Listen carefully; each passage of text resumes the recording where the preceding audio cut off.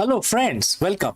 In this video, we decode one of the most profound verses of the Bhagavad Gita to reveal a blueprint for a modern leadership and business's longevity. While the most CEO fear the end of a market cycle or the disruption of their industry, the Gita teaches that dissolution is simply the precursor to a more powerful manifestation. Let us go and discuss this further. Every CEO, every founder, every leader share a common nightmare. That is the end.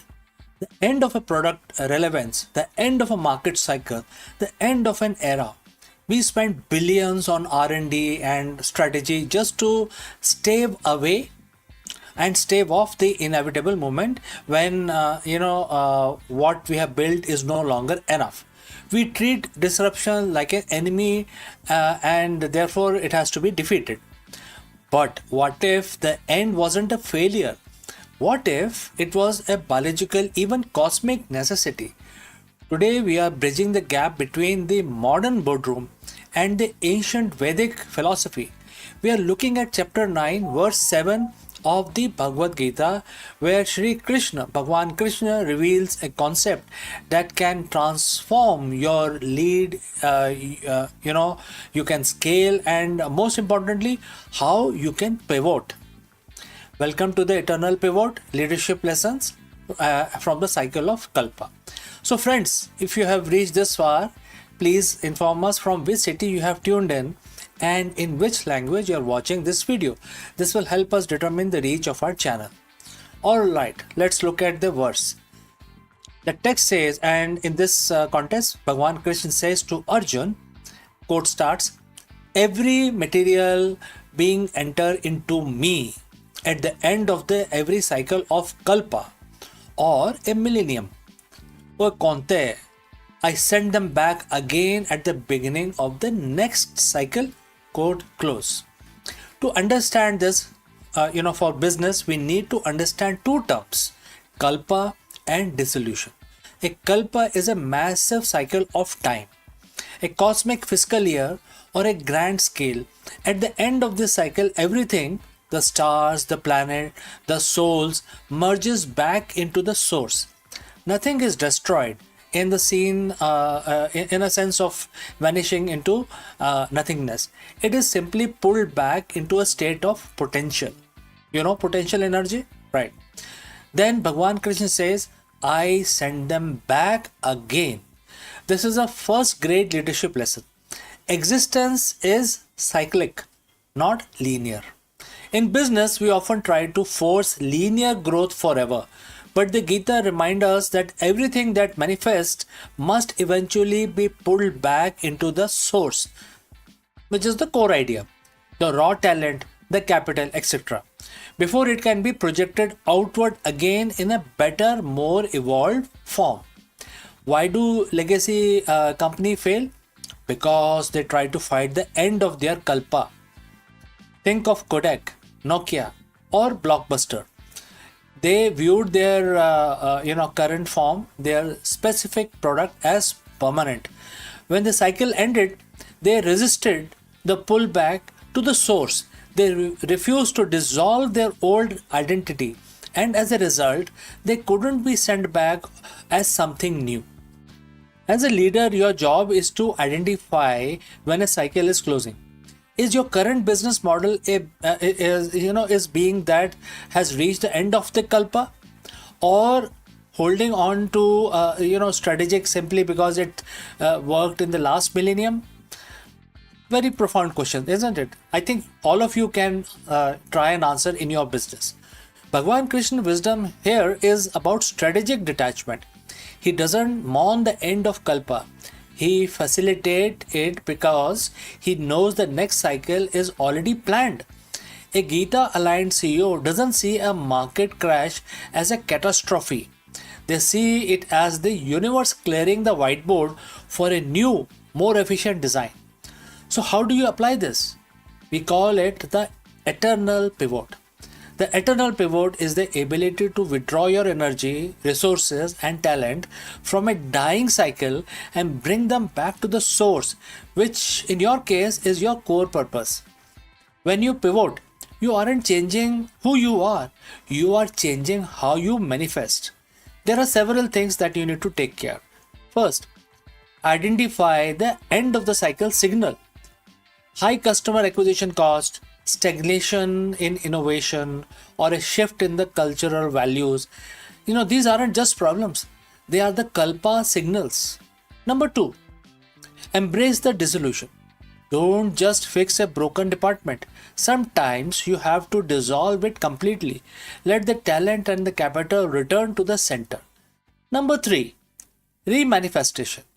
Ask yourself, if you were starting from scratch today with the wisdom of the past, what would I send back into the world?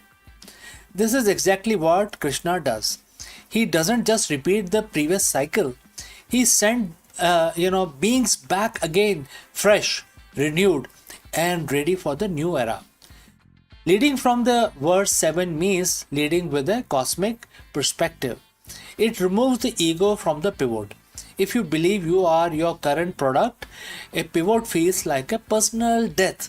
But if you see yourself as the facilitator of the cycle, like Bhagwan Krishna of your organization, then the pivot becomes your greatest act of creation. You become a leader who's unshakable. When the industry is in chaos, you are calm because you understand the mechanics of the kalpa. You know that for something to be born, something must first return to the source. You aren't just managing people, you are managing the rhythm of evolution. Next time, when you face a major transition, a failed venture, or a shifting market, don't look at it as an ending of the your career, etc. Look at it through the lens of chapter 9 and verse 7. The cycle is closing so that the new one can begin. Your material being, your current project, is just returning to you so that you can send it back out, stronger, wiser, and more aligned with the future. Master this cycle, embrace the dissolution, and always be ready for the next kalpa. So friends, thanks for watching and thanks for listening. Now you go forth and lead the next cycle.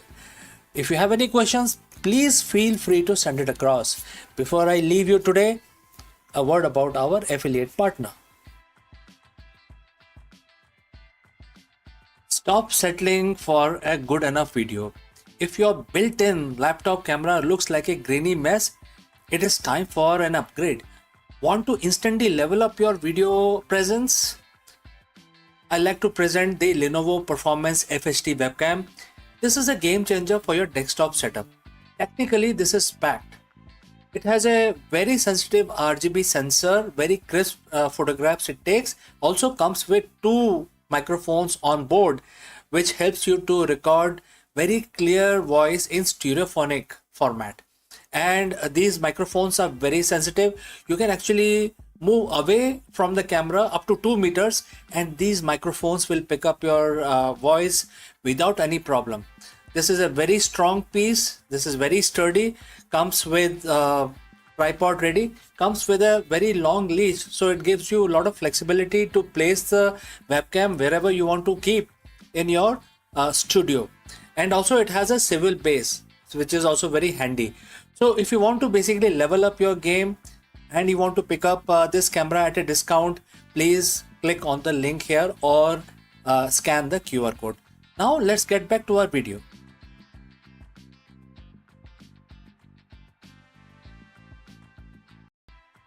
Friends, the universe isn't just expanding, it is going somewhere.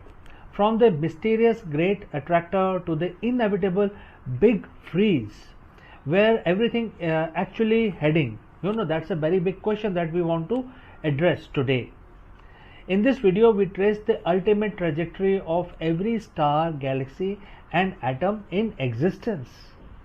Have you ever wondered about the final destination of the cosmos while we go about our daily lives? Our Milky Way galaxy is screaming through space at 2.2 million kilometers per hour. But where it is going, what is pulling it? Let us discuss this further.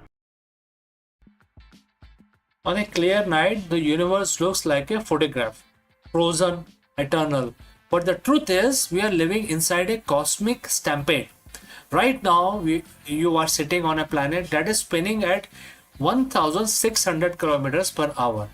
The planet is orbiting a star at 107,000 kilometers per hour. The star is dragging us around the center of the Milky Way at 800,000 kilometers per hour, but even the galaxy itself isn't sitting still. Our entire island universe is screaming through the void towards a destination we cannot see, and the overall speed at which we are moving right now is 2.2 million kilometers per hour. Everything, every star, every black hole, every atom is on a journey, but where is it actually going? Is there a finish line, or is the universe just running away from itself? Today, we are tracing the ultimate trajectory of the cosmos from the great attractor to big freeze. We are looking at the final map of the existence itself. So friends, if you have reached this far, please inform us from which city you have tuned in and in which language you are watching this video. This will help us determine the reach of our channel. Alright, let's proceed further. To understand where we are going, we have to look at our neighborhood. We live in a Lanakia supercluster, a massive web of 100,000 galaxies spanning 500 million light years. For decades, the astronomer noticed something strange. The Milky Way and our neighboring galaxies aren't just drifting, they are being pulled. We are moving towards a specific region of space hidden behind the zone of avoidance, an area obscured by our own galaxy's dust, and therefore we actually cannot see clearly what is where we are going and what is pulling our galaxies. We call this mystery the Great Attractor. It's the gravitational anomaly so massive it is warping the movement of the galaxies across hundreds of millions of light years. It's like cosmic drain, and we are the water circling it. But here is the twist. We will likely never arrive at that point. Why? Because while gravity is trying to pull us together, something else is trying to rip us apart. In the late 1990s, we discovered the universe isn't just expanding, it is accelerating. This is thanks to the dark energy, a mysterious force that makes up roughly about 68% of the universe. Think of it like this. Gravity is the glue trying to hold the room together, but the dark energy is the floor constantly stretching in every direction. Because space is expanding faster than the speed of light at great distances, the great attractor is actually losing the tug of war. Eventually, the expansion will become so fast that even the pull of the Lanakia won't be enough to hold us into this particular group. We are entering an era of the great divorce. In few billion years, every galaxy outside our local group will disappear beyond the cosmic horizon. They will be moving away so fast that their light will never reach us again. We will be left in a lonely, dark neighborhood. So if we aren't hitting the great attractor, what is our immediate destination then in that case?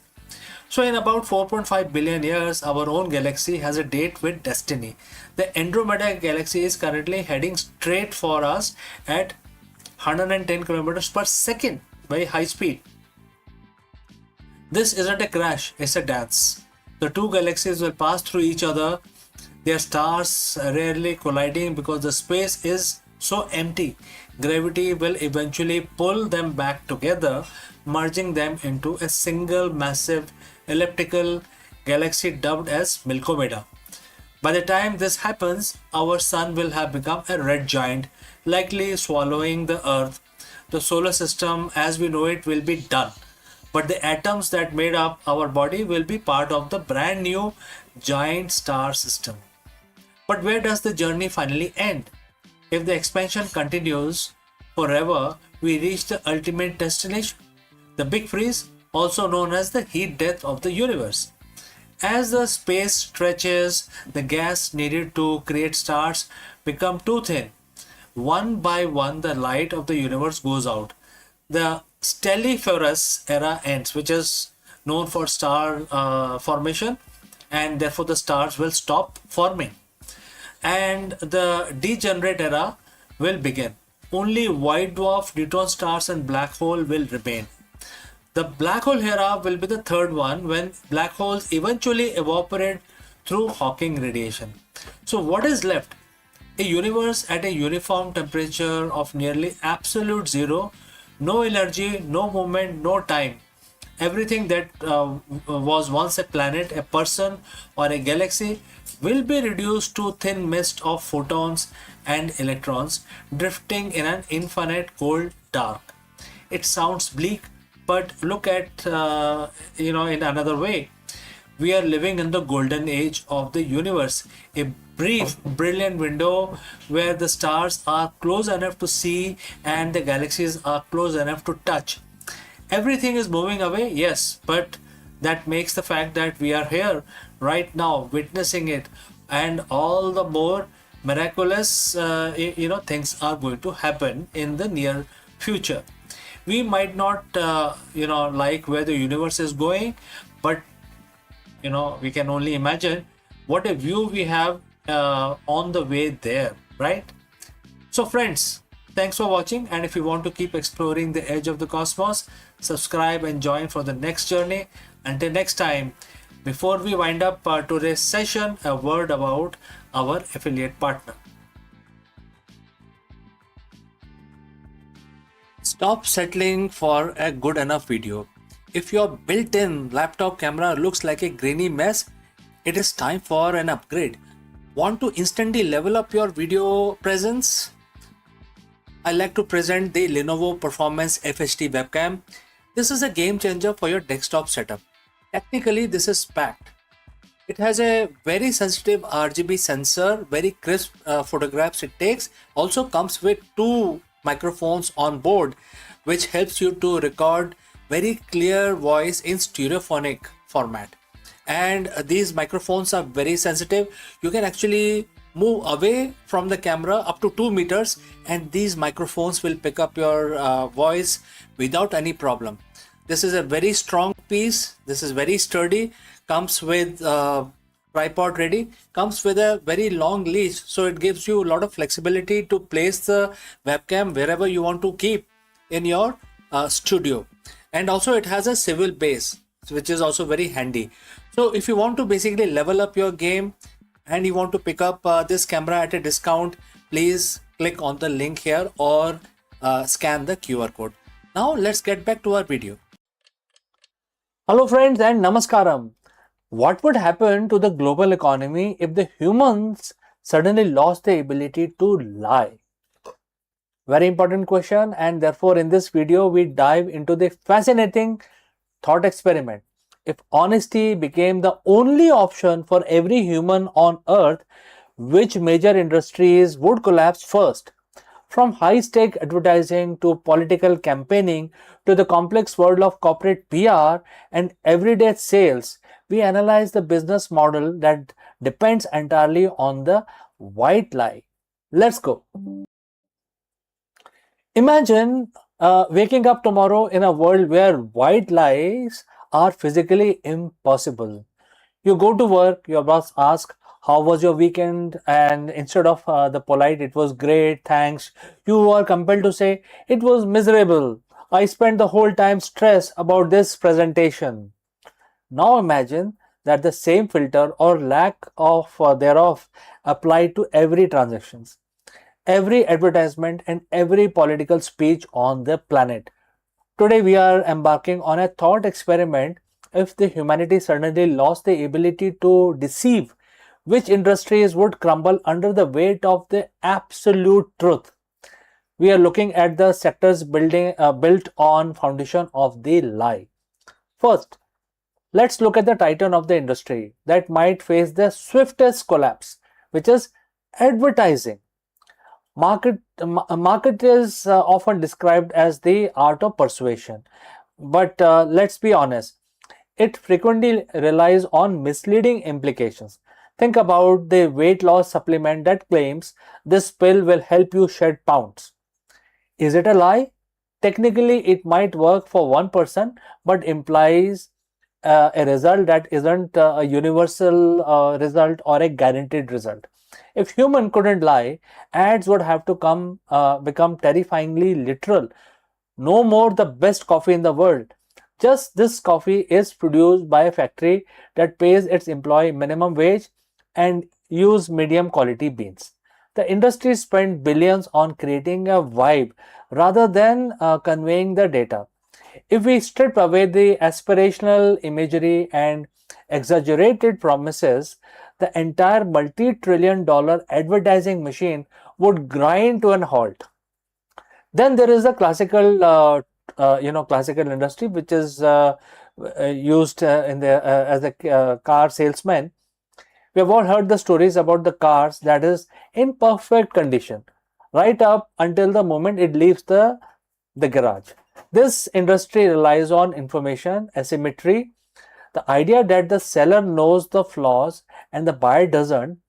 If a salesperson was suddenly incapable of omitting the fact that the transmission is failing or that the vehicle was in floods, business model would implode instantly. It's not just cars. It's any business where the seller holds more information than the buyer. In a world of absolute truth, buyer beware disappears, replaced by seller forced to confess. Without the ability to bury the bad news, these transactions would become either brutally honest or non existent. So, friends, if you have reached this far, please inform us from which city you have tuned in and in which language you are watching this video. This will help us determine the reach of our channel.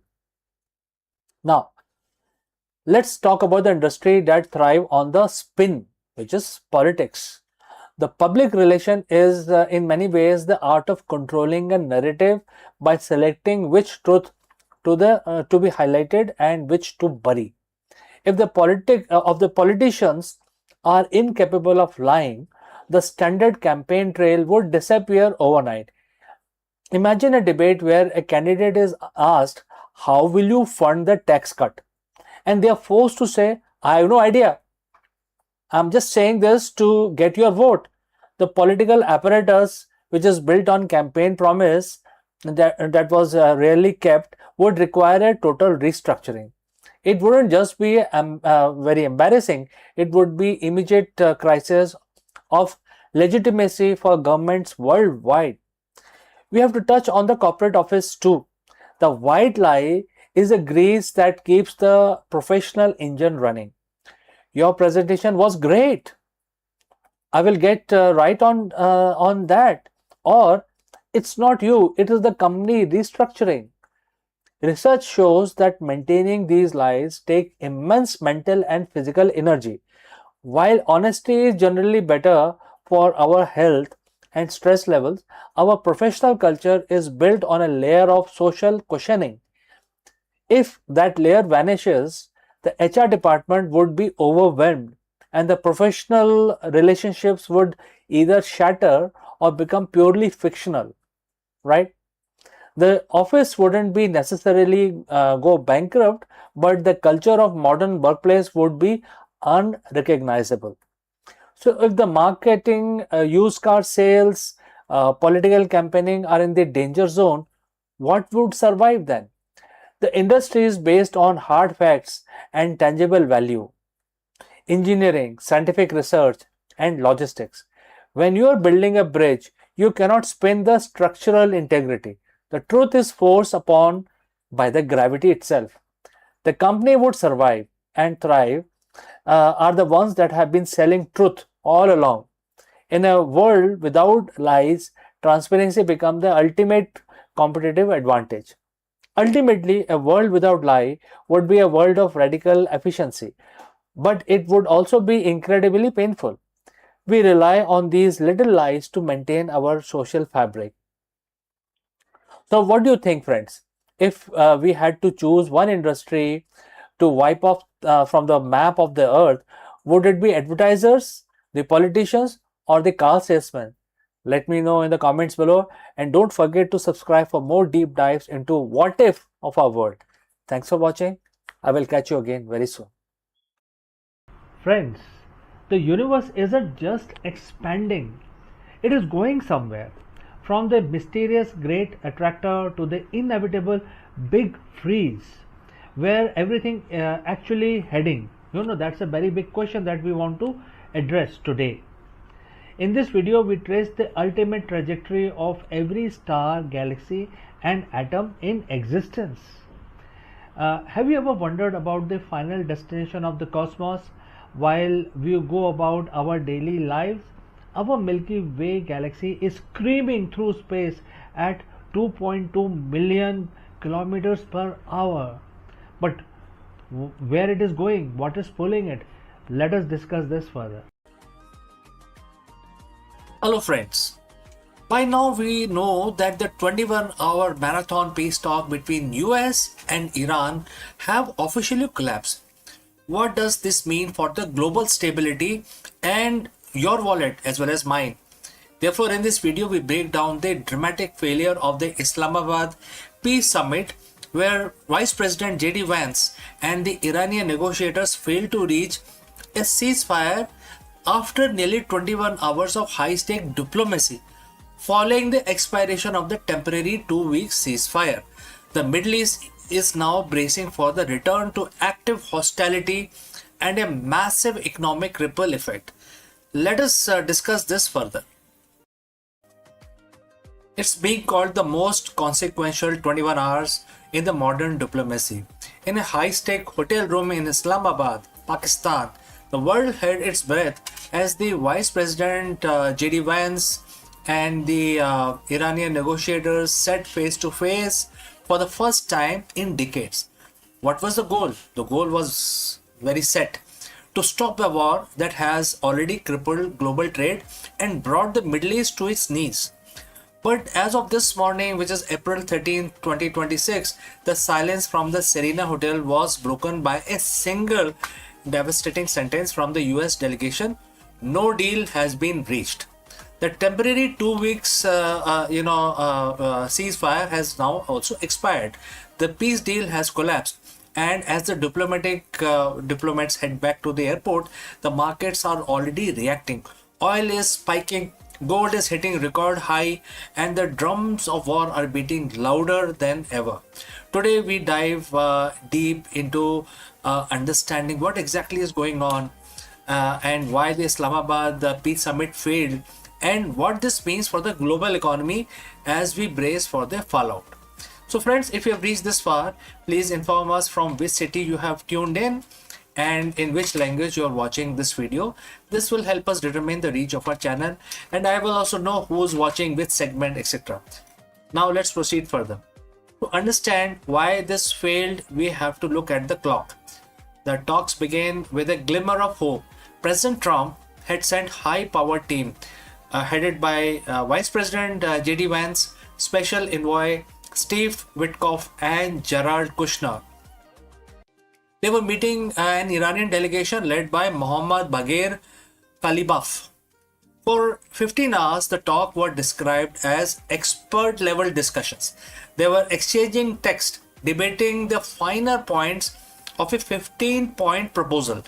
But by hour 20, the atmosphere completely shifted. US presented, what they called their best and final offer.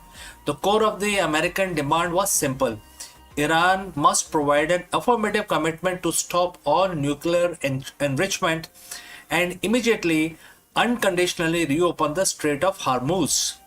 The Iran response, they called the demand excessive. Tehran counter-offered with their own 10-point plan, demanding the immediate withdrawal of all US forces from the Middle East and lifting of all sanctions before a single ship moved through the Strait of Hormuz. By 4 a.m. local time, the deadlock was absolute. JD Vance walked out, stating that if the Iranians weren't willing to negotiate in good faith, the US was not receptive to further stalling. The open hand of diplomacy has been replaced by a closed fist. This isn't just a political failure, it's an economic catastrophe. Why does a meeting in Pakistan matter to someone in New York, London, or Tokyo? There is only one answer, and that is Hormuz. The Strait of Hormuz is the world's most important oil artery. Currently, it is under an effective stranglehold. During the ceasefire, there was a hope that the blockade could be lifted. Instead, no deal news has sent oil prices into a vertical climb. Analysts at Goldman Sachs and S&P Global are warning that if the hostility resumes, we are looking at a price of $150 per barrel, and this is going to become a reality. But it is not just oil. Let's look at gold. We have seen gold surge over $100 an ounce in mere minutes, hitting record height as investors flee to safer havens. The Gulf economies, nations like Qatar and Kuwait, which rely entirely on the strait, are looking at potential recession of up to 5% this year. Supply chain. Let's look at how this will impact supply chain. From semiconductor to food imports, the Middle East, stress test is basically completely failing, and it is going to basically create a major problem for the world. Iran has already struck Amazon data centers in Bahrain and UAE earlier this year. With the peace deal dead, tech giants like Microsoft and Google are reportedly considering their entire presence in the region. We are witnessing the de-globalization of the Middle East in real time. So what happens tomorrow? What happens today? 2 week ceasefire is officially over. President Trump has already stated that he is ready to open the strait with or without Iran's cooperation. On the ground that the situation is volatile, Israel has agreed to talks with Lebanon but refused to speak with Hezbollah. In Iran, hardliners are already claiming victory, saying they forced the US to the table and gave up nothing. Well, military buildup is staggering. The US has erected missiles launchers at Qatari Air Base, and second aircraft carrier is moving into Gulf. On the other side, Iran has deployed advanced Chinese anti-stealth radar system. The Epic Fury war, as some are calling it, as no longer a threat, it's a renewed reality. If a single spark hit a tanker in the next 48 hours, the limited conflict could transform into a regional issue that involves every major power on earth. Diplomacy is a game of red lines, and in Islamabad, both sides finally hit them. The US won't accept a nuclear Iran, Iran won't accept a US policed region. We are entering a period of extreme uncertainty. The failed peace deal of 2026 will likely be remembered as a moment the world realized that the old rules of Middle Eastern diplomacy are officially broken. For now, keep an eye on the oil stickers and the troop movement in Pakistan and also in Oman. The next move won't be made by diplomat in a suit. It will be made by commanders in cockpit. So friends, what do you think? Was the US too rigid in their demands, or is Iran simply playing for the time while the world's economy burns? Let me know in the comments below. This is a developing story, and we will be here to bring you the update as that happens. Don't forget to subscribe and hit the bell icon. In a world that's this volatile, staying informed is our only hedge. I'm CK, and I will see you in the next one. Before we go to the next section, a word about our affiliate partner. Stop settling for a good enough video. If your built-in laptop camera looks like a grainy mess, it is time for an upgrade. Want to instantly level up your video presence? I like to present the Lenovo Performance FHD webcam. This is a game changer for your desktop setup. Technically, this is packed. It has a very sensitive RGB sensor, very crisp photographs it takes. Also comes with 2 microphones on board, which helps you to record very clear voice in stereophonic format. And these microphones are very sensitive. You can actually move away from the camera up to 2 meters, and these microphones will pick up your voice without any problem. This is a very strong piece. This is very sturdy. Comes with tripod ready. Comes with a very long leash, so it gives you a lot of flexibility to place the webcam wherever you want to keep in your studio. And also it has a swivel base, which is also very handy.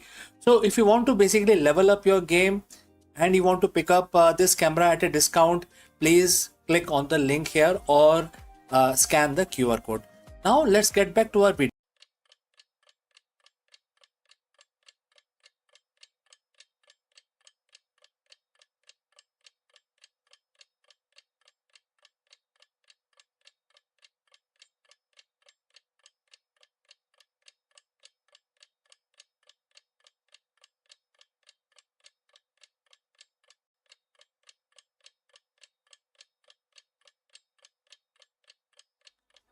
Imagine a darkness so deep it lasts 336 hours, where temperatures plummet to a lethal minus 170 degrees Celsius.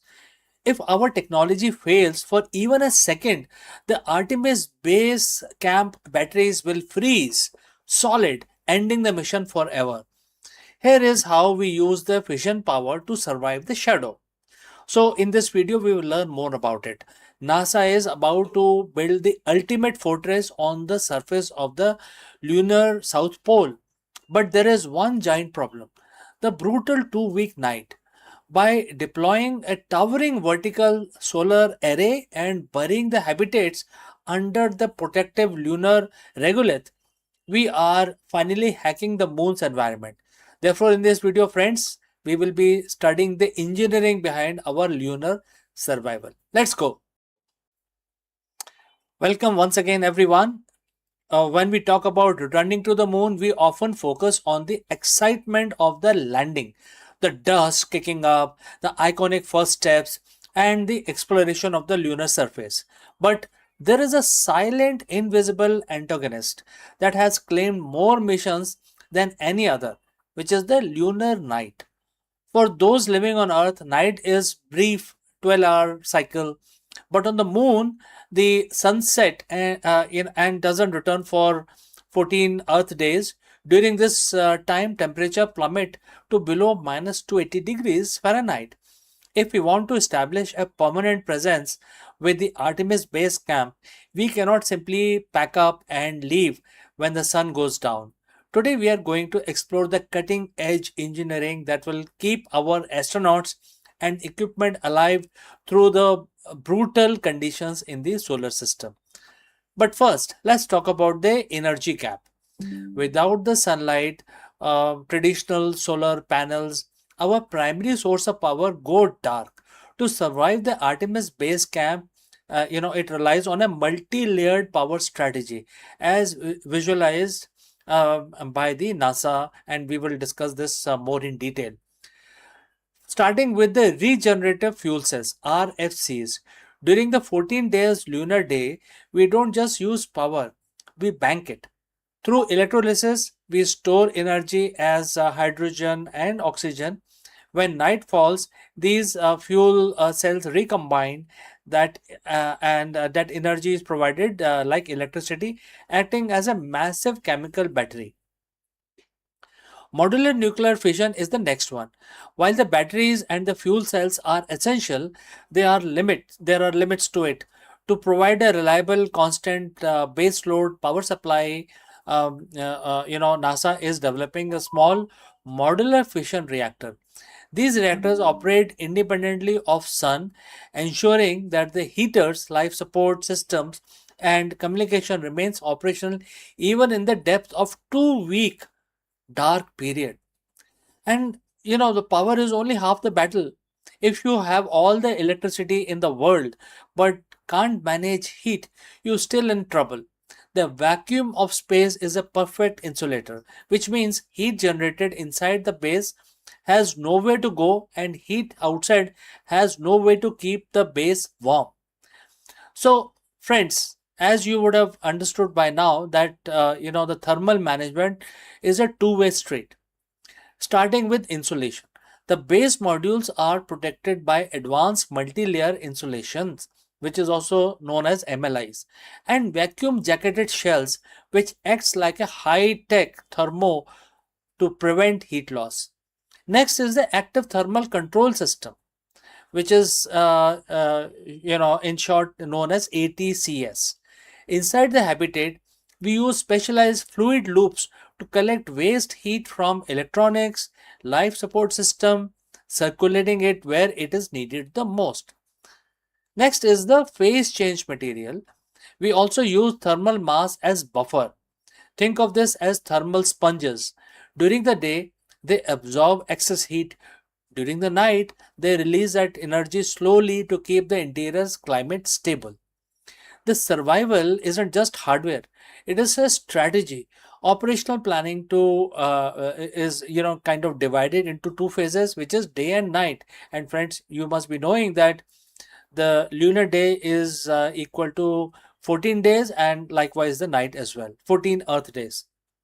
Now, what we need to do now, we have to make a daytime preparation.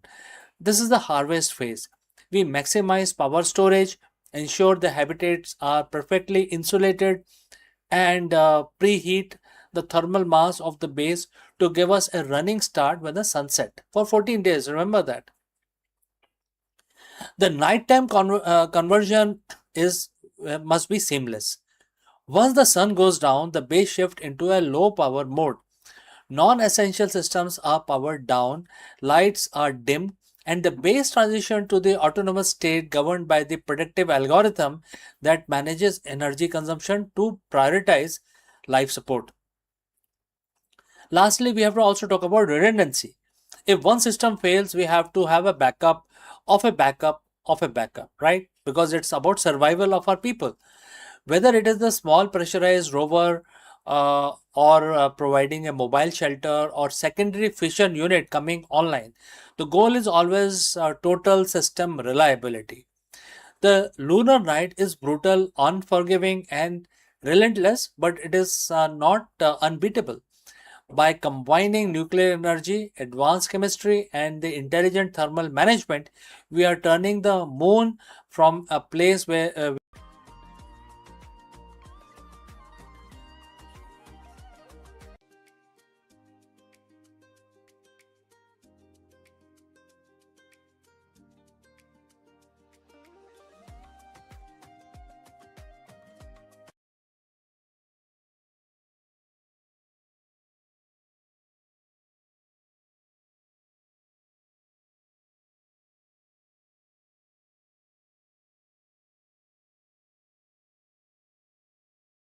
Hello, friends. Welcome once again. The biggest question in the boardroom today is the CEO or the leadership burnout. And it's becoming a very big problem in the 21st century, especially in 2026. So, let me ask you, can ancient wisdom solve the 21st century burnout crisis? Therefore, in this video, we dive deep into Bhagavad Gita to uncover the secret weapon of the world's most effective CEOs, the inward gaze. While most leadership training focuses on the external strategy, the Gita teaches that the true power comes from the internal mastery. Let us explore this further. Friends, close your eyes for a second, but not that long, because you got a company to run. Think about your morning. How many notifications did you get before you wake up, right? So as you waking up, you see so many notifications in your email, right? A market dip in Asia, a key hire resignation, a competitor's aggressive new acquisition. As a CEO, your mind is battlefield. You are expected to be most external person in the organization, watching the charts, the people, and the future as well. But what if I told you that the most successful leaders in history, the one who remain unshakable when the ship is sinking, don't look outward for their primary strategy. They actually look inwards. Today we are decoding 7,000-year-old blueprint for executive excellence. It comes from Bhagavad Gita, chapter 5, verse 28. It's verse about liberation. But for a modern leader, it's a manual for mental sovereignty. Let's look at the text of the verse 28, right? And the quote starts, shutting out all external sense objects, keeping the eye and vision concentrated between the two eyebrows, suspending the inward and outward breathing within the nostrils, and thus controlling the mind and senses and intelligence. The transcendental leader seeking liberation becomes free from desire, fear, and anger. Quote close. Well, friends, if you have reached this far, please inform us from which city you have tuned in and in which language you are watching this video. This will help us determine the reach of our channel. Alright, moving on. At first glance, this sounds like a guide for a monk in a cave. But let's translate this into a CEO speak. Let's look at it again. Shutting your external sense object, which is equal to filtering out the noise. Data is useful, but noise is deadly. Next is vision between the eyebrows. Single pointed focus, eliminating shiny object syndrome. Next, suspending the breathing, regulating the nervous system. You cannot lead if your body is in a permanent state of fight or flight, right? Free from desire, free from anger. That is the next phrase. This is the definition of objective decision making.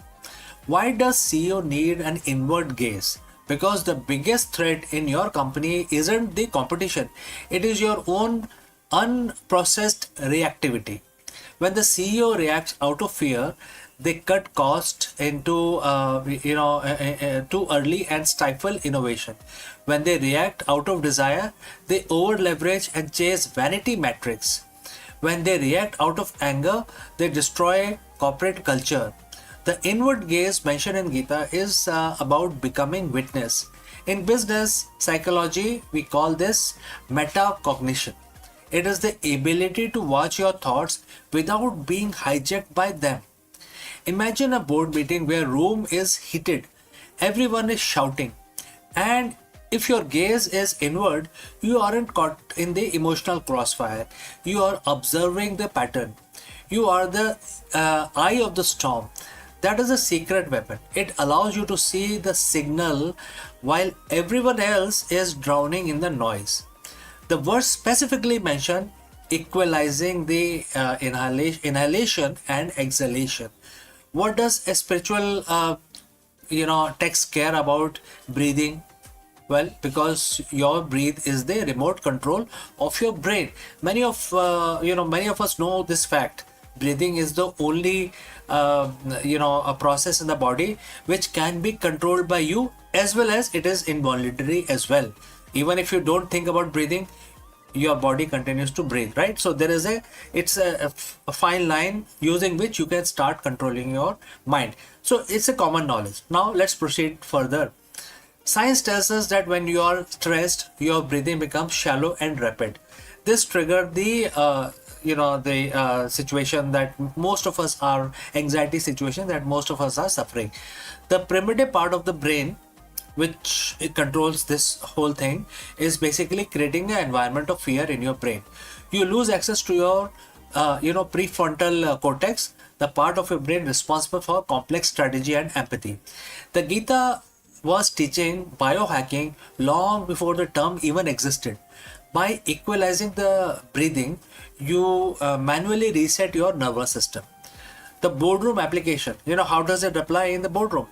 Before you walk into a high stress negotiation, or before you hit that send button on a difficult email, you practice verse 28. You equalize the breathing. You move from state of threat to the state of resourcefulness. This is how you command a room without saying a word. And that is a true executive presence. The final part of the verse says this path leads to liberation. For a CEO, what is liberation? It is a freedom from being a slave to the stock price, slave to the ego, or even opinion of the industry. So Gita teaches a concept called Nishkam Karma, acting without attachment to the results. This doesn't mean you don't care about profits. It means you are so focused on the excellence of the process that you aren't paralyzed by the fear of the outcome. When you are free from the fear of the and desire, you can make hard decisions. You can pivot the company when it is unpopular. You can stand by your values when it is expensive. You are liberated from the need for external validation, which makes you one of the most dangerous and effective leader in the market. So how do you master this inward gaze? It's not about quitting your job to meditate. It's about integrating Gita into your workflow. And how you can do that? Starting with morning silence. Spend 5 minutes shutting out sense object. No phones, no email, just your breathing.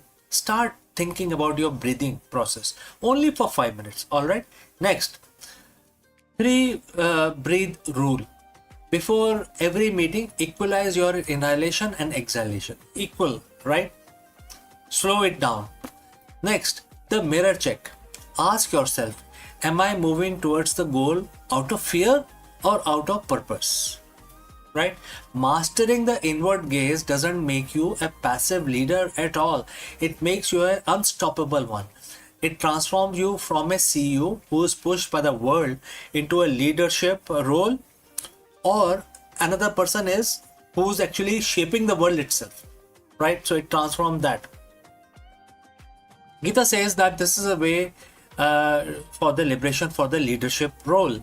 In the business world, we just call it the greatness. So friends, what do you think?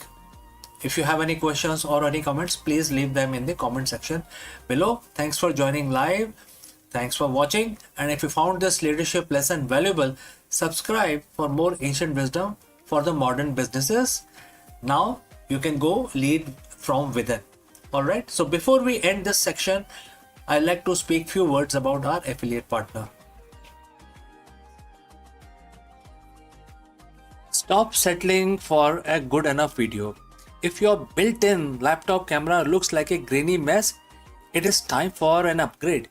Want to instantly level up your video presence? I like to present the Lenovo Performance FHD webcam. This is a game changer for your desktop setup. Technically, this is packed. It has a very sensitive RGB sensor, very crisp photographs it takes. Also comes with two microphones on board, which helps you to record very clear voice in stereophonic format. And these microphones are very sensitive. You can actually move away from the camera up to 2 meters and these microphones will pick up your voice without any problem. This is a very strong piece. This is very sturdy. Comes with tripod ready. Comes with a very long leash, so it gives you a lot of flexibility to place the webcam wherever you want to keep in your studio. And also it has a swivel base, which is also very handy. So if you want to basically level up your game and you want to pick up this camera at a discount, please click on the link here or scan the QR code. Now let's get back to our video.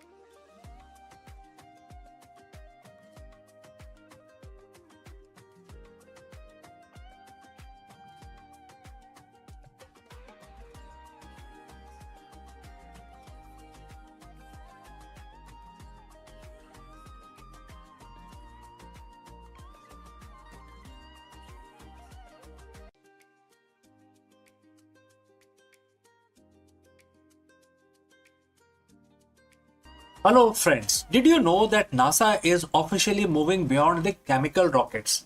In this video, we dive deep into the revolutionary nuclear thermal propulsion (NTP) technology that is set to slash travel time to red planet. Imagine a future where Mars isn't a grueling 7 months journey, but a weekend trip in comparison to everything we have known about the space exploration. Let us explore this further.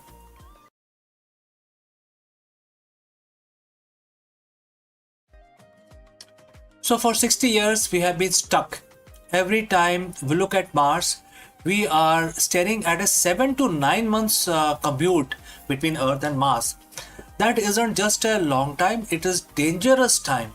Every day, every day in deep space is another day of the cosmic radiation, muscle atrophy, and the psychological toll of the isolation. But what if we could break that speed limit of space travel? What if we could treat the journey to the red planet not in months, not in years, but in few days, right? Like a weekend trip in comparison to the current tech. NASA has just officially crossed the Rubicon with the announcement of SR1 Freedom and a roadmap of 2028. The era of chemical rocket is ending. Today we are looking at the nuclear engine that are finally turning science fiction into an interplanetary reality. So friends, if you have reached this far, please inform us from which city you have tuned in and in which language you are watching this video. This will help us determine the reach of our channel. Alright, moving on. To understand the future, we have to look at why we cannot reach at this point in time, and currently why it is slow. Our best rockets today are chemical combustion. We all know that liquid hydrogen and liquid oxygen. They are very powerful, but they are incredibly inefficient. Think of it like this. A chemical rocket is like a high performance dragster. It's a massive oomph at the start, but it burns through its fuel in minutes. Once you are in orbit, you are basically a glider. By switching to nuclear, we aren't just adding more fuel, we are doubling the energy we get out of every gram of the propellant. So how does a nuclear engine actually works? Unlike the nuclear power in a plant on Earth basically that makes electricity, a nuclear thermal rocket NTR is much more direct, and it has several components starting with core. We have a compact fission reactor using high assay low enriched uranium, right? And it then create energy, which then send it to the nozzle, etc. And therefore we have to talk about the propellant. We pump the liquid hydrogen through the white hot core reactor, and then it basically comes out of the other side at very high speed. So now we have to talk about expansion. In less than a second, the hydrogen goes from minus 420 degrees Fahrenheit to 5000 degrees Fahrenheit, which then creates a huge thrust. So now let's talk about this thrust. The superheated gas screams out of the nozzle at a speed no chemical fire could ever reach. This is the holy grail of the propulsion. It gives us the high thrust of a rocket with a very long-term efficiency of an electric drive. We are currently in the pivotal year. As of April 2026, the design is right now on the drawing table. However, there is a roadmap, and that is June 2026. The final hardware development begins, and the mission will be SR1. It's a design as a nuclear electric hybrid. It uses the reactor to generate massive amount of electricity, powering high efficiency thruster to basically increase the speed. And it can run for months. It can go for very long time.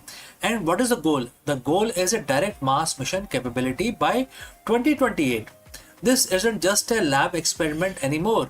We are building the flight hardware right now.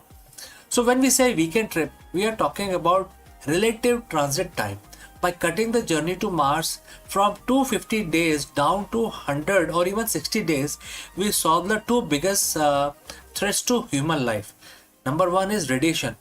Less time spent in the void, which is open space, lower the dose of the solar particles or any cosmic radiation. Number two is the abort capability. Nuclear engines allow us to turn around or change course. Well, in a chemical rocket, once you are on your path, you are committed. Nuclear gives the pilot a steering wheel. Our multi-planetary future, which is to the stars, will have, will always remain a dream if we do not have faster mode of transport. We just don't have the engine to reach them. Why, right? So if we want to go to other worlds, other stars, we need faster mode of transport. So with the breakthrough that we are going to see in 2026, the gap between Earth and Mars is finally closing. We are no longer limited by how much fire we can make. We are now limited only by our ambition to explore. So friends, we have come to the end of our discussion today. My name is CK and you are watching Akulmach. And if you want to stay on the cutting edge of the Artemis era and the nuclear revolution, hit that subscribe button, and the future is arriving faster than you think. So before I go, a word about our affiliate partner. Stop settling for a good enough video. If your built-in laptop camera looks like a grainy mess, it is time for an upgrade. Want to instantly level up your video presence? I like to present the Lenovo Performance FHD webcam. This is a game changer for your desktop setup. Technically, this is packed. It has a very sensitive RGB sensor, very crisp photographs it takes. Also comes with two microphones on board, which helps you to record very clear voice in stereophonic format. And these microphones are very sensitive. You can actually move away from the camera up to 2 meters and these microphones will pick up your voice without any problem. This is a very strong piece. This is very sturdy. Comes with tripod ready. Comes with a very long leash, so it gives you a lot of flexibility to place the webcam wherever you want to keep in your studio. And also it has a swivel base, which is also very handy. So if you want to basically level up your game and you want to pick up this camera at a discount, please click on the link here or scan the QR code. Now let's get back to our video.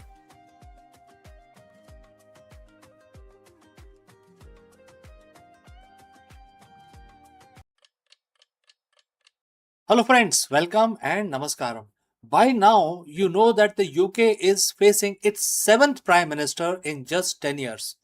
In a shocking move that has sent tremors through the Westminster, Prime Minister Keir Starmer has officially announced his resignation as the leader of the Labour Party and the Prime Minister of United Kingdom. After 2 years of governance marked by economic stagnation, internal party fractures, and mounting public dissatisfaction, Starmer has stepped down to allow for a leadership transition. What is going on here? Let us explore this further.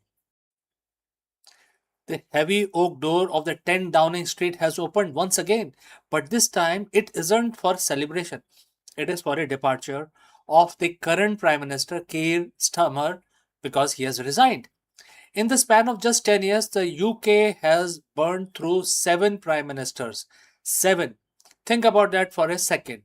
That is not just a leadership crisis, that is a systemic failure, a revolving door that seems to have been broken off its hinges. Today, we aren't just talking about the resignation, we are talking about a nation at its breaking point. We're talking about a country caught in a crossfire of unresolved history and struggling economy and an electorate that is frankly exhausted. Today, we are diving into the chaotic, messy, and crucial reality of Britain in 2026. How did we get here? And more importantly, where do we go next? So, friends, if you have reached here so far, please let us know from which city you have tuned in. This will help us determine the reach of our channel. Now, let's continue. The resignation didn't happen in a vacuum. The rumors had been swirling for weeks. The internal polling was toxic. The backbenchers were restless, and the public was checked out. When Stammer walked into that room, the air in Westminster was heavy. There was no grand strategy, no triumph exit. It was an acknowledgement of a reality that everyone in the country had felt for months. The government was paralyzed. You see, the narrative around Stammer's exit isn't just about his specific policies, it's about the burden of the crisis cycle. Every PM for the last decade, during the last decade, has inherited a house on fire, only to pour gasoline on it instead of water. From the shocks of Brexit to the economic aftershock that followed, the office of the Prime Minister has become a poison sort of, a chalice. This wasn't just a political defeat, it was a total collapse of the authority, and when that authority crumbles, the nation follows. To understand why Stammer resigned, we have to talk about the elephant in the room, or rather, the elephant that never left, which is the Brexit. 10 years ago, the country voted to leave the European Union. Many promised that it would be by a new dawn. Instead, it became a decades of negotiation, litigation, and stagnation. We were told it would get done. It never really did. The division created in 2016 did not disappear. They fossilized. They paralyzed the parliament. They split the public. The Sturmer promised a reset. He promised to fix the trade relationships, to stop the infighting. But you cannot fix a foundation that is still shifting. Business sentiment has been battered, investment has been shy, and while the politicians were busy debating the fine prints of the trade deals, the cost of living was quietly and then loudly shredding the middle class. By the time Sturmer took the keys, the country was looking for a savior, but the math just didn't add up. Let's look at the numbers because at the end of the day, that is what this is all about. It is about your wallet. It's about the price of milk. It's about the mortgage rate, and that have kept the families awake at night. The UK economy is sluggish. We have seen the growth stall, inflation lingers, and the global market look at the London with a mix of pity and concern. When a country changes its leader, as often as some people changes their cars, global investors get nervous. And when they get nervous, they pull their capital. The Sturmer's tenure was supposed to be the stability era. That was the pitch. But the stability requires political capital, and the Sturmer spent his capital trying to please too many factions. He tried to bridge the divide between the traditionalists and the modernizers, the Brexit leavers and the remainers. And trying to please everyone, he ended up pleasing no one. The national crisis isn't just a buzzword, it is the inability to pass long term policy because the government is always one scandal away from a leadership challenge. So here we are, June 2026, a vacancy at number 10 once again. So who steps in now? Who steps in into Stammer's shoes?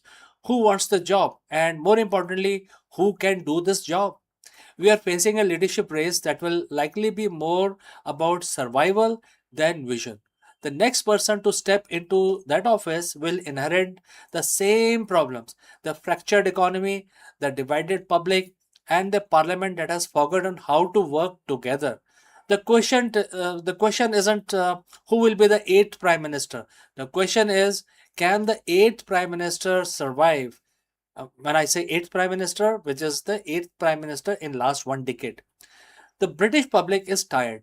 They have been promised change for 10 years. They have been promised getting Brexit done, leveling up, resetting the economy, and stability. They are tired of slogans. They just want results. Britain is at the breaking point, but every breaking point is also a turning point. Maybe the cycle of stability forces a change in how the government is run. Maybe it forces a return to real substantive policy over sound bites, or maybe it is a warning. So, friends, I want to hear from you. We have seen 7 leaders in a decade. Has the system failed, or is it the just the price of modern democracy? Drop a comment below and let's keep this conversation civil but be honest. If you found this breakdown helpful, please hit that like button. It helps us getting this analysis to more and more people. And don't forget to subscribe. We will be tracking every development of this leadership race right here. Thanks for watching. Stay informed, and I will catch you again in the next one.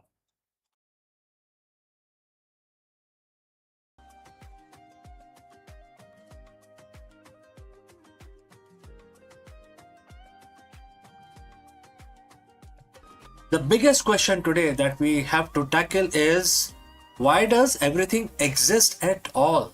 For decades, the physicists have been haunted by the antimatter mystery. The fact that the Big Bang should have produced equal amount of matter and antimatter, leading to total annihilation and an empty universe. But a groundbreaking theory suggests that answer lies in the exploding black holes. In this video, we dive deep into the world of primordial black holes, PBH, tiny high energy black holes formed seconds after the birth of the universe. Unlike their massive cousins, these tiny titans don't just sit there, they evaporate through Hawking radiation, eventually ending in violent explosions. We will explore how these cosmic firecrackers may have tipped the scale, creating the slight excess of matter that allowed stars, planets, and humans to form. Let us explore this further. Friends, what happens is that everything eventually fall into black hole. If you go very close to the black hole, you will see that the black hole will actually pull you in and then devour you, spedify you, and really bad thing happens to you. Your energy is sucked out and becomes part of the black hole. And so scientists used to wonder, what will happen to black hole. Are they eternal? And it turns out that the Stephen Hawking said no, they are not, because they are also radiating, and that radiation, very minute radiation, very faint, is now what we call the Hawking radiation. Well, this video is not about Hawking radiation, but the important part is that even black hole, which are the biggest sucker of the universe, also radiate, and therefore if they are radiating, that means their mass is going to reduce eventually, and then they will have to completely evaporate. However, black holes don't go out simply evaporate. When they come to the minimum size that they can have, there is a internal pressure, or the pressure of the vacuum, because of which after crossing that threshold, they have the event horizon, but they also have a minimum size horizon. Once they cross that, they simply explode. They cannot, the inward pressure cannot hold, and it evaporates or explode instantaneously, and the energy is released back into the universe.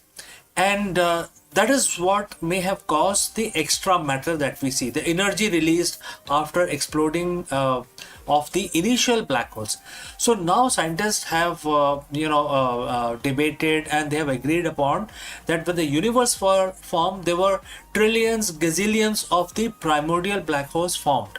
These are microscopic black holes, and they are very small as a proton, but they have a mass equal to a moon.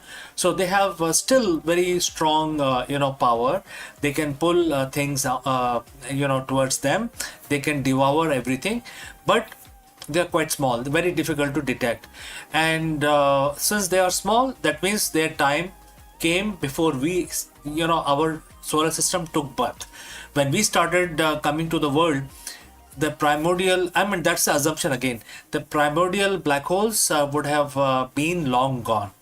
So now going back to the mystery. The mystery is, when the universe formed, there should be equal amount of matter and antimatter. Matter is, what we are made of, and antimatter is equally an opposite, matter. And when these two guys, touch each other or come close to each other, they completely annihilate into a pure energy.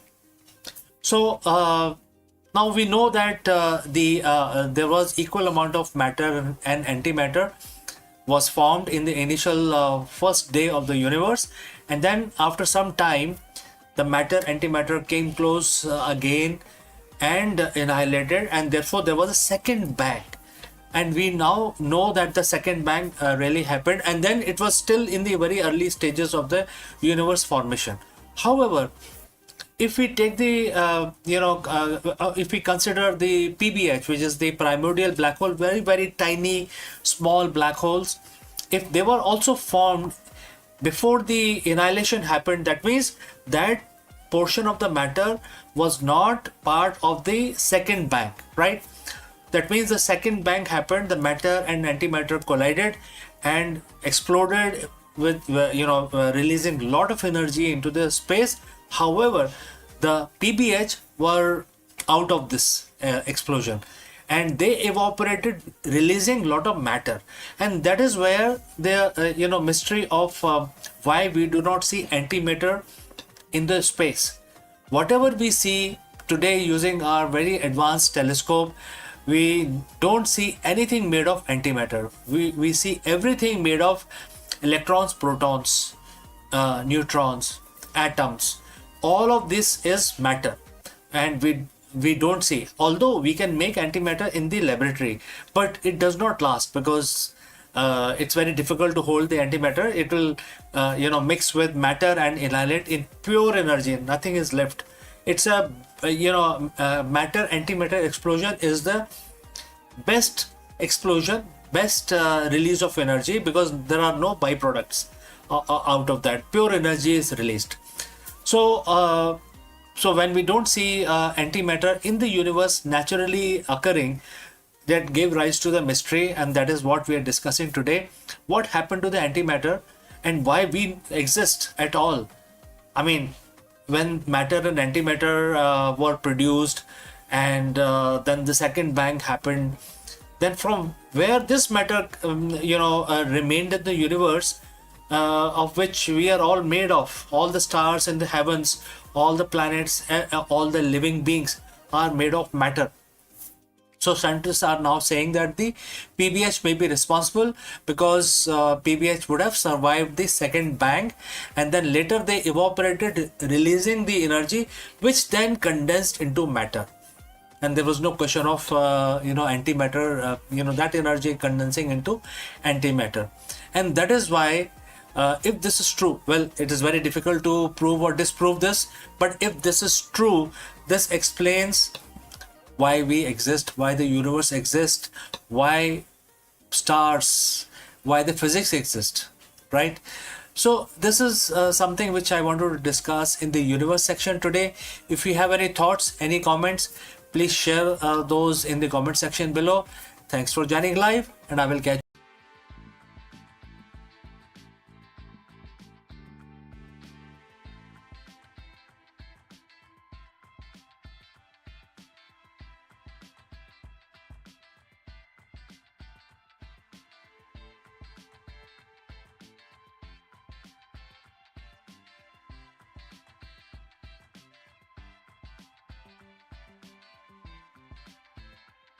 In every cafe, the ritual of espresso feels like alchemy.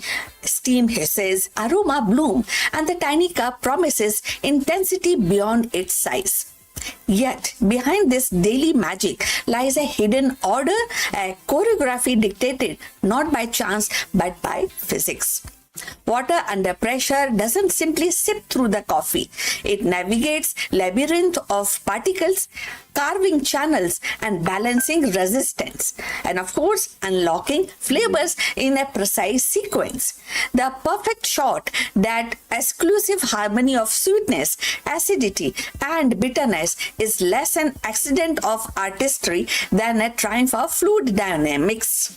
To understand the espresso is to glimpse the invisible law that governs the flow, pressure, extraction, and where the science and the taste coverage in a single sip.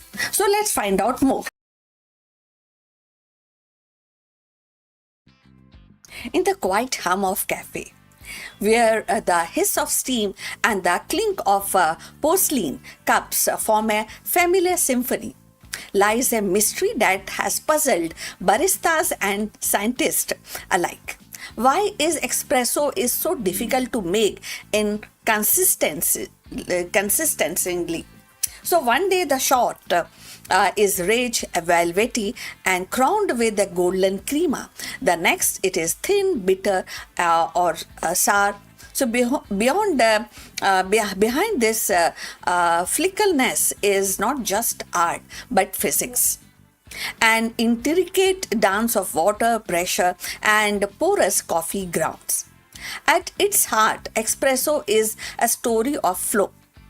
Hot water, driven by 9 bars of pressures, must weave its way through a tightly packed bed of ground coffee, and each particle is tiny labyrinth and offering resistance, redirecting streams and shaping flavor.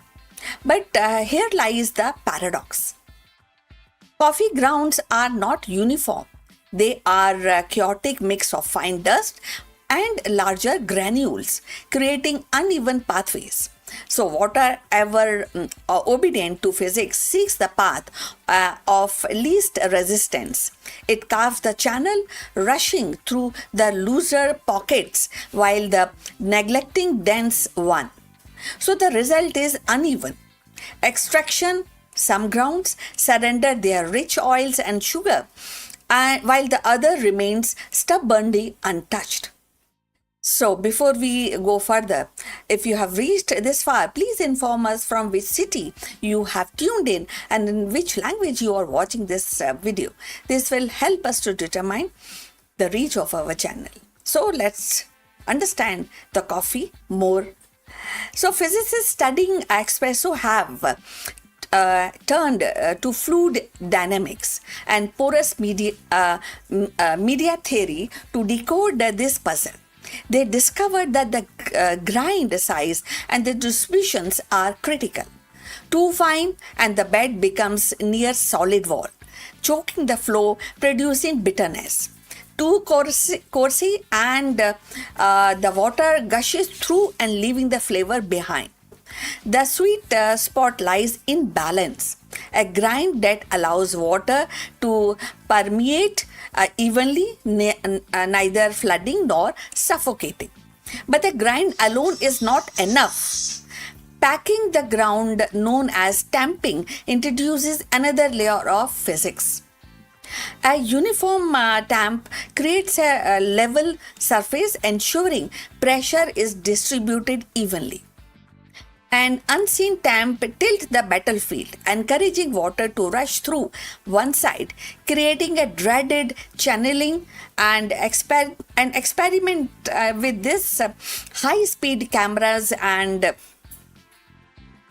sensors have shown how even slightest inconsistencies in tamps can alter the trajectory of water, changing the chemistry of the cup. So temperature too also plays a vital role. Water at 92 or around 96 degrees centigrade extract a soluble compound differently depending on its heat. Sugar dissolve quickly and acids more slowly, and the bitter alkaloid last of all. So a stable temperature ensure these compounds emerge in harmony, producing the balance complexities Expro is known for.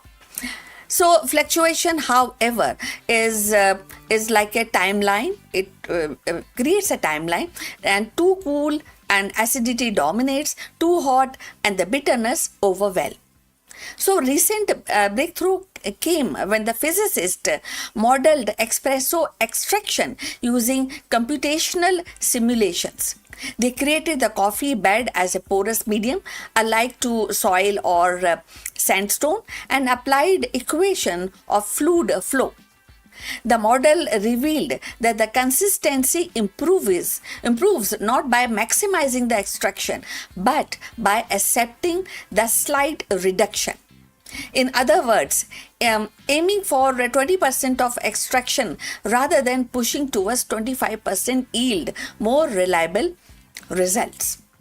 So this counterintuitive insight reframe the espresso not as a quest for perfection in every particle, but a balance across the whole bed. For baristas, these findings are liberating. So they suggest that the precision tool grinding with uniform burrs and tempers with calibrated pressure machines with stable thermal systems are not luxuries but necessities for consistency. So they also highlight the artistry of restraint. Knowing when to stop purchasing the last drop of flavor and instead embracing the physics of flow. So, beyond the cafe, the implication ripples outward. Espresso became a metaphor for complexities in porous system. From oil recovery to geology to drug recovery, delivery to in medicines. The same equation that describe water through coffee grounds can model fluid through tissues or rocks. So, in this way, the humble espresso shot connects the morning ritual to scientific frontiers. And so, the next time when you sip perfectly balanced espresso, remember it is not just the skill of barista nor the quality of beans, but the invisible hand of physics guiding every drop. So within that small cup lies a universe of equation, a symphony of flow, and the quiet triumph of science over chaos.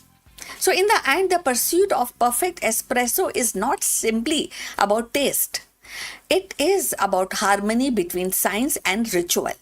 So every shot embodied the law of flow and the resistance, the balance of heat and pressure, the subtle choreography of countless particles yielding their essence to water.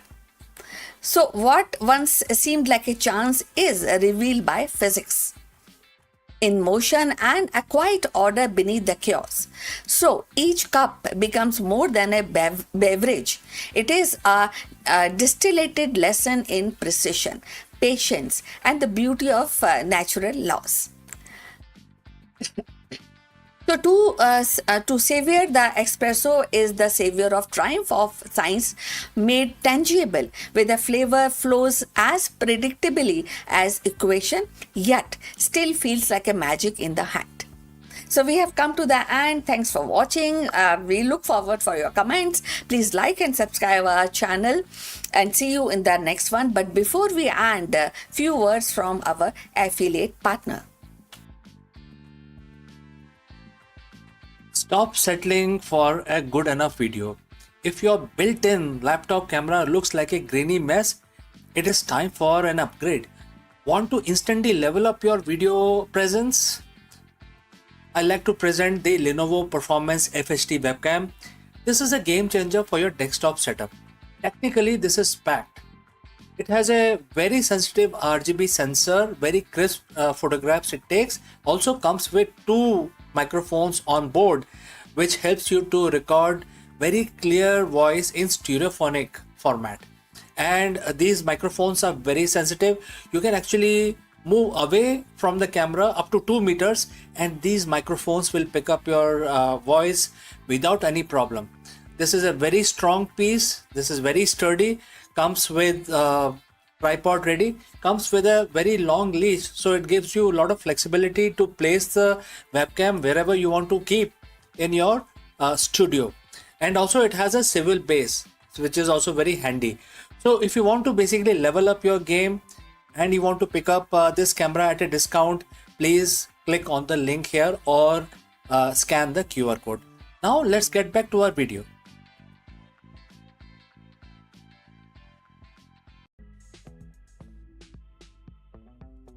Friends, the question today is, as wealth grows, do men decay? Well, some people say they do. Today, we will dive deep into the paradox of progress and the hidden cost of wealth accumulation.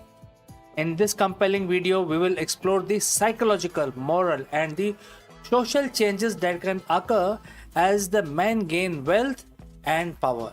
Let's go.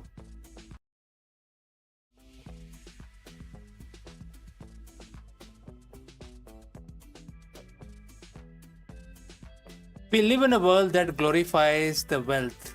From the moment we are old enough to understand, we are taught that success, comfort, and happiness are often measured by the size of our bank account. We chase promotions, dream of bigger houses, covet the latest tech, and all under the assumption that more is always better. But what if that wasn't entirely true? What if beneath the shimmering surface of the prosperity there is a hidden cost, a silent erosion that impacts the very core of who we are, especially for men as well as for women? Today we are going to ask a provocative, perhaps even unsettling question: as the wealth grows, do man decay? When we talk about decay, we are not just talking about the physical aspect of it. This isn't about aging. It's about something deeper. It's about the erosion of the character, the fading of the purpose, the fracturing of the genuine connection. It's about the hollowness that creep in even as the external success reaches its peak. For centuries, men have been conditioned to be a provider, a protector, conquerors, etc. Our identity often intrinsically linked to our ability to achieve and acquire. So when that acquisition reaches unprecedented levels, what happens to the man himself? Does the very fuel that drives the men, the ambitious for generating wealth, ultimately consumes the man? We are not here to demonize the wealth. Far from it. Wealth can be a tool for good, for freedom, for impact, but like any other powerful tool, it demands respect, awareness, and a clear understanding of the potential pitfalls. Think about the traditional male identity.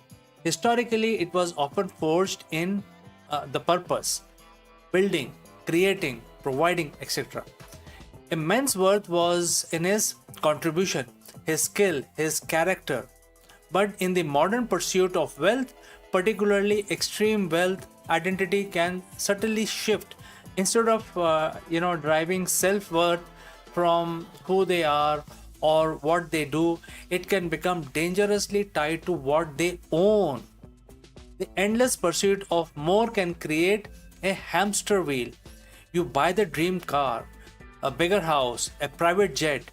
For a moment, there is a thrill, but then the novelty wears off and the void remains. The next logical step is to acquire something even grander. This isn't sustainable. It transforms a man from a purposeful being into a consumer, an accumulator. The drive shifts from internal fulfillment to the external validation. And when your identity is built on possessions, what happens when those possessions inevitably fail to satisfy or worse, are lost? One of the most insidious form of decay that wealth can inflict is in our own relationship. Genuine connections, intimacy, vulnerability, these are the foundation of the true human flourishing. But wealth can act as an isolation chamber. Firstly, the sheer demand of acquiring and maintaining wealth often means sacrificing time with family, with friends, with community, long hours, constant travel, endless strategizing. These can create physical and emotional distances. Secondly, wealth can breed suspicion. Is this person genuinely interested in me, or in what I can do for them. Are they my friend or my access point? This constant questioning can make genuine vulnerability incredibly difficult, leading to a guarded existence. Thirdly, the lifestyle associated with extreme wealth can be exclusive. It can separate men from their roots, from the everyday experience that fosters empathy and connection with the wider world. When your circle shrinks to only those who share your specific, often insular economic reality, you lose touch with the richness and the diversity of the human experience. This social decay leaves men feeling profoundly alone even when surrounded by others. Human beings, and men in particular, often thrives on challenge, on purpose, on overcoming obstacles. There is a certain edge that comes from striving, from feeling the grit of the struggle.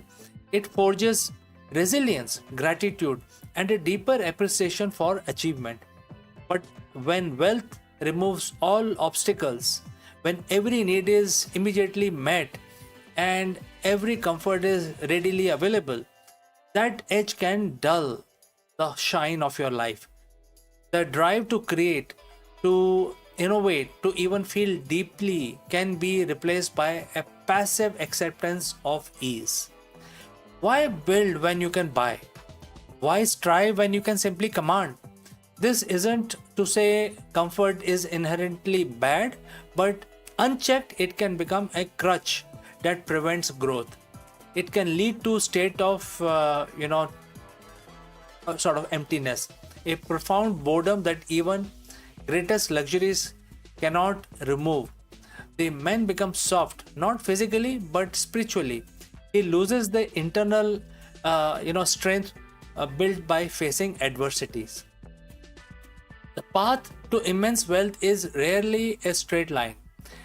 It often presents choices, difficult dilemmas, where moral integrity can be tested. In the pursuit of profit, ethical lines can become blurred, shortcuts are often taken, compromises are made, and suddenly the means to begin to justify the end, no matter how questionable they are. This isn't about blaming wealthy individuals, but acknowledging a systemic pressure. When stakes are high and the potential rewards are astronomically very high, and temptation to bend the rules is higher, to exploit the loopholes or to neglect the human cost of business decisions can be immense.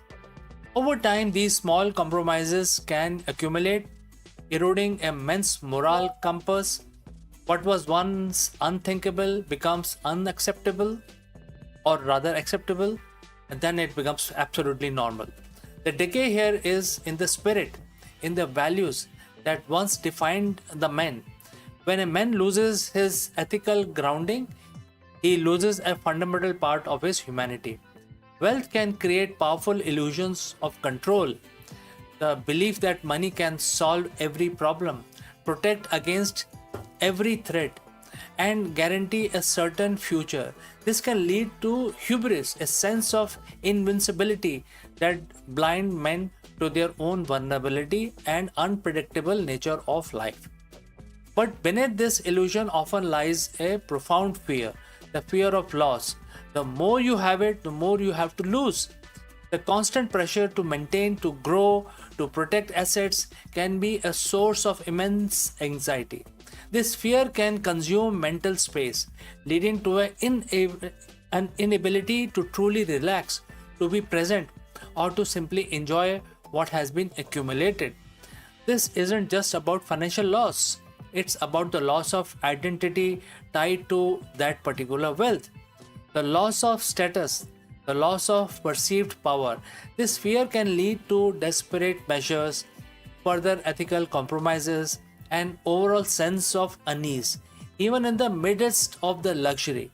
It's a mental decay, a constant state of low grade panic, regardless of external circumstances. So, if the potential for decay is real, how do we reverse it?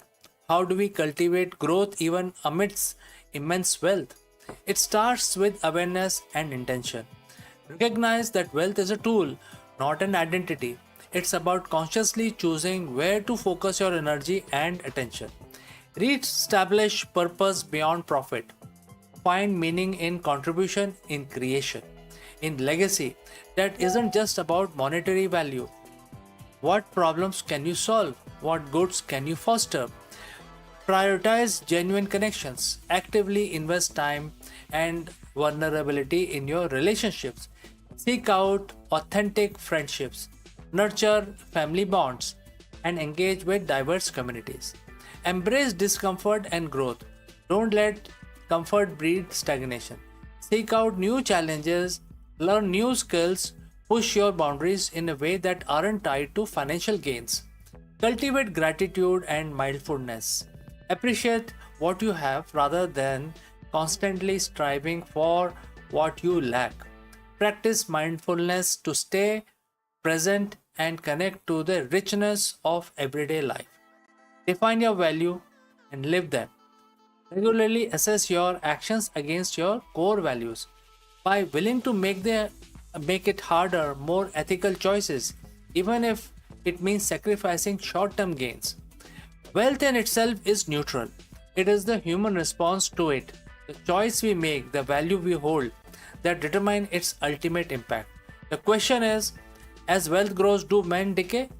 Isn't meant to be condemn a success or glory of the rich man, but to invite deeper introspection. It is a reminder that a true prosperity isn't just about what you accumulate, but about you become what you become in the process.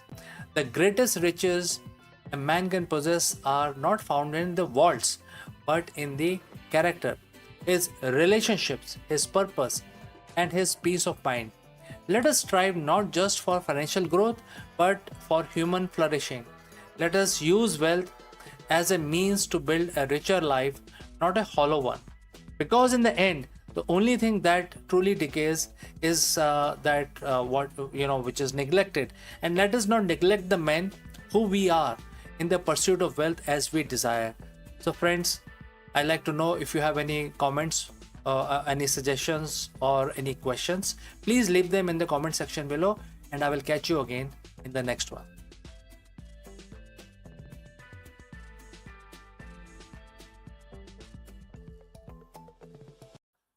Hello दोस्तों, आप सबका स्वागत है। गणेश जी की पूजा start करते हैं और गणेश जी की पूजा हम एक मंत्र का उच्चारण करके करेंगे। आप सबको पता है कि हम हर रोज़ अपने काम शुरू करने से पहले भगवान को याद रखते हैं और उस मंत्र का उच्चारण करते हैं। तो ठीक है जी, अपना हाथ जोड़ लीजिए और मेरे साथ इस मंत्र का उच्चारण 11 दफ़ा करेंगे। ओम गम गणपते नमः। ओम गम गणपते नमः। ओम गम गणपते नमः। ओम गम गणपते नमः। ओम गम गणपते नमः। ओम गम गणपते नमः। ओम गम गणपते नमः। ओम गम गणपते नमः। ओम गम गणपते नमः। ओम गम गणपते नमः। ओम गम गणपते नमः। ओम गम गणपते नमः। ओम गम गणपते नमः। ओम गण गणपते नमः। तो हमारी पूजा संपन्न हुई। हम अपना दिन शुरू करेंगे और इस आशा के साथ हम आपसे विदा लेते हैं कि आपका दिन मंगलमय हो। नमस्कार।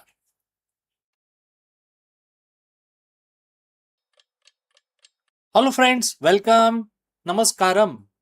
Are you obsessed with hitting your target at the expense of your performance? If yes, you have reached the right place, because in this video, we explore a transformative management philosophy from Bhagavad Gita.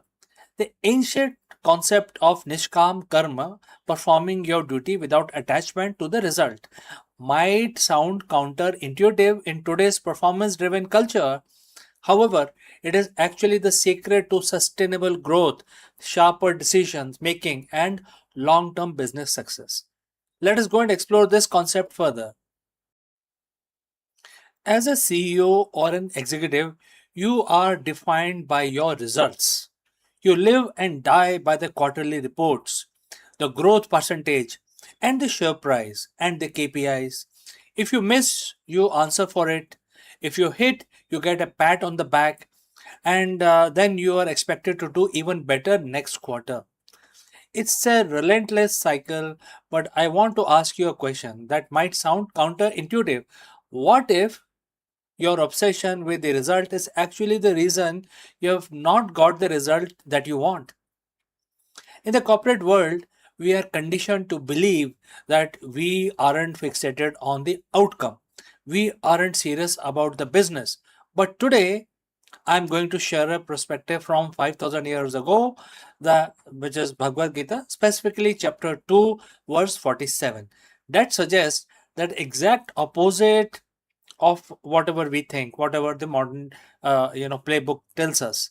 It suggests that the secret to exponential growth isn't about obsession. It's a profound strategic form of detachment. So, friends, if you have reached this far, please let me know name of your city and the country so that we are in a position to ascertain reach of our video. All right, let's move ahead. Let's look at the psychology of the high performance. When you are a hyper focused on the result, let's say a specific revenue target, you inadvertently do three things that damage your business. One, your current tunnel vision. When you only look at the target, you ignore the peripheral data, the market shifts, and the subtle innovation that could actually move the needle. Number two, you inject fear in your culture. If the CEO is terrified of missing a number, that fear cascades. Your team becomes risk averse. They stop innovating because innovation, by definition, involves risk of failure. They play it safe to hit the number, and in doing so, they miss the massive opportunity. Next, you lose your cognitive bandwidth. Stress isn't just an emotion, it's a biological drain. When your brain is occupied with what if we don't hit the number, you have less mental energy to solve the complex problem that actually drives the number. We have all seen the result obsessed leaders. They are reactive, they are micromanaging, they are usually burnt out. But there is a better way to lead, a way that is ancient yet arguably more relevant to the modern business landscape than ever before. Let's look at the verse. It is one of the most famous line in Bhagavad Gita, and the quote starts, "You have a right to perform your prescribed duties, but you have no right to the fruits of your action." Quote close. At first glance, this sounds like it goes against everything we teaches in business schools. No, right to the results. Yes, if you don't care about result, won't I fail? That's a big question that you might ask me. No, this is a misunderstanding. This is not a philosophy of passivity. It is a philosophy of extreme ownership of the process. Think about it like an archer. You can control the stance, the grip, the breath, and the release of the arrow. Those are your duties. The target is 100 yards away. Can you control what happens to the arrow once it leaves your bow? No, a gust of wind could move it, the target could shift, etc. If you're obsessed with the target, your hand shakes, you overthink, you tense up. But if you are entirely focused on the process of the shot, the technique, the result becomes a natural, inevitable consequence of your skill.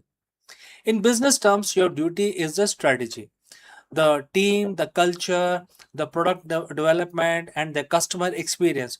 Those are the archery skills. The revenue, the market share, the stock prices, those are the wind and the target.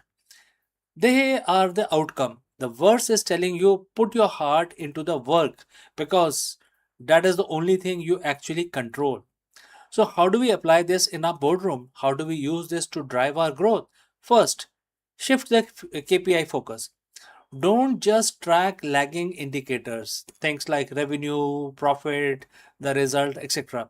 Heavily weigh your management towards leading indicators like employee management, R&D, progress, customer satisfaction, scores, etc. These are the duties you control. If you master these, result will come automatically. Number 2, foster safe failure. If you detach from the fear of outcome, you can give your team permission to experiment. When the team knows that a failed experiment isn't a career ending disaster, they innovate, they move faster, they uncover the next big product. It is how you drive growth by removing the paralysis of outcome anxiety. Third, gain the CEO's composure. When a market crash happen or a competitor undercut you, the result obsessed CEO panics. The detached CEO assess the situation calmly because their ego isn't tied to being the person who never fails. They can pivot, adapt, and iterate with cold, clear head.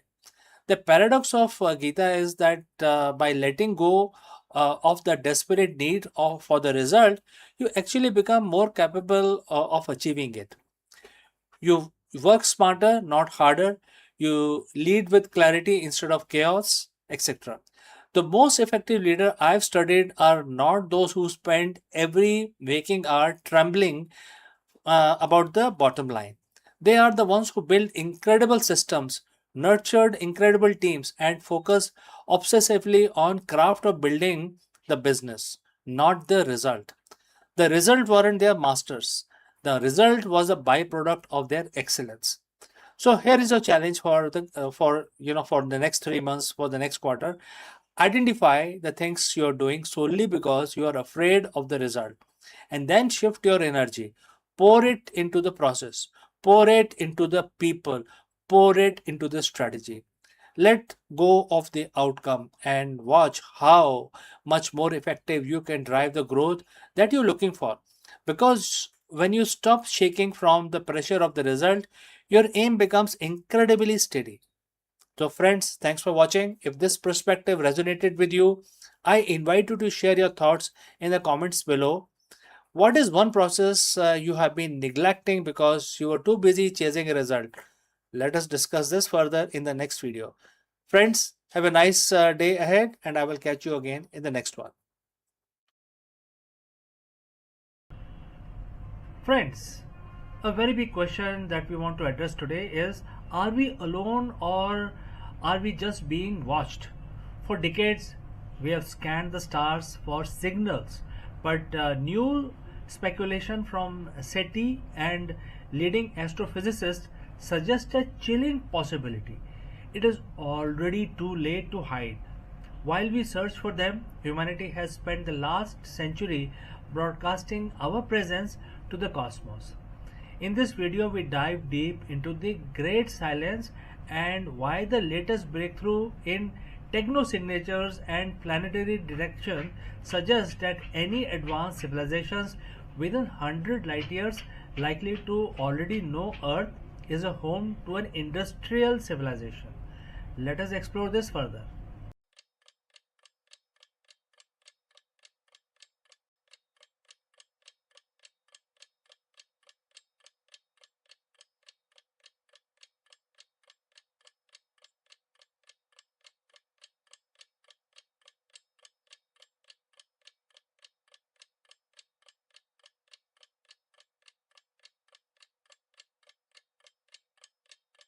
Hello, friends. Let me ask you, are you leading your business with the clarity needed for the modern market? In this video, we explore a powerful leadership lesson hidden in Bhagavad Gita, chapter 1, verse 14. By analyzing the imagery of Arjun and Madhav, which is Lord Krishna's another name, on their divine chariot, we uncover the ancient blueprint for the strategic alignment, decisive action and leadership focus. Just as the divine conch signaled readiness for the battle ahead, the CEOs and the business leaders today must ensure their team vision and strategy are perfectly aligned before making your next big move. Discover how integrating these timeless principles can help you and lead your organization with greater purpose and competitive edge. Let's go and explore this further. Welcome. If you are a CEO or a leader in the modern boardroom, you know that the greatest challenge isn't just having a vision, it is the execution. It is ensuring that every department, every manager, and every employee is pulling in the same direction at the exactly the same time. In the corporate world, we call this strategic alignment. But what if I told you that one of the most sophisticated blueprint for alignment was documented thousands of years ago, and therefore today we are looking at the Bhagavad Gita's wisdom, specifically mentioned in chapter 1, verse 14. The verse read, "From Pandav camp, the Madhav and Arjun blew his divine conch from the glorious chariot drawn by the white horses." And uh, this is basically a glorious chariot drawn by the white horses. On the surface, this is a scene of the preparation for war, but for the modern executive, this is the masterclass in organizational readiness. Let's break down how this ancient signal translate into a high-stake modern business strategy.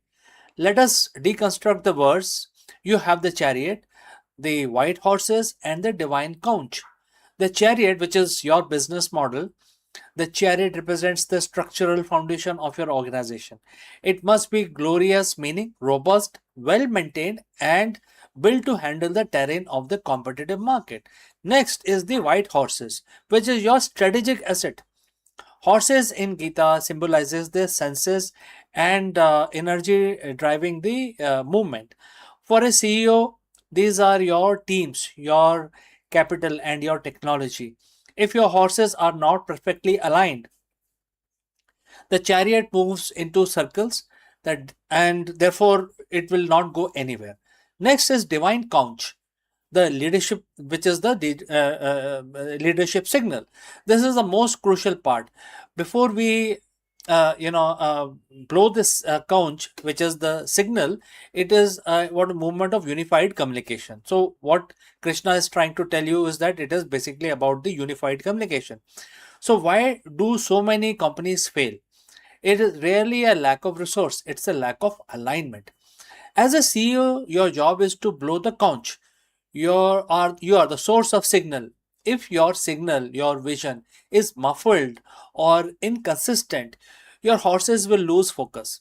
Unified decision making definitely is important here. Like Arjun and Madhav, you need a partnership between the driver, which is the operation strategy, and the warrior, which is the market execution. And this will all basically all about readiness. The blowing of the conch signifies that the decision has been made and the organization is now in a state of readiness for execution. No more deliberations are required, no more doubts. The signals have been given. Friends, how do we apply this on Monday morning? Very good concept, but how do we actually implement it? First is audit your signals. Are you constantly pivoting, or is your conch blast clear enough for everybody to understand? If you have to repeat your vision daily, it means it hasn't been integrated into the teams yet. Ensure your white horse, which is the health or organizations, are your resources, your teams, and technology healthy and prepare for the intensity of the market. And aligned strategy fails if the asset pulling the chariot are exhausted or mismanaged. The feedback loop. In the Gita, the sound of the conch was meant to be heard across the entire field. Your internal communication must have every level of your organization from C suite to the front line. To conclude, chapter 1, verse 14 is not just description of the battlefield, it is a description of the leadership integrity. When leadership is aligned, the strategy is executed with divine precision. Your business is your chariot, your teams are your horses, your vision is the sound of your conch shell. When you blow the signal with absolute clarity, the market listens, and more importantly, your organization moves as one entity towards your ultimate goal. So, friends, This is a lesson from Bhagavad Gita. Thanks for joining this exploration of the ancient wisdom for the modern CEO. If you found this helpful, take a moment to look at how your own chariot is aligned today. So, friends, I will catch you again very soon in the next one. Please do not hesitate to send across your opinion or any question you might have. See you in the next one.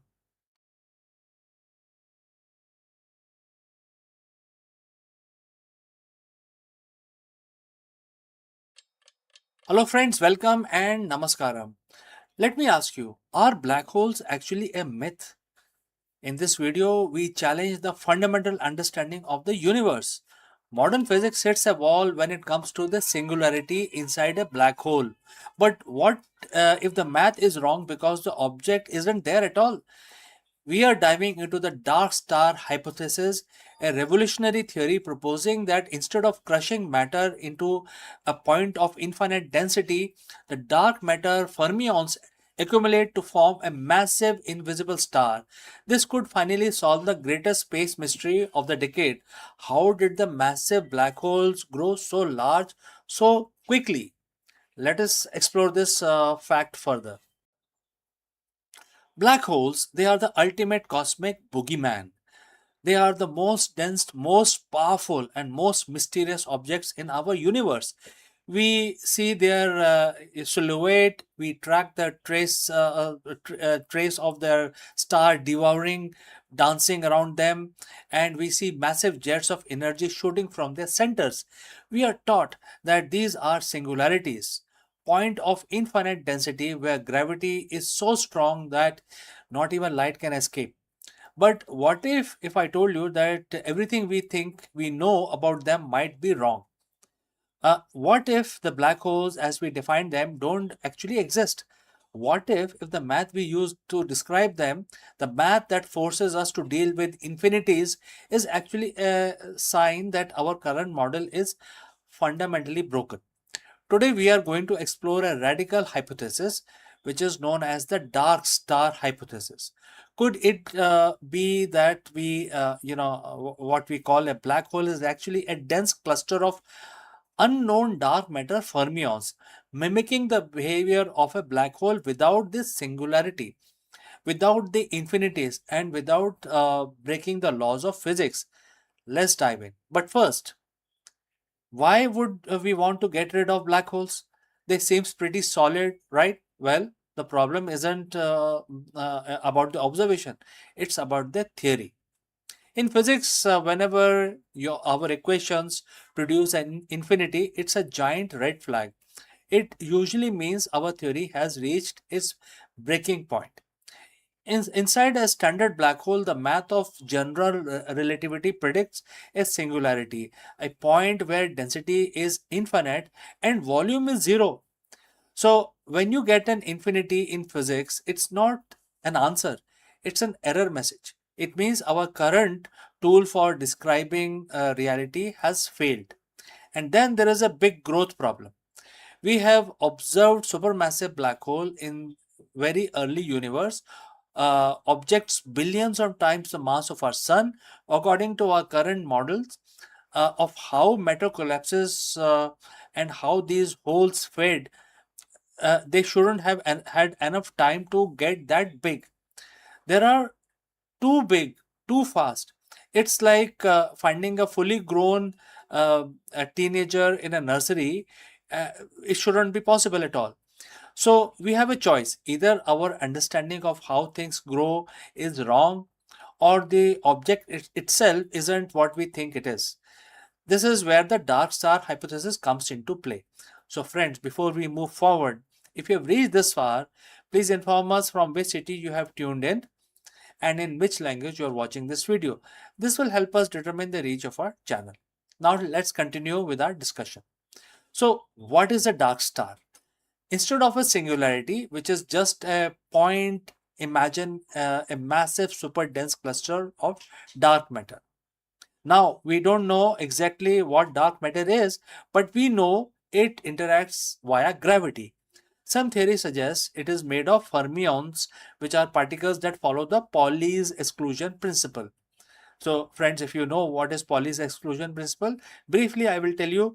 that no two particles in the space or universe can occupy the same position and space at the same time. This is not allowed, and that is what is defined in Pauli's exclusion principle. So, in simple terms, fermion hates being in the same place at the same time, and therefore, because it is not allowed, they exert outward pressure. In traditional star, pressure from the nuclear fusion pushes out against the gravity, keeping the star stable. In a dark star, it is the degeneracy pressure of these dark fermions pushing back against the gravity. This creates a stable, solid object. It is incredibly dense, so dense that it bends the light and warps the space-time almost exactly like a black hole. To an observer from a distance, it looks like a black hole. It has an event horizon of sorts, a point of no return for light, but inside there is no singularity, there is no infinity. There is just a really, really tight, packed ball of dark matter. So, why is this such a game changer? First, it solves the infinity problem. If you don't have a singularity, you don't have a infinite density. You have a finite physical object.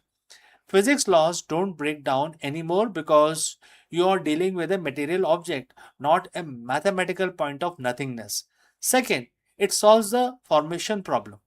If these supermassive objects are actually dark matter stars, they could have formed much earlier and much faster than the standard collapse model allows. They could have been the seeds of galaxies, existed long before the first star were ever, born or turned on. This isn't just about changing a name, it's about shifting our view of the architecture of the cosmos.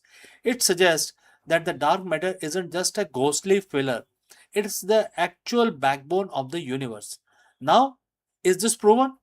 Absolutely not. This is a theoretical proposal. Science is a process of constantly refining our models. When we look at the universe, we see the effects of gravity, but we interpret them through the lens of what we currently know.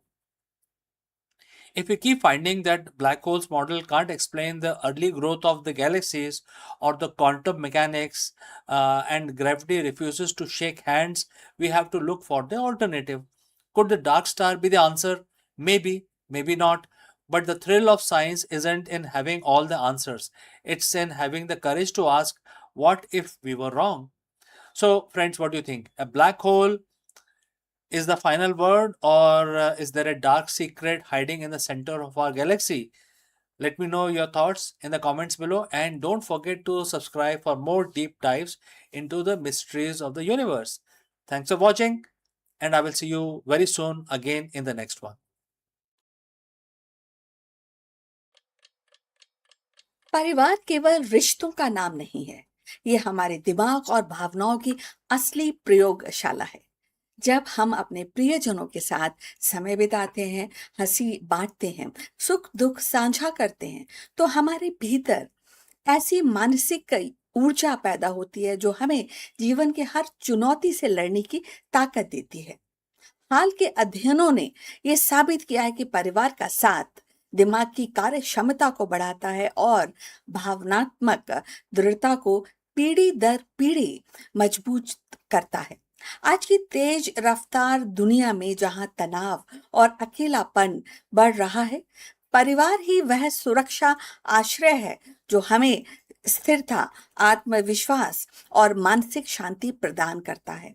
यह केवल एक सामाजिक इकाई नहीं है, बल्कि हमारी सोच, हमारी स्मृति, हमारी भावनाओं का आधार है। चलिए इसके बारे में और जानते हैं। मानव जीवन में परिवार केवल रिश्तों का समूह नहीं है, बल्कि ये हमारी मानसिक और भावनात्मक ऊर्जा का भी स्रोत है। हाल के अध्ययनों ने ये उजागर किया है कि परिवार के साथ समय बिताना दिमाग की कार्य क्षमता को बढ़ाता है और भावनात्मक दृढ़ता को पीढ़ी दर पीढ़ी मजबूत करता है। जब हम अपने प्रियजनों के साथ बैठते हैं, बातचीत करते हैं, हंसी मजाक जो है वो साझा करते हैं या कठिन समय में एक दूसरे का सहारा बनते हैं, तो दिमाग में सकारात्मक रसायन सक्रिय होते हैं। ऑक्सीटोसिन और डोपामिन जैसे हार्मोन्स हमारे भीतर खुशी और सुरक्षा की भावना जगाते हैं। ये केवल क्षणिक आनंद नहीं, बल्कि दीर्घकालीन मानसिक स्वास्थ्य का आधार है।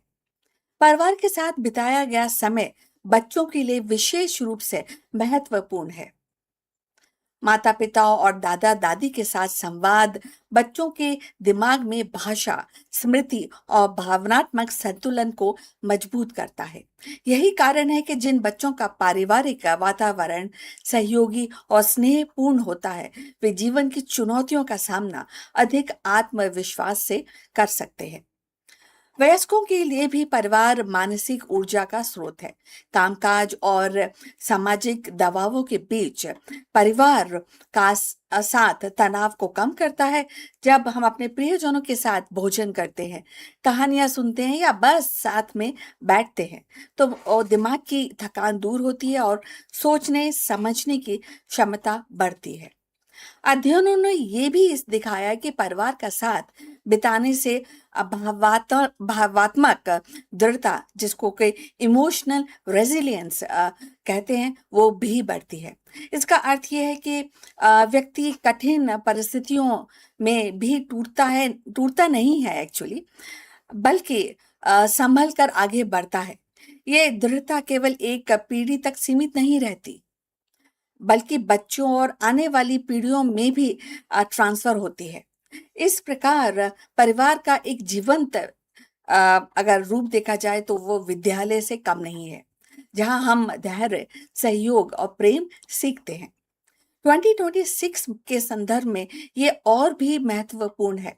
आधुनिक जीवन की तेज रफ्तार, तकनीकी दबाव और सामाजिक चुनौतियों के बीच परिवार ही वह स्थान है जहां मनुष्य को अपनी जड़ों से जोड़ता है, और ये जुड़ाव माइंड को स्थिरता देता है और व्यक्ति को मानसिक रूप से स्वस्थ बनाए रखने में मदद करता है। अगर देखा जाए तो परिवार केवल सामाजिक संस्था नहीं है, बल्कि मानसिक भावात्मक शक्ति का केंद्र है। परिवार के साथ बिताया गया समय दिमाग को सक्रिय करता है, भावनाओं को संतुलित करता है और जीवन को सार्थक बनाता है। ये एक ऐसा विशेष, या कह सकते हैं विशेष मोड है या एक निवेश है, जो न केवल वर्तमान को उज्जवल करता है, बल्कि आने वाली पीढ़ियों को भी दृढ़ और सक्षम बनाता है। यदि आप यहाँ तक पहुंचे हैं तो कृपा करके ये बताइए कि आप किस शहर से हमसे जुड़े हैं, किस सिटी से आप हमको देख पा रहे हैं और किस भाषा में ये वीडियो देख रहे हैं। इससे हमारे चैनल की पहुंच को समझने में हमें मदद मिलेगी। अब चलिए इस चर्चा को आगे बढ़ाते हैं। 2026 में और आने वाले वर्षों में पारिवारिक जो इकाई है, कई वैश्विक चुनौतियों का सामना कर सकती है और वो अभी कर भी रही है। आधुनिक जीवन की रफ्तार, तकनीकी दबाव और आर्थिक असमता के और प्रवास के कारण परिवारों में दूरी बढ़ रही है। थोड़े वो अलग हो रहे हैं, न्यूक्लियर हो रहे हैं, लेकिन वास्तविक समय और आत्मीयता को कम कर दिया गया है इस पूरे प्रकरण में। और कई देशों में तो एकल परिवारों की संख्या बढ़ रही है, जिसमें बुजुर्गों का अकेलापन, बच्चों का भावात्मक असंतुलन सामने आ रहा है। इन चुनौतियों का समाधान परिवार के भीतर सचेत प्रयास से ही संभव है। सबसे पहले परिवार को समय देना आवश्यक है। साझा भोजन, बातचीत, उत्सवों में भागीदारी से भावात्मक जुड़ाव मजबूत होता है। दूसरा, तकनीक का संतुलन उपयोग करना चाहिए ताकि डिजिटल दुनिया वास्तविक संबंधों पर हावी ना हो। और तीसरा, कि शिक्षा और सामाजिक नीतियों में परिवार केंद्रित दृष्टिकोण अपनाना होगा, जिससे बच्चे और बुजुर्ग दोनों को सहयोग और सुरक्षा मिले। तो अब हम अंत तक पहुंच चुके हैं और ये एक बार और आपके लिए दोहराना चाहते हैं कि परिवार केवल सामाजिक संरचना नहीं है बल्कि मानसिक और भावनात्मक शक्ति का आधार है। यदि हम 2026 और आगे की चुनौतियों का सामना करना चाहते हैं तो परिवार को प्राथमिकता देनी होगी ताकि वह शक्ति और दिमाग को स्थिर करने में सहयोग दे और भावनाओं को और भी दृढ़ बनाती रहे और ये पीढ़ी दर पीढ़ी जीवन को संतुलित और सार्थक बनाए रख सकती है। सो ये आज का डिस्कशन था। आप से गुजारिश है कि आप इस टॉपिक पर अपने कमेंट हमको लिखकर भेजिए। इसके साथ ही कृपा करके हमारे चैनल को लाइक एंड सब्सक्राइब करना मत भूलिए। मिलते हैं दूसरे एक डिस्कशन में, तब तक विदा, नमस्कार।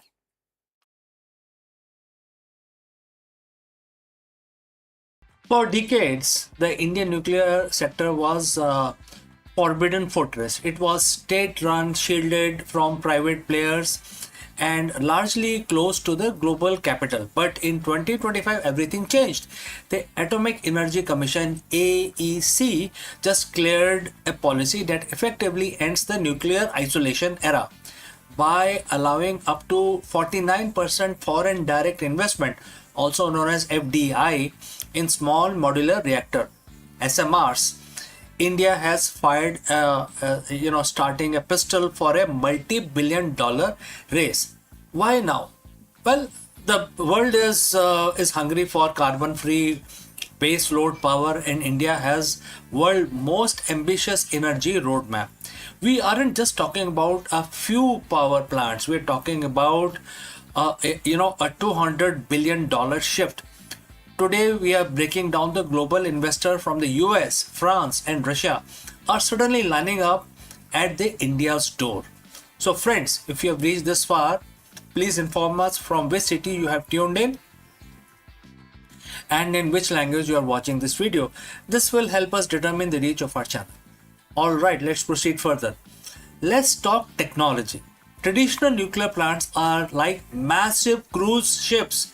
They take 15 years to build and cost 10 billion or more. If one thing goes wrong, the whole project stalls.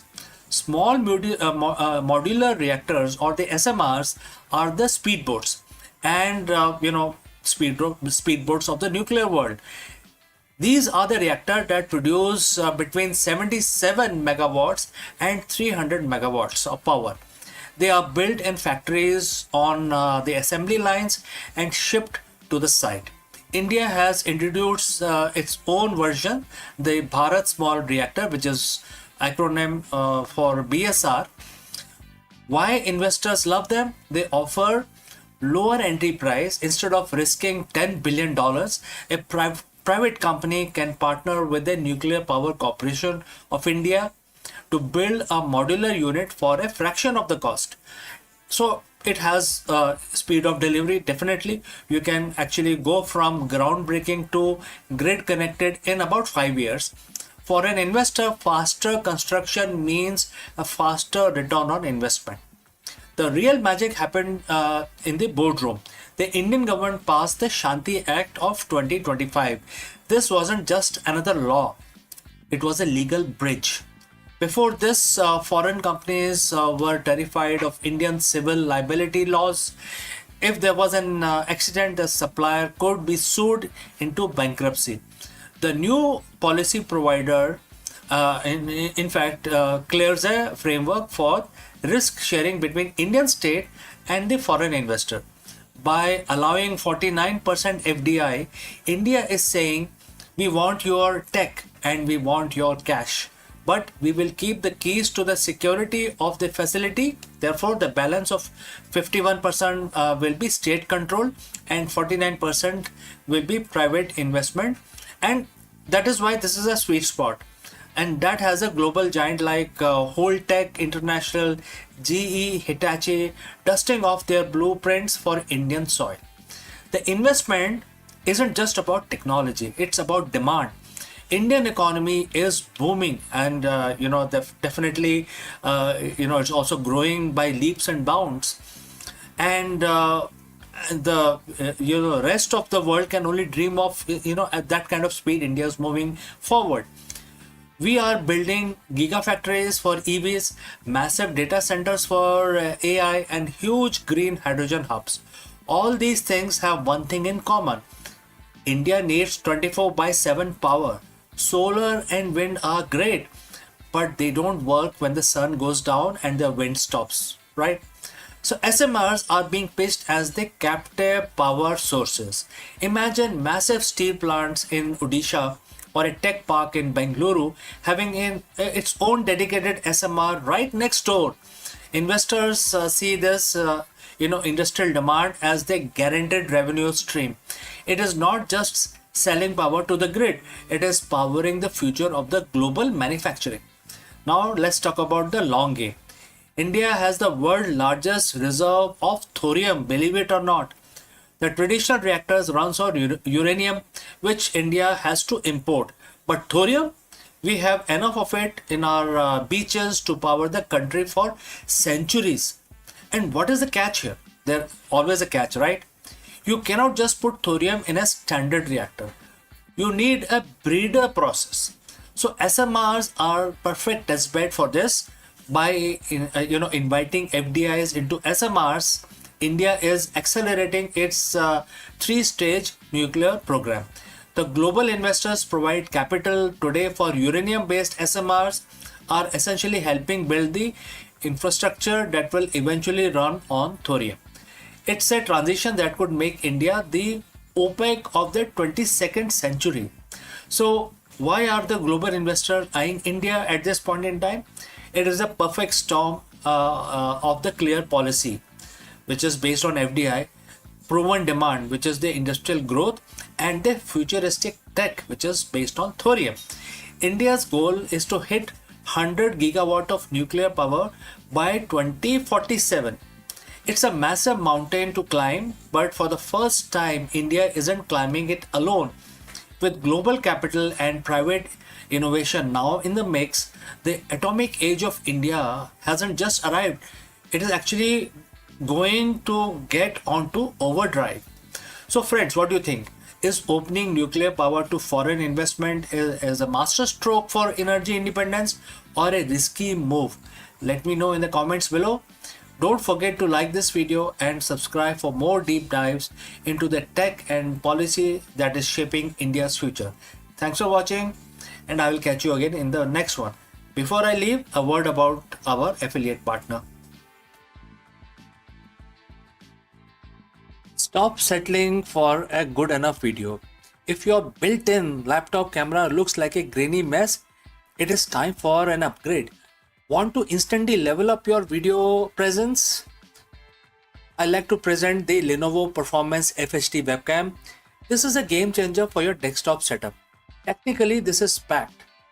It has a very sensitive RGB sensor, very crisp photographs it takes. Also comes with two microphones on board, which helps you to record very clear voice in stereophonic format. And these microphones are very sensitive. You can actually move away from the camera up to 2 meters, and these microphones will pick up your voice without any problem. This is a very strong piece. This is very sturdy. Comes with tripod ready. Comes with a very long leash, so it gives you a lot of flexibility to place the webcam wherever you want to keep in your studio. And also it has a swivel base, which is also very handy. So if you want to basically level up your game and you want to pick up this camera at a discount, please click on the link here or scan the QR code. Now let's get back to our video. Hello friends, welcome and namaskaram. In this video, we explored the bold, uncompromising move by Netaji Subhash Chandra Bose to step away from the Congress party and establish the Forward Bloc. Why did he break away? What was his vision for a radical nationalism, and how did this decision challenge the political status quo of the British India?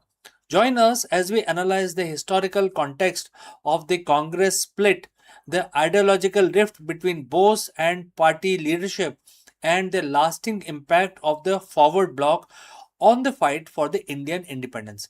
Let's go. The year was 1939. The world is on the brink of the Second Global War. But inside India, a different kind of war is brewing. A political struggle that could redefine the fight for independence. Most of us know Netaji Subhash Chandra Bose as a commander of the Azad Hind Fauj, a man of action, a man of war. But before he picked up the rifle, he picked up the pen and the podium, challenging the very establishment he helped build. Today we are talking about something which happened in 1940. We are going to deconstruct one of the most controversial and pivotal movement in the Indian freedom struggle, the split that birthed the forward bloc. Was it a betrayal of unity, or was it a necessary evolution for the revolution? So let's dive into the history of Netaji's rebellion. But friends, before that, please let us know from which city you have tuned in into this video. That will help us determine the reach of our channel. To understand the birth of the forward bloc, we have to understand the breaking point. The year was 1939. The Indian National Congress was the undisputed face of the freedom movement. Subhash Chandra Bose ji had just been re-elected as the president of the Congress at Tripuri. But this victory was bitter. It was clear that Bose's ideology, which favored an immediate, armed, struggle and unyielding push for independence, was increasingly at the odds with the mainstream leadership, particularly the faction aligned with Mahatma Gandhi ji. Gandhi ji famously said, "पता है भाई, defeat is my defeat. Your defeat is my defeat." The pressure became very immense. The Congress was caught between two paths: the path of non-violent and the gradual constitutional change, and the path for radical mass mobilized resistance. Bose realized that if he stayed, he would be a figurehead with no power to act. So he did the unthinkable. He resigned. Imagine the tension. The hero of the youth, the man who stood up to the British Empire with fire in his eyes, was now an outsider in his own political home. But Bose wasn't the type to walk away from the mission. He realized that if the Congress wasn't going to lead the radical charge, he would have to build a new platform to do it himself. And so on May 3rd in the year 1939, Subhash Chandra Bose ji founded the Forward Bloc. At first, it wasn't a separate party, it was a faction within Congress. It was sort of a pressure group, but what it stands for, why the name was forward is a big question that we will tackle now. The name was deliberate. Bose wanted to move the country forward. He wasn't interested in slow negotiations. He was a socialist at heart, deeply influenced by the global anti colonial movement of the time. He believed that the only way to break the British hold on India was through mass mobilization. He wanted Congress to adopt a policy of uncompromising anti imperialism. He wanted the working class, the farmers, and the youth to be the engine of the revolution. To his critics, he was sort of a rebel. To his followers, he was realist. Bose understood that World War II was an opportunity. He knew the British Empire was overstretched. He saw that the chaos of war was the perfect opening for an Indian uprising. The Forward Bloc was built to capitalize on that opening. It wasn't just a political party, it was a call to arms for the Indian consciousness. This led us to 1940, the transition from a faction to a rebellion. While mainstream Congress leadership was hesitant, keeping one foot in the door of negotiations, Bose convinced the anti-compromising conference at Ramgarh in the March of 1940. This was a moment the bridge was completely broken. At Ramgarh, Bose didn't mince his words. He called for a massive nationwide civil disobedience movement. He declared that no compromise should be made with the British, especially while they were weakened by the war in Europe. While the Congress was organizing the individual satyagrah, Bose was organizing the masses for a total blockade of the British administration. This is why it is called the rebellion. Bose did just disagree with the method. He challenged the mandate of the Congress leadership. He challenged the status quo. He essentially said, if you are afraid to lead the people to total freedom, step aside. We will do it for you. It was a bold, dangerous, and incredibly lonely path, but it was exactly the kind of path Netaji was known for. So, looking back from 2026, why does this matter? Why does the story of 1940 forward block still resonate? Because the history is rarely a straight line. It's sometimes messy, conflicted, and intense struggle of ideas. The split between Congress and the forward bloc teaches us about the nature of leadership. It highlights the eternal struggle between patience and urgency. It reminds us that sometimes to stay true to your own principles, one has to be willing to stand alone. Netaji's forward block wasn't just a footnote in history, it was also a catalyst. It forced the mainstream movement to keep the pressure on. It gave a voice to the radicals who felt that the dream of independence was being stifled by the bureaucracy. Netaji Subhash Chandra Bose ji left the Congress, but he never left the cause of India's freedom. The forward block was just one chapter in much larger, more legendary life of Netaji's. But it remains a fascinating study of conviction. It's a reminder that the political courage isn't just about winning an election, it's about defining what you stand for, even when everyone else tells you to fall in line. So, friends, what do you think? Was Netaji's decision to break away from away the right move for India's freedom struggle, or would a united front have been more effective? Let me know your comments below. And friends, as you know, I read each and every comment that I receive from you. So if you learned something about something new about 1940 today, hit that like button and subscribe for more deep dives into turning points of our history. Thanks for watching, and friends, I will see you very soon in the next one.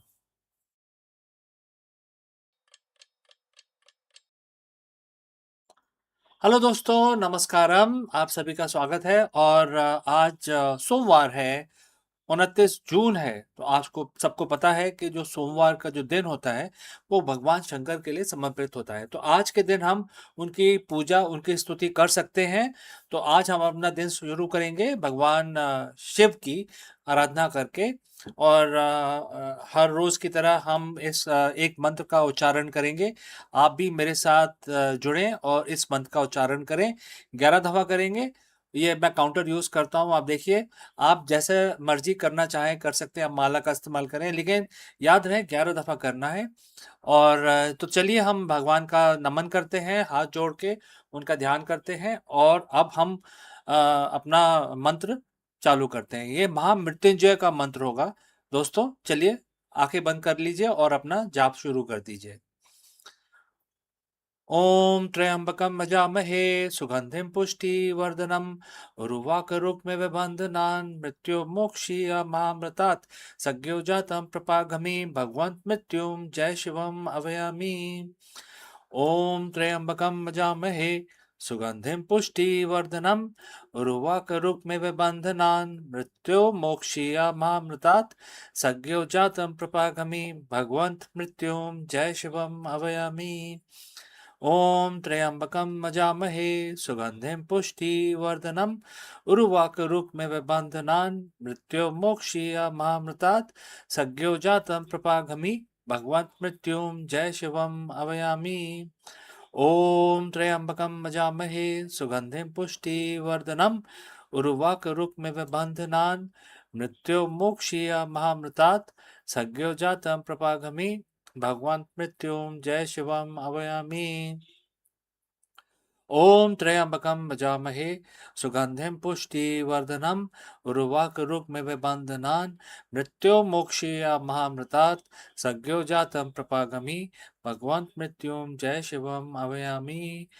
ओम त्र्यंबकं भजामहे सुगंधिं पुष्टिवर्धनम् उर्वारुकमिव बन्धनान् मृत्योर्मुक्षीयमामृतात् सज्ञो जातं प्रपागमि भगवन् मृत्युं जय शिवम् अवयामि। ओम त्र्यंबकं मजामहे सुगंधिं पुष्टिवर्धनम् उर्वारुकमिव बन्धनान् मृत्योर्मुक्षीयमामृतात् सज्ञो जातं प्रपागमि भगवन् मृत्युं जय शिवम् अभयामि। ओम त्र्यंबकं मजामहे सुगंधिं पुष्टिवर्धनम् उर्वारुकमिव बन्धनान् मृत्योर्मुक्षीयमामृतात् सज्ञो जातं प्रपागमि भगवन् मृत्युं जय शिवम् अभयामि। ओम त्र्यंबकं मजामहे सुगंधिं पुष्टिवर्धनम् उर्वारुकमिव बन्धनान् मृत्योर्मुक्षीयमामृतात् सज्ञो जातं प्रपागमि भगवन् मृत्युं जय शिवम् अवयामि। ओम त्र्यंबकं मजामहे सुगंधिं पुष्टिवर्धनम् उर्वारुकमिव बन्धनान् मृत्योर्मुक्षीयमामृतात् सज्ञो जातं प्रपागमि भगवन् मृत्युं जय शिवम् अवयामि। ओम त्र्यंबकं मजामहे सुगंधिं पुष्टिवर्धनम् उर्वारुकमिव बन्धनान् मृत्योर्मुक्षीयमामृतात् सज्ञो जातं प्रपागमि भगवन् मृत्युं जय शिवम् अवयामि। तो हमारी पूजा आज 29 जून की सोमवार की समाप्त होती है। तो अब हम अपना दिन शुरू करेंगे। आपका दिन भी मंगलमय रहे और लाभ की तरह बढ़े, इस कामना के साथ मैं आपसे अब अनुमति चाहता हूँ। मिलता हूँ अगले ही वीडियो में जल्द ही।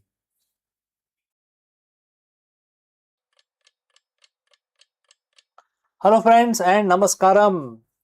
In this video, we will analyze the aggressive race happening between Tata Motors and Reliance Industries to dominate India's growing electric bus market.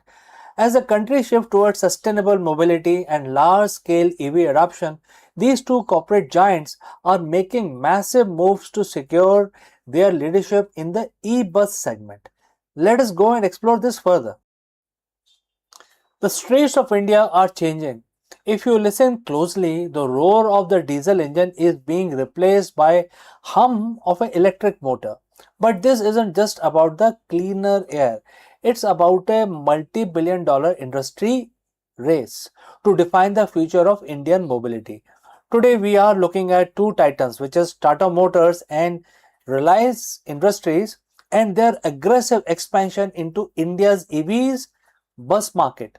This is the race for India's road, and the stakes couldn't be more higher than this. Alright friends, so if you have reached this far, please inform us from which city you have tuned in and in which language you are watching this video. This will help us determine the reach of our channel. Alright, let's start with the player currently leading the charge, which is Tata Motors. For Tata, this isn't a new experiment. They have already deployed over 3,300 electric buses over 10 cities, clocking in a massive 210 million kilometers. Their strategy is built on uptime, delivering a best-in-class 95% operational reliability by leveraging the wider Tata ecosystem, including Tata Power for charging infrastructure. They have built a turnkey model that makes it incredibly easy for city transport authorities to make the switch. They aren't just selling a vehicle, they are selling a proven operational system that has already transformed urban transit. But then there is Reliance. If Tata is the master of the vehicle, Reliance is positioning itself as the master of energy that powers it.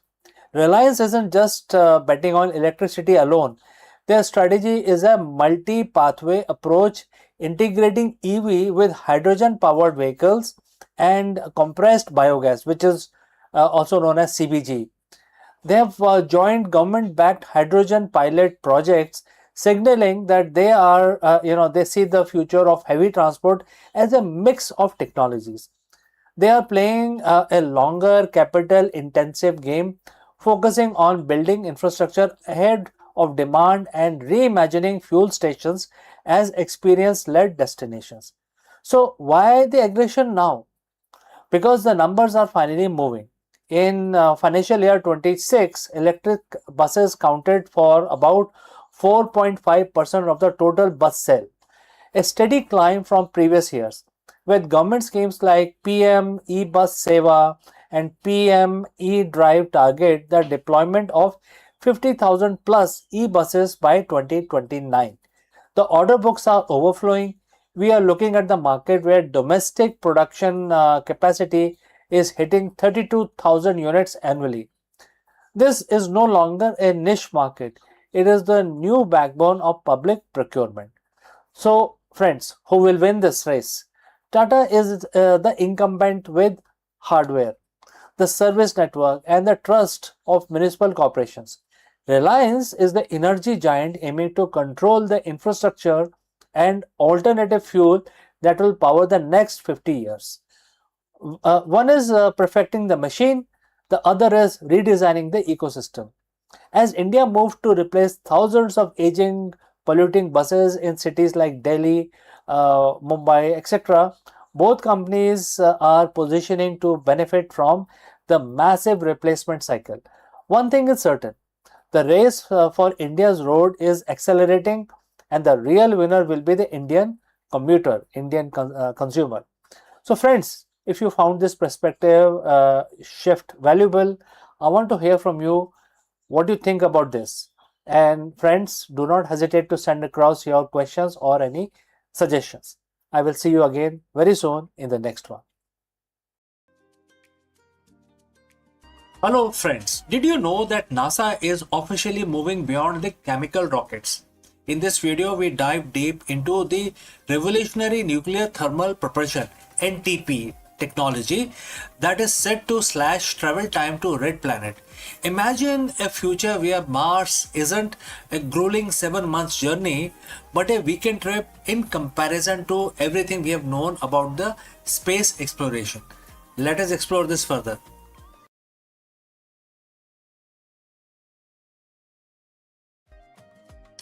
So for 60 years we have been stuck. Every time we look at Mars, we are staring at a 7 to 9 months commute between Earth and Mars. That isn't just a long time; it is dangerous time.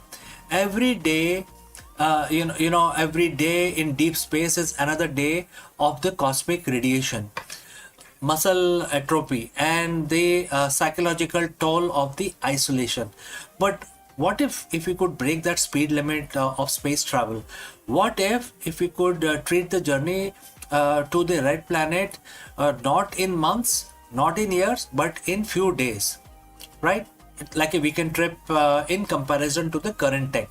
NASA has just officially crossed the Rubicon with the announcement of SR-1 Freedom and a roadmap of 2028. The era of chemical rocket is ending. Today we are looking at the nuclear engine that are finally turning science fiction into an interplanetary reality. So friends, if you have reached this far, please inform us from which city you have tuned in and in which language you are watching this video. This will help us determine the reach of our channel. Alright, moving on. To understand the future, we have to look at why we cannot reach at this point in time, and currently why it is slow. Our best rockets today are chemical combustion. We all know that liquid hydrogen and liquid oxygen. They are very powerful, but they are incredibly inefficient. Think of it like this. A chemical rocket is like a high performance dragster. It's a massive oomph at the start, but it burns through its fuel in minutes. Once you are in orbit, you are basically a glider. By switching to nuclear, we aren't just adding more fuel. We are doubling the energy we get out of every gram of the propellant. So how does a nuclear engine actually works? Unlike the nuclear power, in a plant, on Earth basically, that makes electricity, a nuclear thermal rocket NTR, is much more direct, and it has several components starting with core. We have a compact fission reactor using high assay low enriched uranium, right? And it then create energy, which then send it to the nozzle, etc. And therefore we have to talk about the propellant. We pump the liquid hydrogen through the white hot core reactor, and then it basically comes out of the other side at very high speed. So now we have to talk about expansion. In less than a second, the hydrogen goes from minus 420 degrees Fahrenheit to 5000 degrees Fahrenheit, which then creates a huge thrust. So now let's talk about this thrust. The superheated gas screams out of the nozzle at a speed no chemical fire could ever reach. This is the holy grail of the propulsion. It gives us the high thrust of a rocket with a very long-term efficiency of an electric drive. We are currently in the pivotal year. As of April 2026, the design is right now on the drawing table. However, there is a roadmap, and that is June 2026. The final hardware development begins, and the mission will be SR1. It's a design as a nuclear electric hybrid. It uses the reactor to generate massive amount of electricity, powering high efficiency thruster to basically increase the speed. And it can run for months. It can go for very long time. And what is the goal? The goal is a direct mass mission capability by 2028.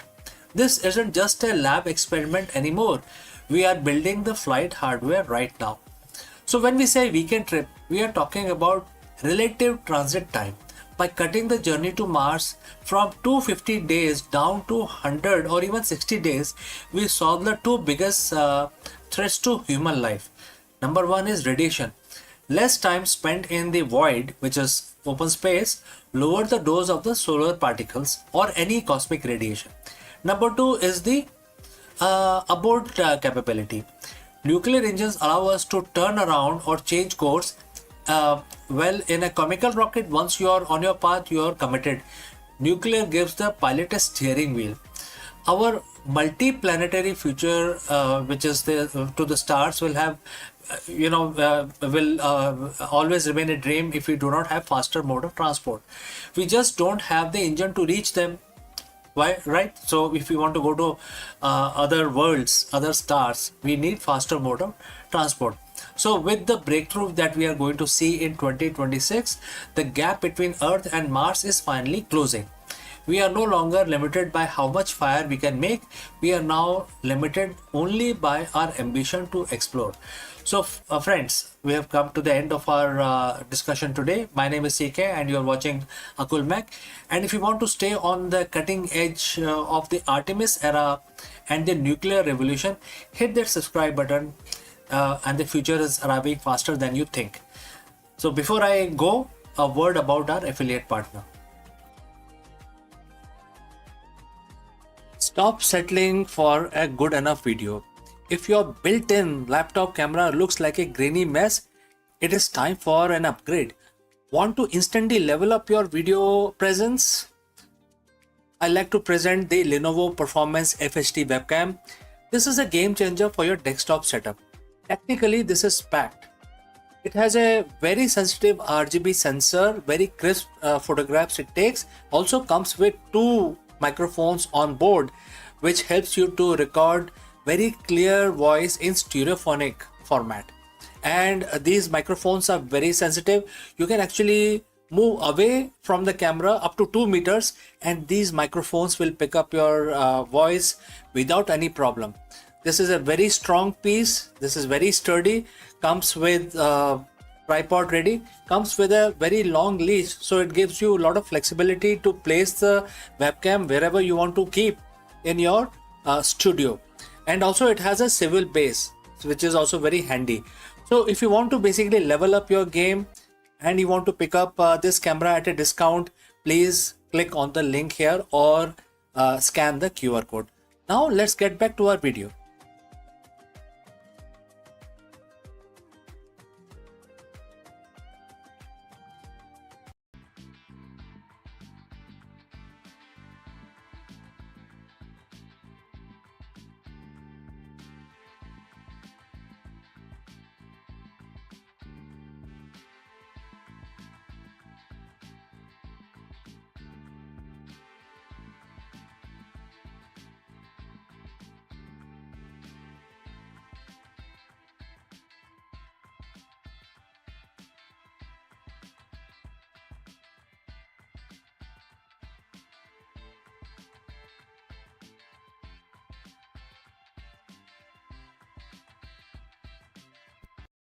Let me ask you, why do highly successful CEOs suddenly burn out, lose their grip, or watch their corporate empire crumble?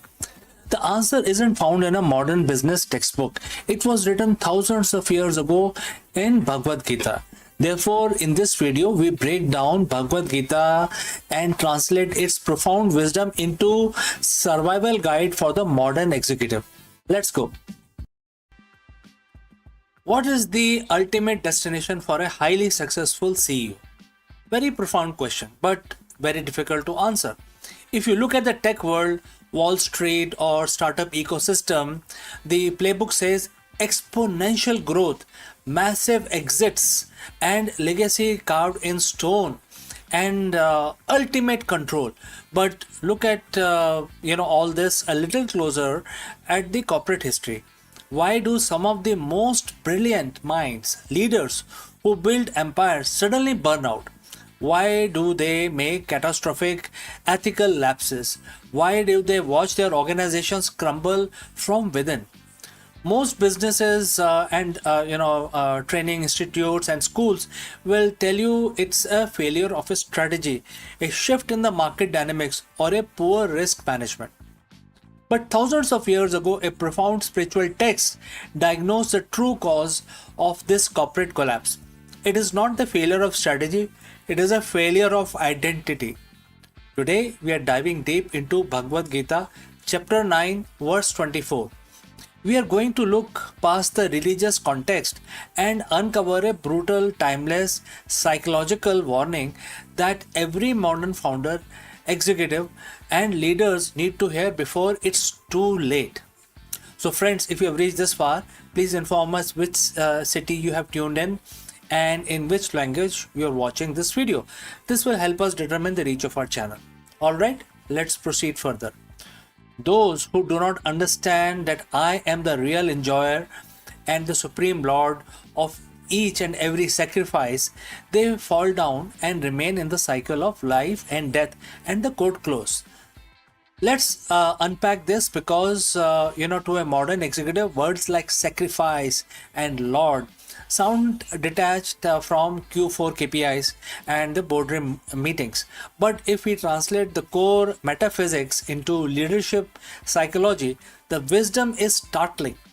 In Gita, sacrifice, which is in other words yagna, represents collective effort, hard work, dedicated action towards a goal. In your company, the sacrifice is the late night your engineers pull, and the capital your investor risk, and the daily grind of your sales team. The verse states there is a real enjoyer, a supreme purpose, a greater collective good, a universal force. But here is a pitfall. The verse warns that those who do not recognize this truth, those who believe they are the ultimate owner and the sole enjoyer of all these collective efforts, will inevitably fall down. This brings us to the ego trap. When an entrepreneur starts a company, they are driven by a vision. They sacrifice their comfort, their sleep, and their time. But as the company grows and success pours in, a subtle shift happens in leaders' psychology. The ego takes over. The CEO begins to think, I built this. This $1 billion valuation is because of my genius.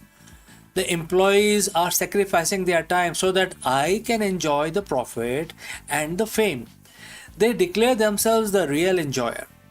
When the leader makes this mental shift, they detach themselves from the reality.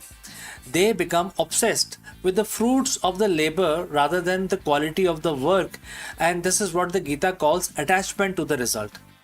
Look at the corporate giants of the last few decades who fell from the grace, from Enron to spectacular crashes of certain modern tech unicorns. It's almost never a lack of intelligence. It is always their hubris.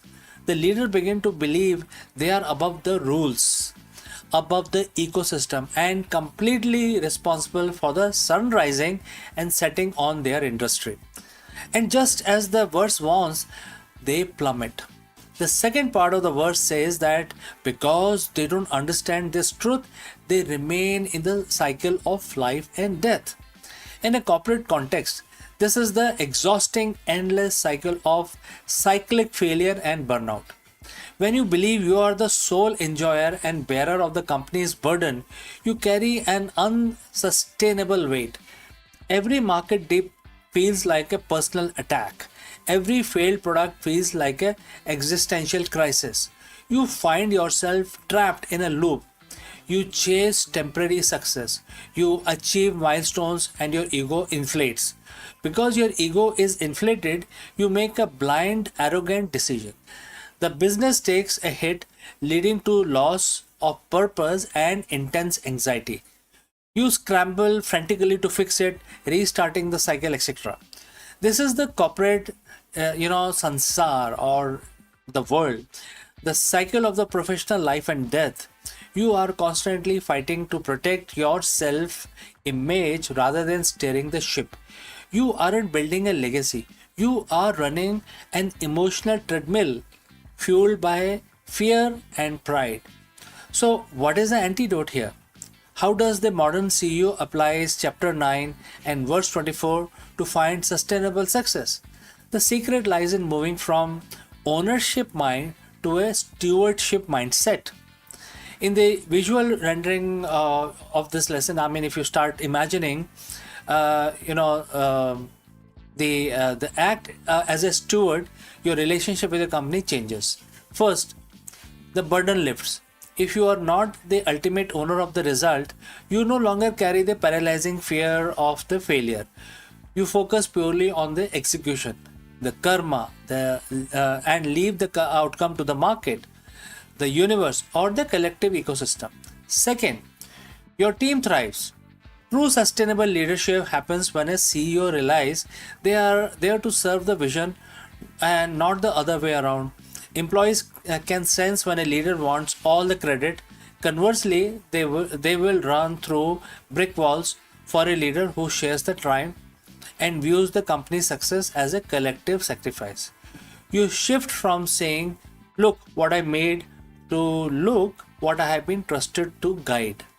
So, next time when you look at your company's quarterly metrics, your rising valuation, or even your personal achievement, take a step back. Remember the warning of Gita 9.24. Do not fall into the trap of thinking you are the ultimate master of the universe. Recognize the immense sacrifices of your employees, your customers, and the ecosystem supporting you. Dedicated your corporate efforts to cause higher than your own bank account or your personal ego. When you shift from being a self-proclaimed leader of your empire to the humble steward of your vision, you don't just avoid the ultimate CEO pitfall, you unlock a deeper level of clarity, resilience, and sustainable success that no market crash can ever take away from you. So friends, thanks for joining live. Thanks for watching. If this ancient perspective on the modern business resonate with you, hit the like button, share this with your fellow leaders, and subscribe for more deep dives into timeless wisdom for the modern business world. Lead with humility, focus on the effort, and let go of the ego. So friends, I will see you in the next video. Before I go, a word about our affiliate partner. Stop settling for a good enough video. If your built-in laptop camera looks like a grainy mess, it is time for an upgrade. Want to instantly level up your video presence? I like to present the Lenovo Performance FHD webcam. This is a game changer for your desktop setup. Technically, this is packed. It has a very sensitive RGB sensor, very crisp photographs it takes. Also comes with two microphones on board, which helps you to record very clear voice in stereophonic format. And these microphones are very sensitive. You can actually move away from the camera up to 2 meters, and these microphones will pick up your voice without any problem. This is a very strong piece. This is very sturdy. Comes with tripod ready. Comes with a very long leash, so it gives you a lot of flexibility to place the webcam wherever you want to keep in your studio.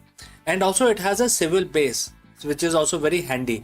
So if you want to basically level up your game and you want to pick up this camera at a discount, please click on the link here or scan the QR code. Now let's get back to our video.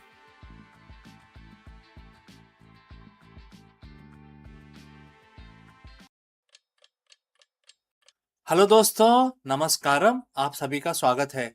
आज हमारे सामने एक बहुत ही important question है जिसका answer हमें ढूंढना बहुत ही ज़रूरी है। ये क्वेश्चन है, क्या आज के आधुनिक बिजनेस वर्ल्ड में धर्म और रणनीति का कोई स्थान है या कोई स्थान रह गया है? इस क्वेश्चन का आंसर बहुत ही इंपॉर्टेंट है और हमें इसका डिस्कशन करना है। चलिए आगे बढ़ते हैं। एक सीईओ के रूप में अनिश्चितता और कठिन निर्णयों के बीच आप अपना कर्तव्य कैसे निभा सकते हैं? इस वीडियो में हम भगवत गीता की सहायता लेंगे और हम जानेंगे कि भगवान कृष्ण ने हमें क्या सीख दी है, और इस इम्पोर्टेंट सवाल का आंसर खोजने में हम भगवत गीता की सहायता लेंगे। चलिए आगे बढ़ते हैं। एक सीईओ की कुर्सी जो होती है काफ़ी चमकदार होती है, बहुत ही अट्रैक्टिव होती है, लेकिन इसके पीछे बहुत ज़्यादा अनसर्टेनिटी होती है, तनाव, हर दिन के जीवन के कठोर निर्णय। वो ये केवल वही जानता है जो उस कुर्सी पे बैठता है। जब जाने कि कोई लीडर है जो बहुत ही हाई हॉट सीट पे बैठा हुआ है। क्या आपने कभी इसको महसूस किया है कि आपकी सारी स्ट्रेटजी फेल हो रही है? मार्केट गिरता ही जा रहा है, आप समझ ही नहीं पा रहे क्या करना है, टीम बिखरने लगी है और सब कुछ गलत हो रहा है और इसके बीच में एक लकीर खींची हुई है। आप उस लकीर पे क्या करना है वो आप तय करते हैं एज ए सीईओ। आज हम किसी मैनेजमेंट बुक की बात नहीं करेंगे। आज हम बात करेंगे दुनिया के सबसे पुराने, सबसे प्रभावशाली लीडरशिप गाइड भगवत गीता, और खास तौर पे अध्याय 2 चैप्टर 2 श्लोक 31 में, जिसमें किसी भी सीईओ के लिए किसी वेपन की जो सीख दी गई है किसी वेपन से कम नहीं है।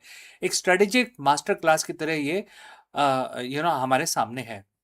और इसका सीधा अर्थ है, अगर हम इस कोट को पढ़ें, इस वर्स को पढ़ें, और कोट स्टार्ट्स, अपने क्षत्रिय धर्म, अपने यानी कि अपने कर्तव्य को देखते हुए भी तुम्हें विचलित नहीं होना चाहिए, क्योंकि धर्म के लिए ही, न्याय के लिए ही युद्ध करने से बेहतर एक योद्धा के लिए और कुछ भी नहीं है।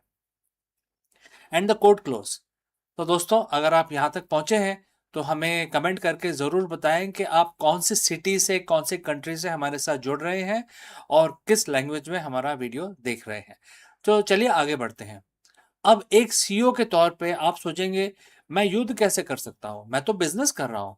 लेकिन जरा रुकिए, आज का बाजार किसी कुरुक्षेत्र से कम नहीं है और यहाँ पे कट थ्रोट कंपटीशन होता है। नैतिकता बनाम मुनाफा और टीम के बजाय टीम को बचाए रखने के लिए जद्दोजहद, क्योंकि टीम आपका कॉम्पिटिटर ले जाएगा। तो यही तो वो युद्ध है जो हमें हर दिन लड़ना होता है। सो इस श्लोक में बोला गया है कि क्षत्रिय अर्थ केवल वो नहीं जो तलवार उठाता है, इसका अर्थ वो है जो व्यक्ति जिम्मेदारी लेने से नहीं डरता। जब गीता में भगवान कृष्ण ने अर्जुन से कहा कि तुम विचलित मत हो, तो वो एक सीईओ को सिखा रहे हैं, एक सीईओ की तरह उनको सिखा रहे हैं और बोल रहे हैं कि आपको विचलित नहीं होना है, कितनी भी बड़ी मार्केट रियलिटी आपके सामने हो। और इन डिसीजन का अंत होना चाहिए। जब कोई बड़ा फैसला लेना हो तो आप स्वधर्म, अपनी, जैसे कि अपनी कंपनी के विजन और मूल्यों को देखें। और अगर फैसला सही है तो परिणाम से मत डरें, डर का त्याग करें, अर्थात कांपना छोड़ें। एक सीईओ को का डर पूरी टीम में फैल जाता है। अगर आप डरे हुए हैं तो आपकी रणनीति भी डरी हुई होगी, क्योंकि न्याय के लिए खड़ा होना है, अक्सर मार्केट में टिके रहने के लिए और अनिकता जिसको अनएथिकल बोलते हैं रास्ते कई दफ़ा अपना लेते हैं कई लोग, क्योंकि खड़ा रहना है और अनएथिकल जो रास्ता होता है वो थोड़ा सा आसान दिखता है। शुरू कहते हैं कि अधर्म के खिलाफ लड़ना आपका धर्म है। यही आपकी स्ट्रैटेजी होनी चाहिए कि आपके मुनाफे से पहले आपकी वैल्यूज़ को आपको सामने रखना होगा। और अब इसको हम लीडरशिप में लगाएँ, तो इसको हम कैसे इम्प्लीमेंट करें? तो यहाँ पे मैं आपको 3 स्टेप बताऊँगा, जिससे आप इसको धीरे-धीरे अपने जीवन में ढाल सकते हैं और अपने डिसीजंस बेटर ले सकते हैं। तो पहला है द पर्पस। पर्पस की परिभाषा करें। जब भी कोई मुश्किल आए, खुद से पूछें, क्या यह फैसला मेरी कंपनी के लिए वैल्यू के अनुरूप है? अगर हाँ, तो पीछे ना हटें, आगे बढ़ें। नंबर 2, कन्विक्शन के साथ लीड करें, क्योंकि आपने पहला पॉइंट आपने देख लिया है। श्लोक कहता है कि न्याय का युद्ध है ये। अगर आपकी रणनीति सही है तो आप पूरी ताकत से आगे बढ़ें। अधूरे मन से लिए गए फैसले हमेशा घाटा देते हैं। नंबर 3, स्टेक होल्डर की सुरक्षा करें। एक योद्धा अपने राज की रक्षा करता है, अपने कर्मचारियों को, इन्वेस्टर जिसको हम निवेशक भी बोलते हैं, ग्राहकों की रक्षा करता है। और जब आप डिफेंसिव नहीं बल्कि वैल्यू ड्रिवन लीडर बनते हैं तो आप अजय हो जाते हैं।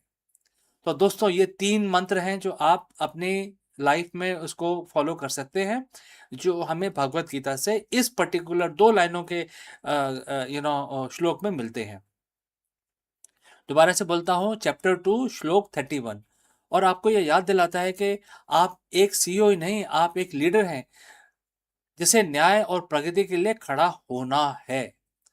आज अपने बोर्ड रूम में जाने से पहले बस ये याद रखें कि जो कंडीशंस हैं वो कितनी भी कठिन हो, अगर आपका धर्म, आपका कर्तव्य और नैतिकता आप के रास्ते पे आप चल रहे हैं तो हारने का कोई सवाल ही नहीं पैदा होता।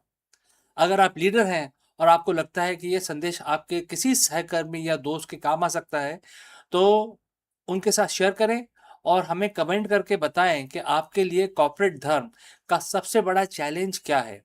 हम उस पर चर्चा करेंगे आने वाले वीडियो में। सब्सक्राइब करना ना भूलें। मिलते हैं जल्दी अगले वीडियो में। तब तक के लिए आपका हम प्रार्थना करेंगे आपका दिन शुभ रहे और आप सक्सेस पाएं। Thank you. नमस्कार। कश्मीर की धरती ने अनेक महान शासकों को जन्म दिया, परंतु उसमें से एक नाम विशेष रूप से इतिहास में चमकता है। कश्मीर की वादियों में जब सत्ता डगमगाने लगी, तब एक महिला ने अपने साहस और बुद्धिमत्ता से इतिहास की दिशा बदल दी। वह थी रानी दिद्दा, विकलांगता के बावजूद अदम्य इच्छा शक्ति वाली शासक, जिन्हें कश्मीर की आयरन वुमेन के नाम से भी जाना जाता है। उनका जीवन की जो कहानी है हमें बताती है कि शक्ति केवल शरीर में नहीं होती, बल्कि मन संकल्प में होती है। दिद्या का शासन का लगभग 22 वर्षों तक चला और उनका जीवन साहस, राजनीति की गहरी समझ और अदम्य इच्छा शक्ति का प्रतीक है। दिद्या का जन्म 1924 ईस्वी में हुआ था। बचपन से ही शारीरिक रूप से कमजोर थी। उनकी एक टांग विकलांग थी, लेकिन इस कमजोरी को उन्होंने कभी अपनी शक्ति पर हावी नहीं होने दिया। उनका मनोबल इतना दृढ़ था कि उन्होंने अपने जीवन को एक चुनौतीपूर्ण किंतु प्रेरणादायक यात्रा बना दिया। वह लोहारा वंश की राजकुमारी थी और कश्मीर के राजा क्षेम गुप्त से उनका विवाह हुआ था। विवाह के बाद वे कश्मीर की रानी बनी। क्षेमगुप्त की मृत्यु के बाद दिद्दा ने शासन की बागडोर अपने हाथों में ली। प्रारंभिक रूप में उन्होंने अपने पुत्र अभिमन्यु के साथ शासन किया। 1975 ईस्वी में पुत्र अभिमन्यु की मृत्यु हो गई और दिद्या ने अपने पोते नरेंद्र गुप्त, त्रिभुवन गुप्त और भीम गुप्त को क्रमशः गद्दी पे बिठाया, परंतु वास्तविक सत्ता उनके हाथ में ही थी। एंड जल्द ही उन्होंने राजनीतिक क्षमता और कठोर निर्णय से इस पूरे क्षेत्र को एक वास्तविक सत्ता का केंद्र बना दिया। दिद्दा का शासन काल लगभग 22 वर्ष तक चला। इस दौरान उन्होंने अनेक षड्यंत्रों विरोधों का सामना किया। दरबार में उनके खिलाफ कई बार विद्रोह हुए, परंतु उन्होंने अपनी चतुराई और कठोर नीतियों को के साथ उन सभी को परास्त किया। कहा जाता है कि उन्होंने अपने विरोधियों को समाप्त करने के लिए कोई भी एक्चुअली संकोच नहीं किया, चाहे वो दरबारी हो या उनके रिश्तेदार। और अगर उनके प्रशासनिक सुधार की बात की जाए तो वो भी काफी बड़े उन्होंने उस समय किए थे, जैसे कि कर व्यवस्था को सुदृढ़ किया और सेना को संगठित किया, सीमाओं की सुरक्षा सुनिश्चित की। और उन्होंने सबसे बड़ी अगर उपलब्धि मानी जाए तो उन्होंने कश्मीर को राजनीतिक अस्थिरता से बाहर निकाला और राज्य को एक मजबूत प्रशासनिक ढांचे में ढाला। उन्होंने ये व्यवस्था को सुदृढ़ किया और कश्मीर की जो सीमाएं हैं उसको भी सुरक्षित किया। दिद्दा का शासन काल अगर कई इतिहासकार बोलते हैं कठोर था, परंतु प्रभावी भी था। उन्होंने ये साबित किया कि एक महिला चाहे शारीरिक रूप से कमजोर ही क्यों ना हो, दृढ़ इच्छा शक्ति, बुद्धिमत्ता से पूरे राज्य को संभाल सकती है। उनके शासन के बाद कश्मीर में लोहारा वंश की नींव और भी मजबूत हो गई।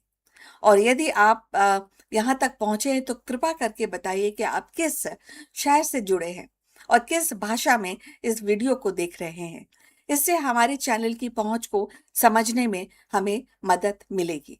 चलिए आगे बढ़ते हैं और इस चर्चा को आगे और बढ़ाते हैं। इतिहासकार जो हैं वो मानते हैं, कई इतिहासकार मानते हैं कि दिद्दा काफी निर्दयी शासक थी। तो कभी वो ये भी बताते हैं कि वो दूरदर्शी नेता भी थी, लेकिन इसमें कोई संदेह नहीं कि दिद्दा ने कश्मीर के इतिहास में अपनी अमिट छाप छोड़ी। उनकी कहानी हमें सिखाती है कि परिस्थितियां चाहे कितनी भी कठोर क्यों ना हो, साहस दृढ़ता से उन्हें बदला जा सकता है। रानी दिद्दा का जीवन हमें यह भी सिखाता है कि शक्ति शारीरिक सामर्थ्य में नहीं बल्कि दृढ़ संकल्प दूरदर्शिता में निहित होती है। विकलांगता के बावजूद उन्होंने कश्मीर की सत्ता संभाली, षड्यंत्रों को परास्त किया और राज्य की स्थिरता बनाए रखी। उनके शासन काल ने यह प्रमाणित किया कि महिला भी कठोर निर्णय लेकर इतिहास की धारा बदल सकती है। अगर देखा जाए तो दिद्दा की कहानी साहस और नेतृत्व की है, जिसने अमिट छाप कश्मीर के इतिहास पर छोड़ी है। कभी कई लोग उनको निर्दयी कहते हैं, कई दूरदर्शी कहते हैं, लेकिन उनकी गाथा हमें ये प्रेरणा देती है कि कठिन परिस्थितियों में भी यदि मनोबल अडिग रहे तो असंभव को भी संभव किया जा सकता है। तो अब हम अपनी चर्चा के अंत तक पहुंच चुके हैं। कृपा करके हमारे चैनल को लाइक और सब्सक्राइब कीजिए और विषय पर अगर आपकी कोई टिप्पणी हो तो उसको भी हमारे साथ साझा कीजिए। अब हम ये समाप्त करते हैं आज की मुलाकात। आपसे फिर बहुत जल्द मुलाकात होगी। तब तक अपना ख्याल रखिए। नमस्कार।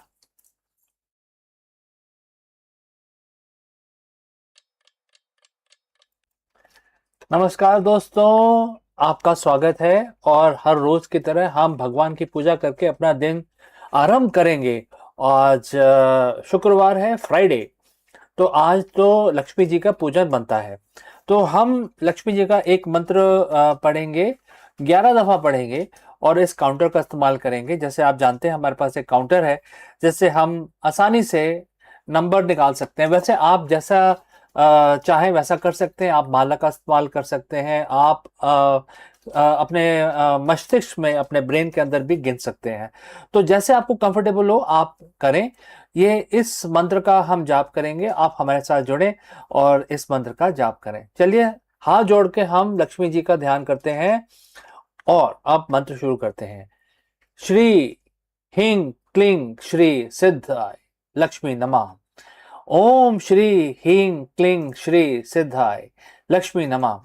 ओम श्री ह्रीं क्लीं श्री सिद्धाय लक्ष्मी नमः। ओम ह्रीं श्रीं क्लीं सिद्धाय लक्ष्मी नमः।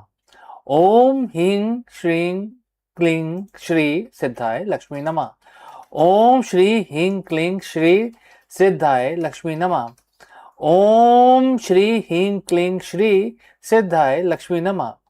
ओम श्री ह्रीं क्लीं श्री सिद्धाय लक्ष्मी नमः। ओम श्री ह्रीं क्लीं श्री सिद्धाय लक्ष्मी नमः। ओम ह्रीं श्रीं क्लीं श्री सिद्धाय लक्ष्मी नमः। ओम श्री ह्रीं क्लीं श्री सिद्धाय लक्ष्मी नमः। ओम ह्रीं श्रीं श्री सिद्धाय लक्ष्मी नमः। तो ओम लक्ष्मी नमः, ओम लक्ष्मी नमः। तो हमारा ये मंत्र समाप्त हुआ और हम अब अपना दिन शुरू कर सकते हैं। तो आपका दिन भी शुभ रहे, मंगलमय रहे, इसी कामना के साथ इस वीडियो को बंद करते हैं।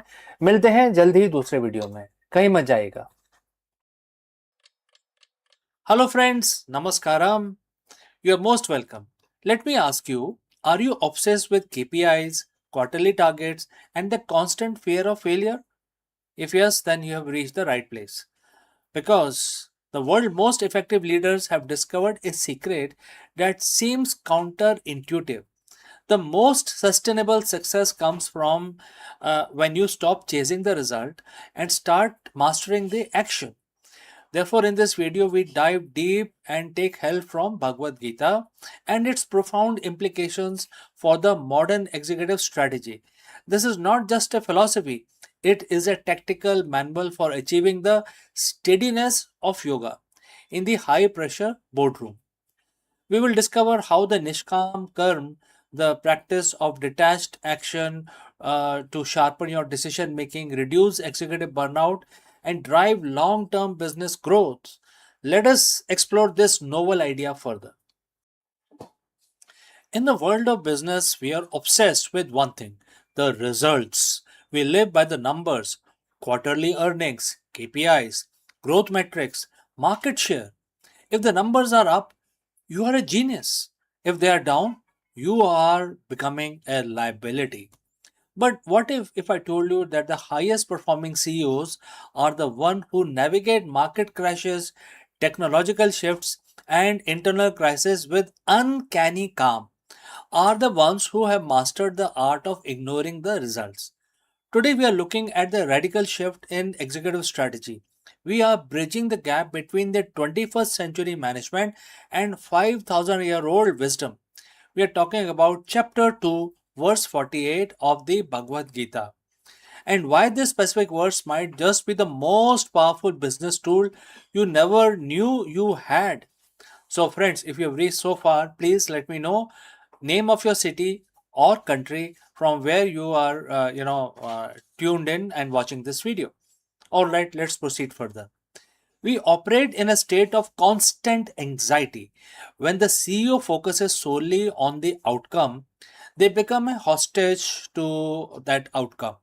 If you are desperate for a specific result, say a certain stock price by Q3, you lose your ability to make rational long term decisions. When the market dips, the result obsessed CEO panics. They slash budgets indiscriminately.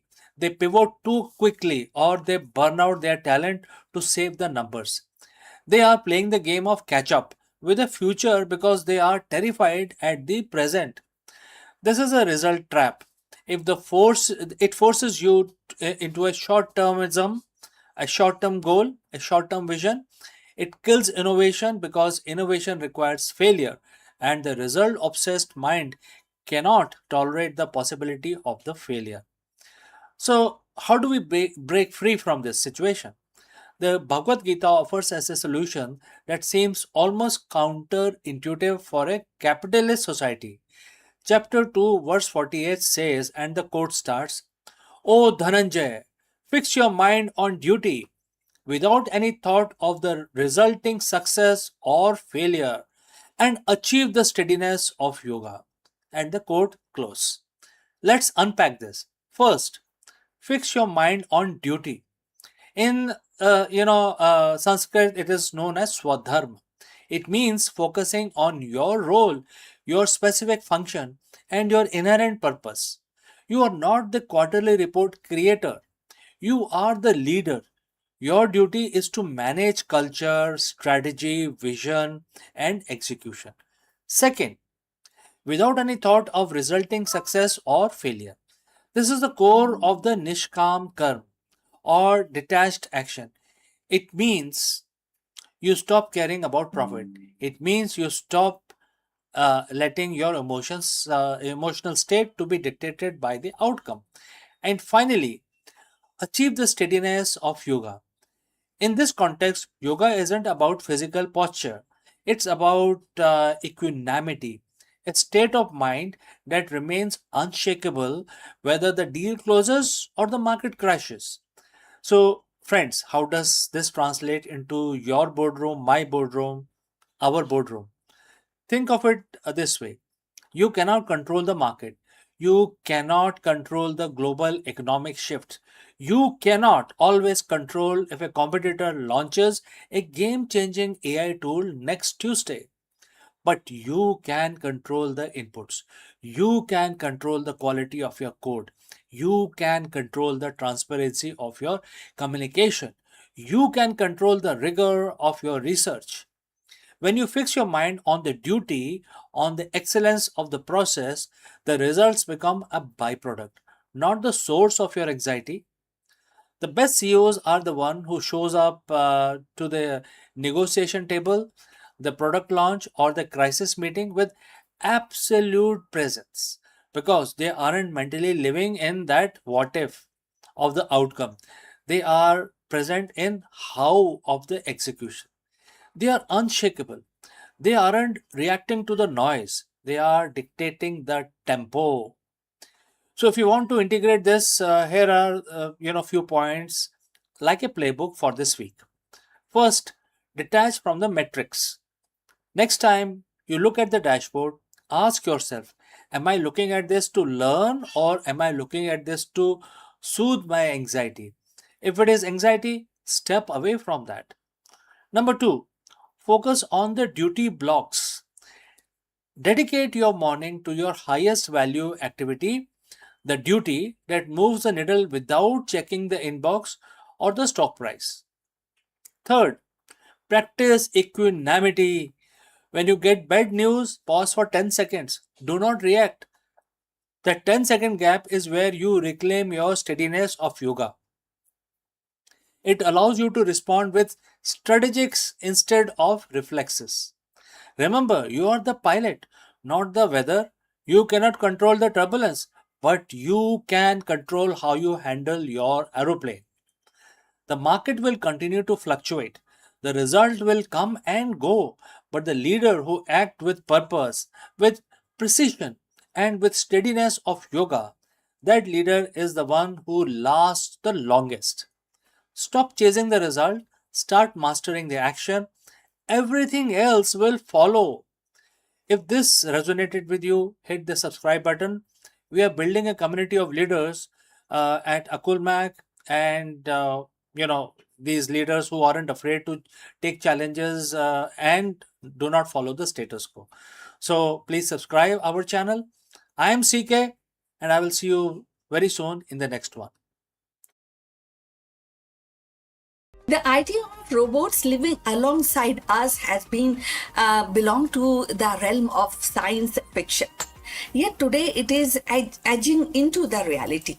With the debut of AI-powered robot designed specially for home use, the boundary between futuristic imagination and everyday life is dissolving. These machines are no longer confined to factory floors or research labs. They are stepping into kitchen, living room, bedroom, promising to transform the domestic routine. The debut of AI robots for domestic use is not just a technological milestone, it is a cultural one also. It sparks curiosity, inspires hope, ignites debate. So, are we welcoming helpful assistants into our lives or surveillance device disguised as a companion? The answer may shape not only the future of our household but also the broader relationship between human and intelligent machine. Artificial intelligence has begun to step out of the research lab and corporate offices into the most intimate of the space, our home. So debut of AI powered domestic robots marks a turning point in consumer technology, one that blends convenience with controversy.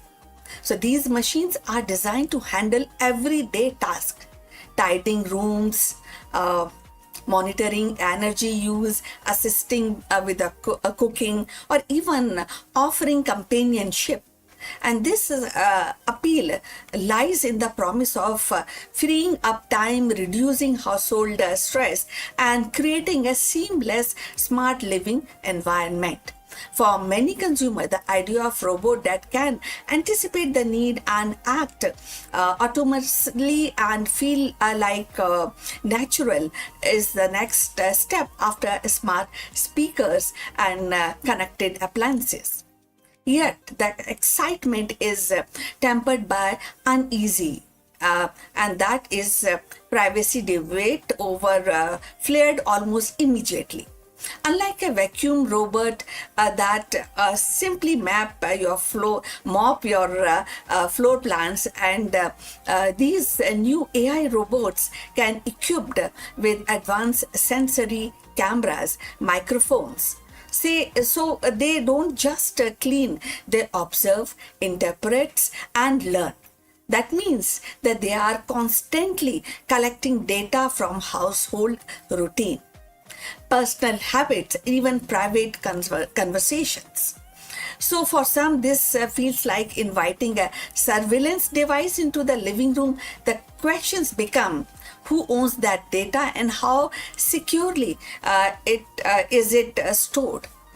So if you have reached this far, please inform us from which city you have tuned in and in which language you are watching this video. This will determine the reach of our channel. So going forward, the consumer interest is undeniable. Early demonstrations have drawn crowds, and pre-orders suggest a strong demand. Families imagine robots that can help elderly relatives, parents, and vision assistants with the childcare. And professionals see value in delegating some routine work. So, but alongside with enthusiasm, the critics warn of the risk of dependency and erosion of boundaries. So, if a robot can recognize emotions, respond to the stress, and adapt to the personal preferences, does it cross into the territories of replacing human interaction? So, and if the companies monetize the insight gathered from these robots, does the home cease to be a private sanctuary?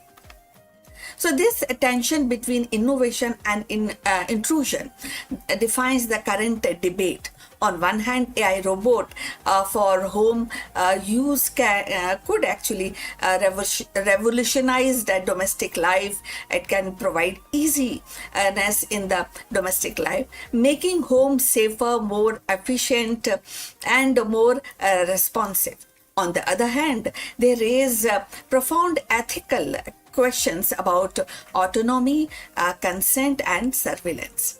The debut of these robots is not just a technological milestone, it is a cultural one too. It actually forces society to grapple with what we value more: convenience or privacy, automation or intimacy. For now, the spotlight remains on consumer curiosity. The allure of futuristic living is strong, and many are eager to experiment. But as adoption spread, the conversation will inevitably shift from novelty to accountability. The home, once the most private space, is becoming the next frontier for AI, and how we navigate this frontier will shape not only our domestic life but also our broader relationship with technology. The arrival of AI robots in our home is more than a technical upgrade. It is definitely, as we are discussing, cultural shift. These machines promise efficiency, they also promise safety, and even the companionship, yet they are that is a challenge of our notion of privacy, intimacy within the household. So, as consumer embrace this, and society must also confront the deeper questions: how much of our personal lives are we willing to share with the machines, and who ultimately control that information? So that is that whether they become a trusted helper or controversial intruders will depend only on the technological itself, but also value we choose to uphold as we invite artificial intelligence into our most private corners of our lives. So we have come to the end. Thanks for watching. Please like and subscribe our channel, and see you in the next one. But before we close this live streaming, few words about our affiliate partner. Stop settling for a good enough video. If your built-in laptop camera looks like a grainy mess, it is time for an upgrade. Want to instantly level up your video presence? I like to present the Lenovo Performance FHD webcam. This is a game changer for your desktop setup. Technically, this is packed. It has a very sensitive RGB sensor, very crisp photographs it takes. Also comes with 2 microphones on board, which helps you to record very clear voice in stereophonic format. And these microphones are very sensitive. You can actually move away from the camera up to 2 meters, and these microphones will pick up your voice without any problem. This is a very strong piece. This is very sturdy. Comes with tripod ready. Comes with a very long leash, so it gives you a lot of flexibility to place the webcam wherever you want to keep in your studio. And also it has a swivel base, which is also very handy. So if you want to basically level up your game and you want to pick up this camera at a discount, please click on the link here or scan the QR code. Now let's get back to our video. Hello friends and namaskaram. In a landmark deal that reshapes the global AI landscape, Meta has officially partnered with Reliance Industries to build its first ever AI-enabled data centers in India. Located in Jamnagar, Gujarat, this 168 megawatt facility is more than just infrastructure. It is a clear signal that India is rapidly becoming the backbone of the next generation of artificial intelligence. Let us explore this further. Hello everyone, my name is CK and welcome back to Akulmach Business. If you have been following the global tech landscape, you know the narrative has shifted. For years, the story of artificial intelligence was written almost exclusively in Silicon Valley. But today, the center of gravity is moving. Just day before yesterday, on June 10th, 2026, we saw a watershed movement. Meta has officially announced its first build-to-suit AI data center in India, located in Jamnagar, Gujarat, in partnership with Reliance Industries. We are talking about massive 168 megawatt facility that will eventually power some of the most advanced AI workloads on this planet. So friends, if you have reached this far, please inform us from which city you have tuned in and which language you are watching this video. This will help us determine the reach of our channel. Alright. But why India? Why is a global giant like Meta pouring such massive capital into our backyard? Today, we are going to peel back the layers of this strategy. This isn't just about servers, it's about the intelligence era. Let's look at the logistics. Why Jamnagar? Reliance isn't building a warehouse, because usually all the big business of Reliance, which are bulk in nature, are all located in Jamnagar. So they are building a hyperscale campus. This facility isn't just powered by the grid, it is designed for sustainability using renewable energy and desalinated seawater for cooling. Meta is covering the cost to ensure this just isn't just big, it is efficient. And look at the geography. Jamnagar sits right next to the key undersea cable landing station. Meta is connecting this facility to Project Waterworth, the world's longest subsea cable system. This allows them to tie India's digital infrastructure directly to their global nervous system. For Meta, India isn't just a market of 1.4 billion people anymore. It is becoming a compute hub. They are betting that India's infrastructure can handle the most complex AI reasoning models, and they are backing it with over a gigawatt of renewable energy agreement with partners like CleanMax. Think back to 2016. The conversation in India was about the cost of the data. We led a revolution that made the internet accessible for everyone. Mukesh Ambani said recently, India cannot afford to rent intelligence. Therefore, we will have to reduce the cost of intelligence as dramatically as we did with the cost of data. And that is the mission. Meta's partnership with Reliance and their joint venture in artificial intelligence is aimed at democratizing high-end AI tools. And what is that we are talking about here? We're talking about starting with business agents, automating customer services across WhatsApp, Messenger, Instagram for millions of small businesses. Number two, creator assistant, giving the massive Indian creator economy the tools to analyze performance and generate content in real time. Meta is betting that if they provide the tool for intelligence, the Indian market will build the solution on top of it. So why are they doing this now? Because the data is undeniably very important. A recent BCG report shows that India leads the world in workplace AI adoption. 97% of the Indian managers are using AI regularly. We aren't just consumers of technology, we are at its most enthusiastic implementers.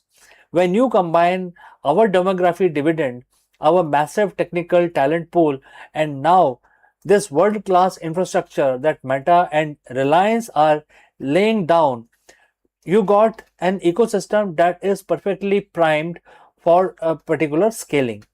A global giant realized that if they want to win in AI, they don't just need to sell to India, they need to build in India. So, what does this mean for people like you and me? For the developers, for the business owners, and for the students watching this channel? It means the barriers to entry for AI innovation is collapsing. With the level of infrastructure, India is transitioning from service provider to global hub for AI driven transformation. We are no longer just outsourcing work, we are insourcing the intelligence revolution. As we see these data centers come online over the next 2 years, keep a close eye on the applications being built here. We are entering an era where your local business, your education system, your career will be powered by compute capacity that was previously unimaginable. So friends, once again, my name is CK and this is Akulmach Business. If you found this deep dive valuable, hit that like button, subscribe subscribe to the channel, and let me know in the comments, do you think India will become the #1 global destination for AI development by 2030? Let us discuss it more, and I await your messages and opinions. See you in the next one.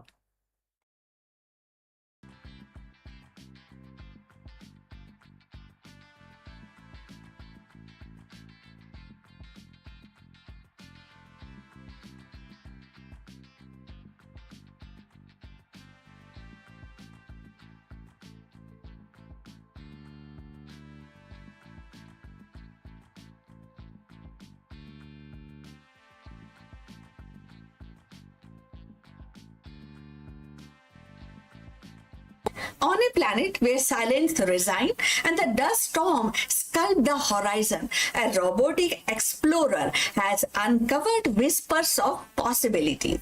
NASA's Curiosity rover has detected 7 distinct organic molecules, the richest chemical treasure yet found on Mars. Each molecule is a clue, a fragment of story billions of years old, hinting that Red Planet may once have been more than a barren rock. In Gale craters, ancient soil, chemistry speaks, and the echoes sound strikingly like a prelude of life. So let's find out more about this.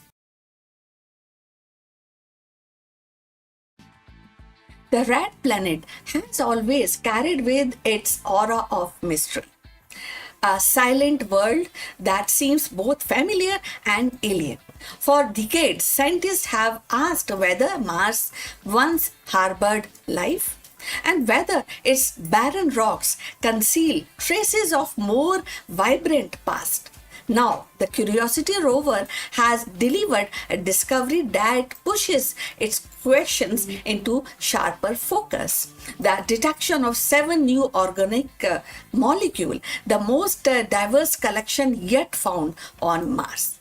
Organic molecules are the building block of life as we know it. They are not the proof of life in themselves, but they are the chemical kind of hand-holding upon which biology is built.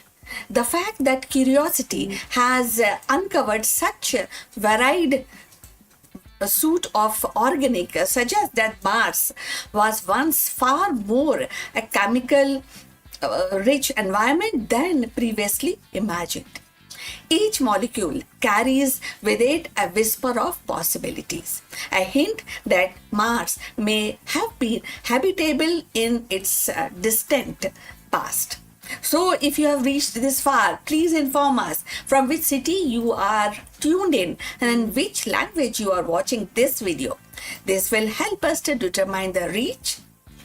And moving forward on this interesting topic, so the rover's instruments, particularly sample analysis at Mars, SAM, suit have been strikingly actually collecting the data, and it also actually painstakingly analyzing soil and rock sample from Gale crater.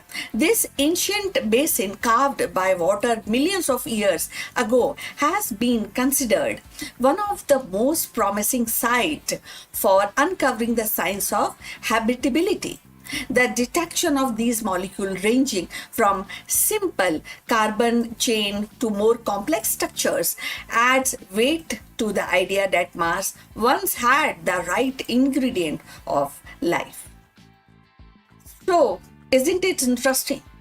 So, what makes this discovery remarkable is not just the presence of organics, but their diversity.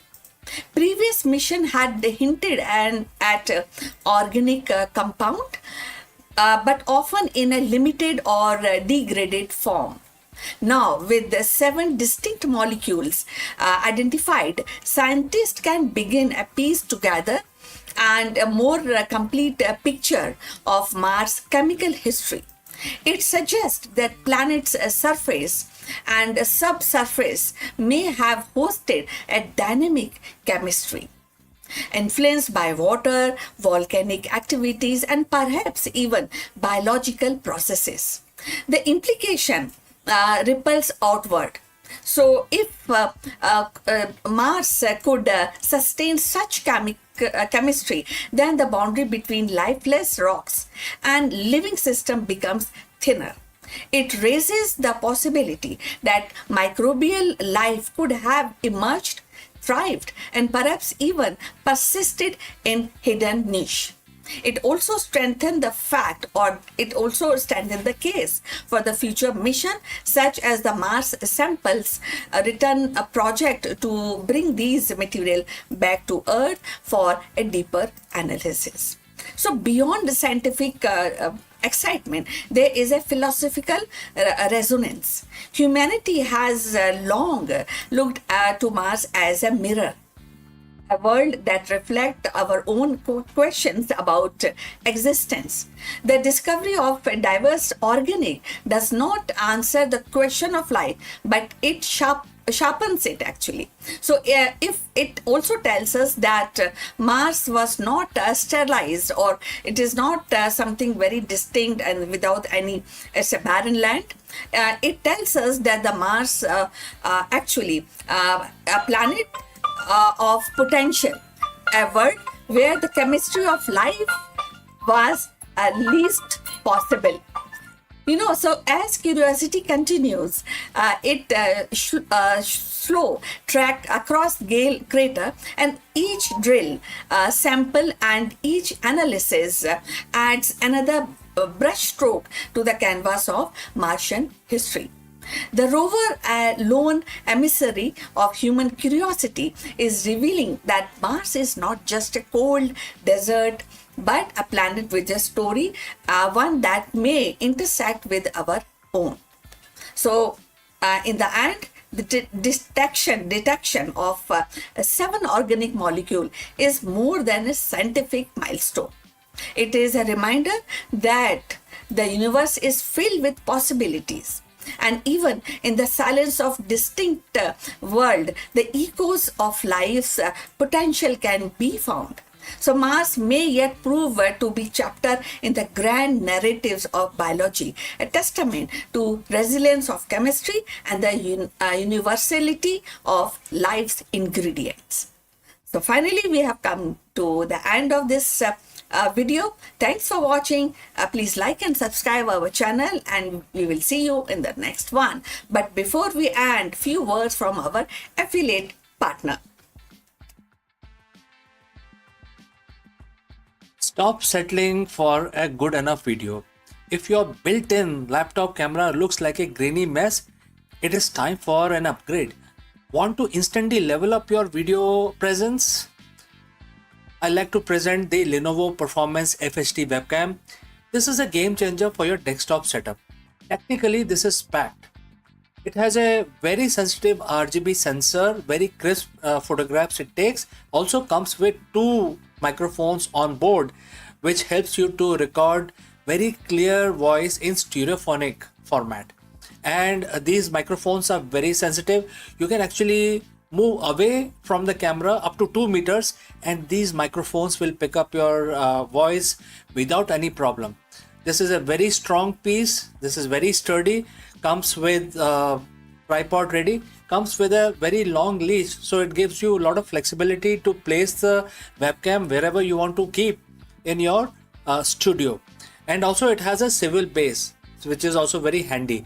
So if you want to basically level up your game and you want to pick up this camera at a discount, please click on the link here or scan the QR code. Now let's get back to our video.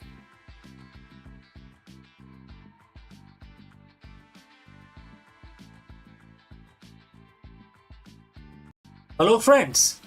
All of us sometimes get this feeling that our technical expertise or our hustle hold us back from our true potential for the true leadership. Everybody gets this kind of a feeling. Therefore, we dive deep into the most powerful leadership secrets from Bhagavad Gita. In a verse where Lord Krishna, Bhagwan Krishna tells Arjun, "O Arjun, be a yogi."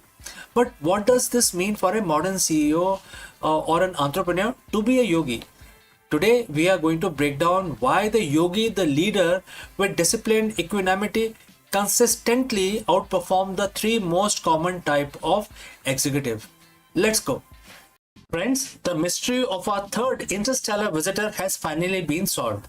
In this video, we dive into the groundbreaking discovery of 3i Atlas and the incredible journey astronomers took to trace its path back to its source. For years, we wondered where this high-speed wanderer originated, but the answer is more chilling than we ever imagined. While Oumuamua and Borisov gave us the glimpse into the other star systems, 3i Atlas is different. New data reveals it was born in an environment of absolute extremes and extreme cold galactical origins that challenges everything we know about how comets and the planetary system forms. Let us explore this further. In the vast silence of ocean of the cosmos, things usually stay in their place. Stars keep their clusters, planets follow their tracks, but every once in a while, a ghost appears, a wanderer. In 2017, we saw Oumuamua, a bizarre cigar-shaped shard that defied explanation. In 2019, we saw 2I Borisov, a rogue comet that looked familiar but felt alien. But now in 2026, we have the third visitor, which is 3i Atlas. In fact, 2025, but we are still tracking in 2026. When it first appeared in 2025, July 1st, we knew it was fast. We knew it was big. But as it sped past our sun and began its long journey back into the void, it left us a parting gift, a chemical fingerprint. For months, the world's most powerful telescopes from Alama Array in high desert of Chile or the James Webb Space Telescope have been staring at this frozen traveler. And the data just came back, and we are now finally, we know where the 3i Atlas came from. And this truth is, it is colder than anything we have ever imagined. Alright, so friends, if you have reached this far, please inform us from which city you have tuned in and in which language you are watching this video. This will help us determine the reach of our channel. Alright, let's proceed further. To understand why 3i Atlas is so terrifying, we have to look at what it is. Astronomer calls it an interstellar object. It wasn't born in our solar system. It didn't form near Jupiter or just in the Oort cloud.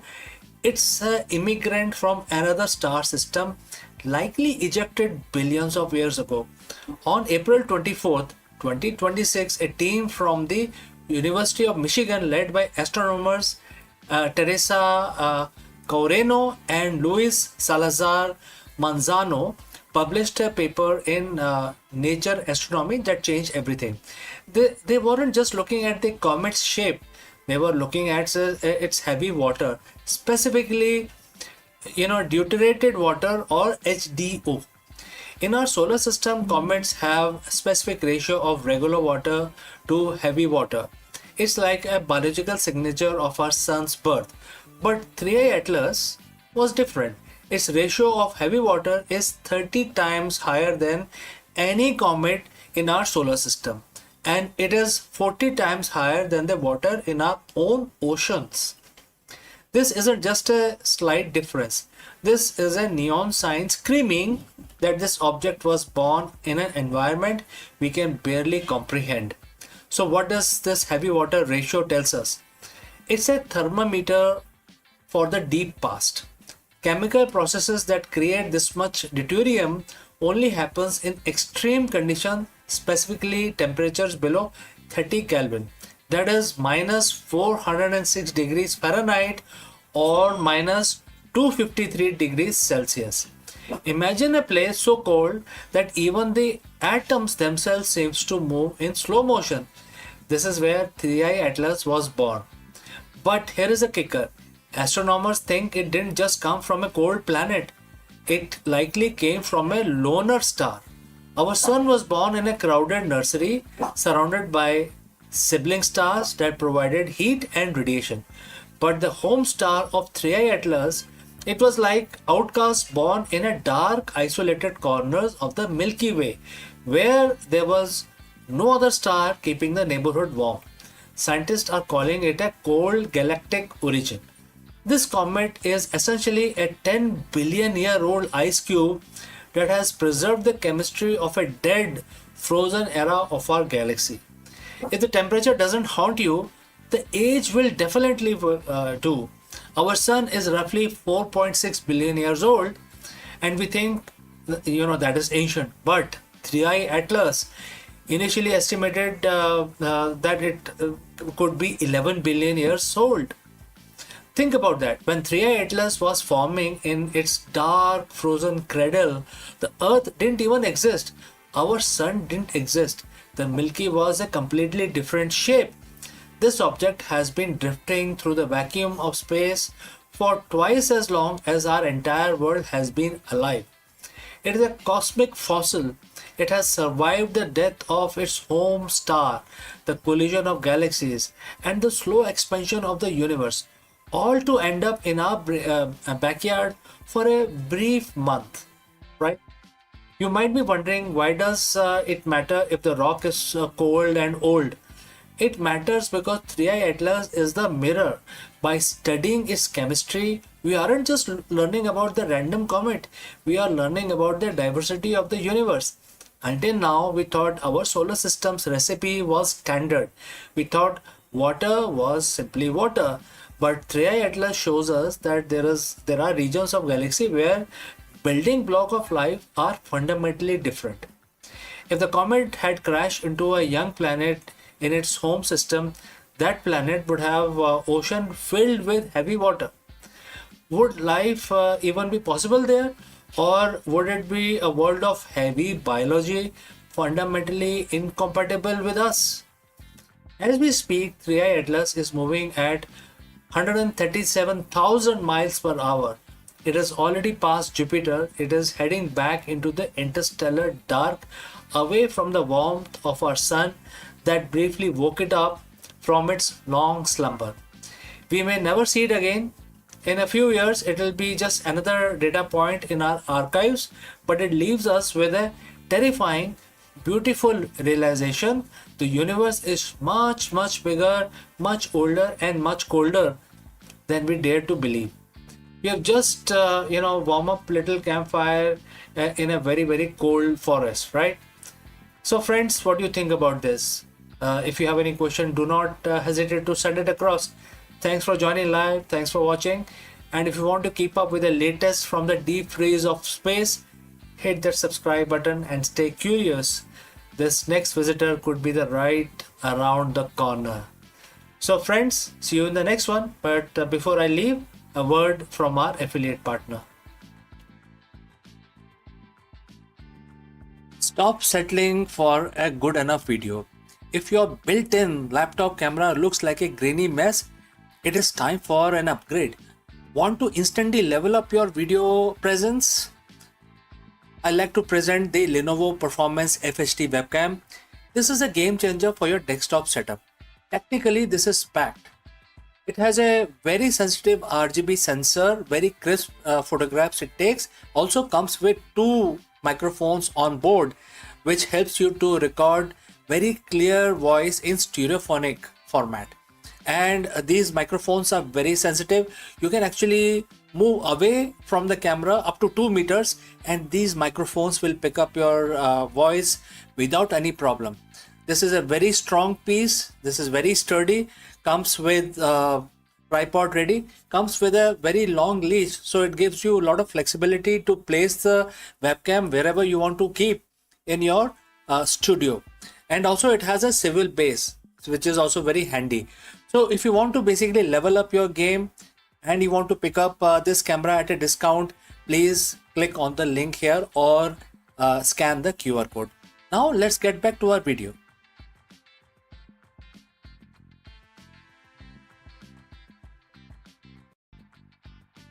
Stop! Before you hit the delete channel button or give up on your next upload, you need to watch this. Most creators quit YouTube exactly 3 feet from the gold. They see flat lines in their analytics and assume they are failing. But in reality, they are simply in a ghost phase, the period where the algorithm tests your consistency and your skills are being sharpened for the big break. In this video, we dive deep into the psychology of the content creation and why 0 views might actually be your biggest competitive advantage. How? Let us discuss this further.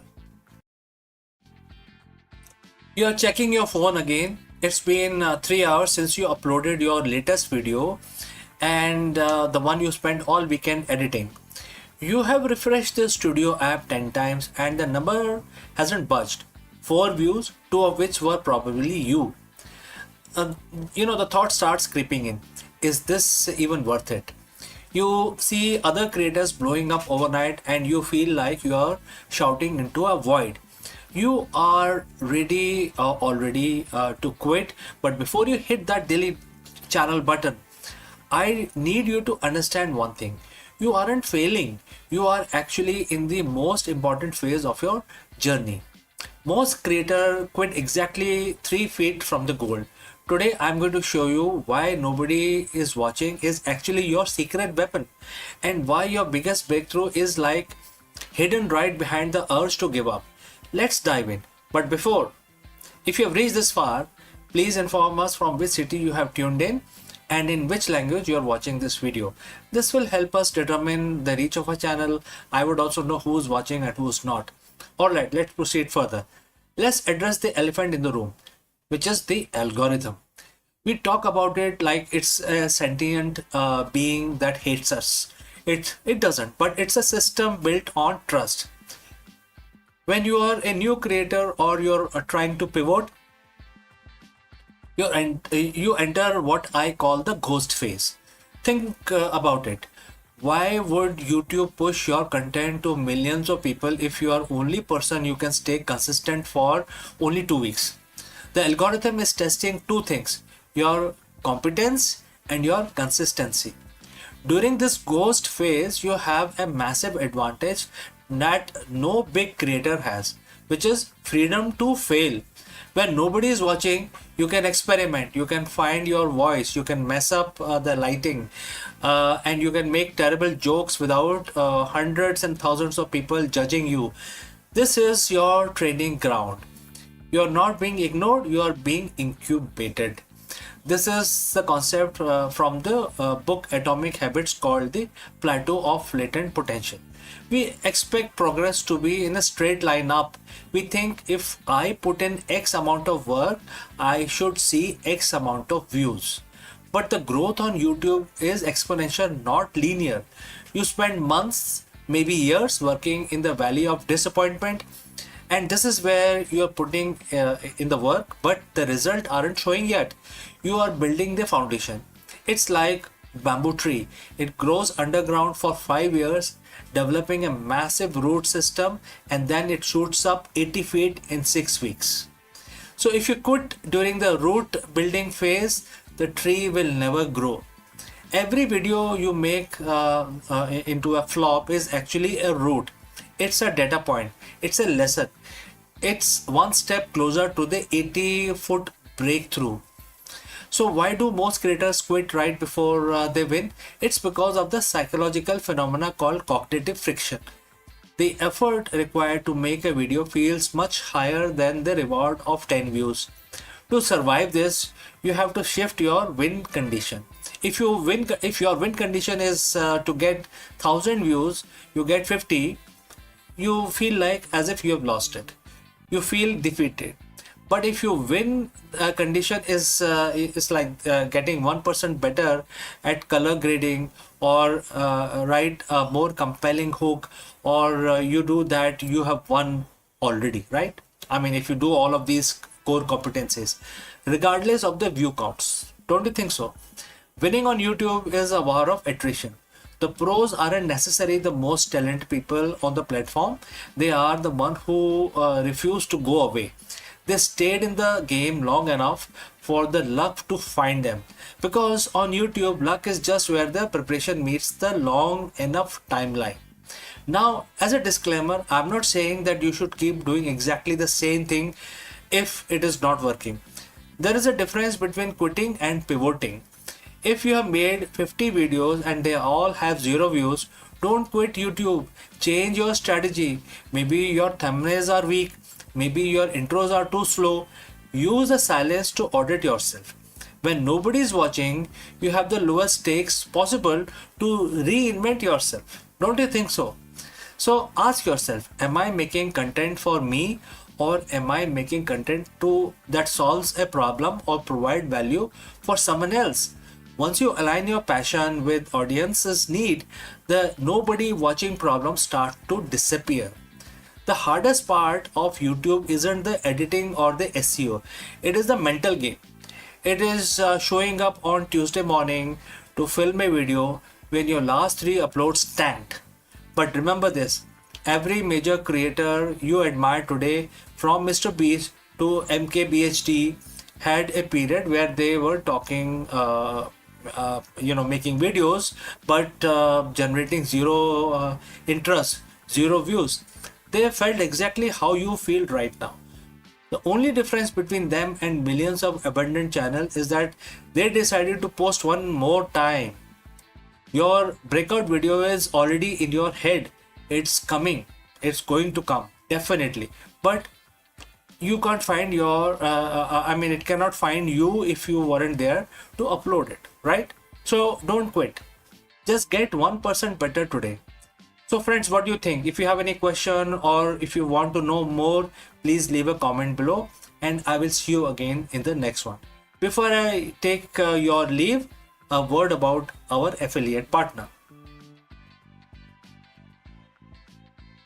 Stop settling for a good enough video. If your built-in laptop camera looks like a grainy mess, it is time for an upgrade. Want to instantly level up your video presence?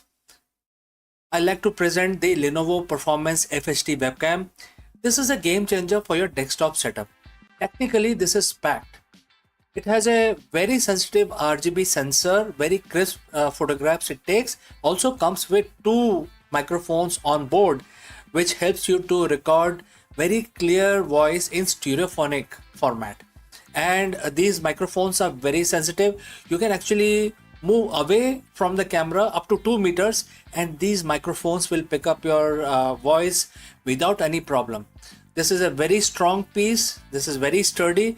Comes with tripod ready. Comes with a very long leash, so it gives you a lot of flexibility to place the webcam wherever you want to keep in your studio.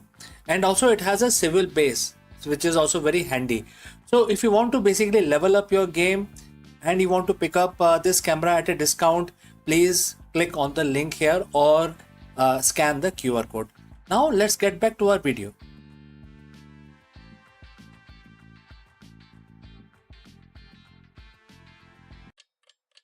Hello friends, Namaskaram. Let me ask you, what if our cosmic backyard is far more crowded than we ever imagined? For years, the astronomers have mapped the nearby universe, but the new cutting edge simulation suggests we have been missing something massive, a hidden population of ghost galaxies that simply don't shine.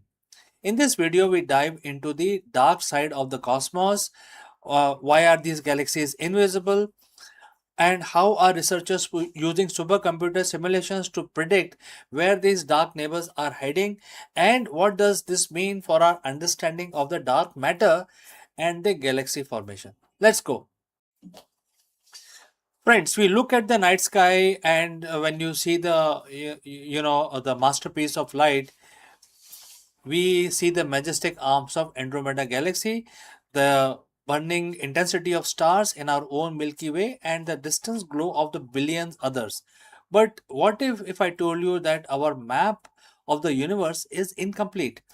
Today, we aren't talking about the bright, flashy giants of the cosmos. We are talking about the ghost galaxies, a hidden population of worlds that are lurking right in our own cosmic backyard, yet they remain almost entirely invisible to our most powerful telescopes.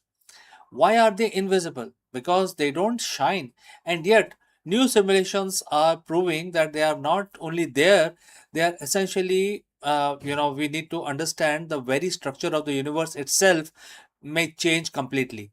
Let's dive into this invisible. But before that, friends, if you have reached so far, please let us know from which city you have tuned in into this video.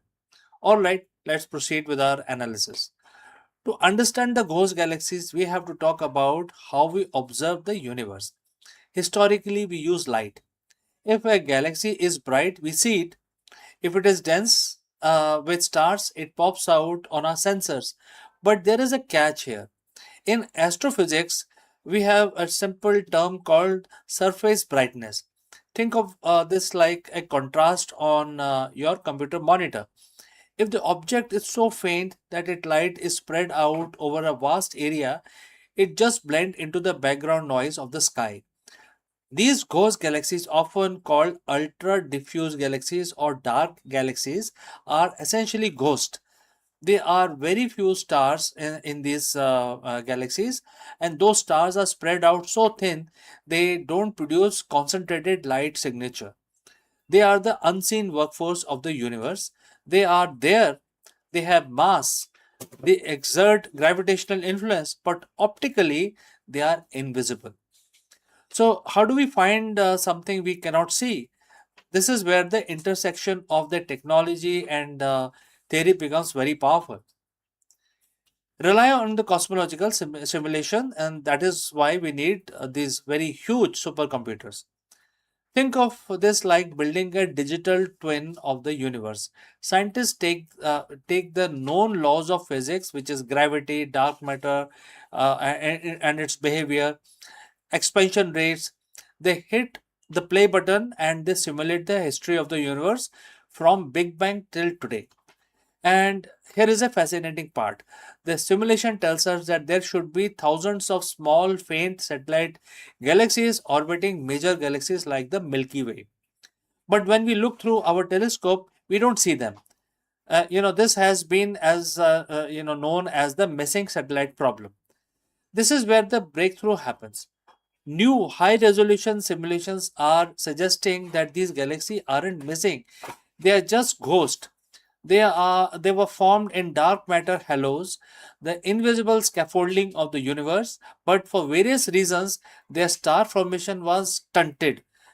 They are the corporate startup of the universe that never quite scaled up to become an enterprise. They are there, held together by dark matter, just waiting for better technology to reveal them.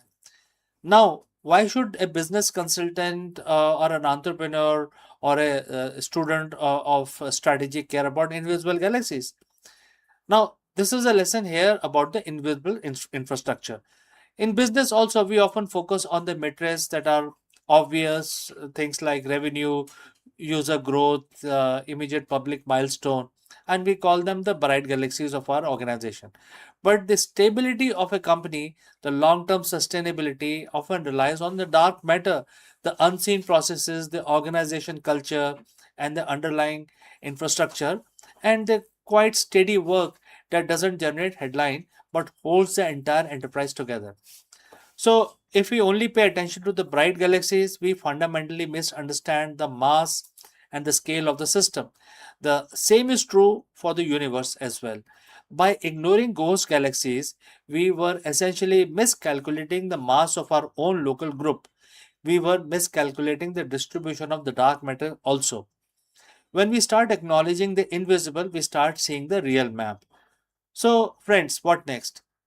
We are entering a new era of ghost hunting with the sensitivity of James Webb Space Telescope and the upcoming missions like the Roman Space Telescope. We are finally getting the resolution required to see the unseeable. We aren't just looking for the bright light anymore. We are looking for the subtle gravitational ripple and the faint, diffuse glimmers that betray the presence of these hidden worlds. We are on the verge of mapping our cosmic neighborhood with level of precision that humanity has never achieved before. We are moving from a universe of what we see to universe of what we understand. The universe is far more crowded, more complex, more mysterious when it looks than it looks in the first glance, and perhaps that is the most exciting part. So, friends, what do you think? Are we on the verge of discovering that our local group is twice as populated as we thought previously? And what other invisible phenomena are shaping our reality without us even knowing it? Let me know your thoughts in the comments below. And if you enjoyed this journey into the invisible, don't forget to like and share, subscribe Akulmach channel for more deep dives into space technology and strategy. I am CK, and I will see you again very soon in the next one. In 2026, as humanity navigates in an era defined by artificial intelligence, quantum computing, and digital economics, it is striking to realize that most advanced systems will rest upon the foundation laid nearly 1400 years ago by Brahmagupta. His recognition of zero as a number, his rules for negative values, his algebraic formulations are not a relic of antiquity, but living principle embedded in every algorithm, blockchain, and ledger and machine learning model today. When we speak of data science and or when we speak of coding language that drives modern innovations, we are echoing Brahmagupta's vision of mathematics as a universal language, now capable of describing both void and infinite. So, in the world where the billions of calculations occur every second, Brahmagupta's insight actually reminds us that the progress is always built upon the courage of pioneers who dare to redefine the possible.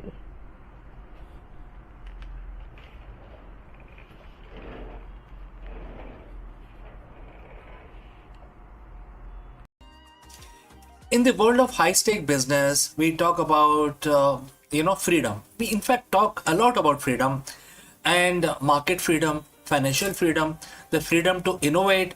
But for the modern CEO, the reality is often opposite. You are tethered to the stock ticker, bound by the expectations of the board, and often a prisoner to your own decision making loop. We call this the invisible ceiling, the point where your intelligence and hard work cannot take you any further because your mind is too cluttered with the noise of the trade. But what if there was a way to achieve a state of strategic liberation, a state where you operate with absolute clarity, where your decisions are not reactive but visionary? Over 7,000 years ago, a roadmap for this exact state was laid out in a dialogue on a battlefield. Today we are looking at Bhagavad Gita chapter 5 verse 17. It's not just a spiritual mantra, it is the ultimate executive manual for the 21st century.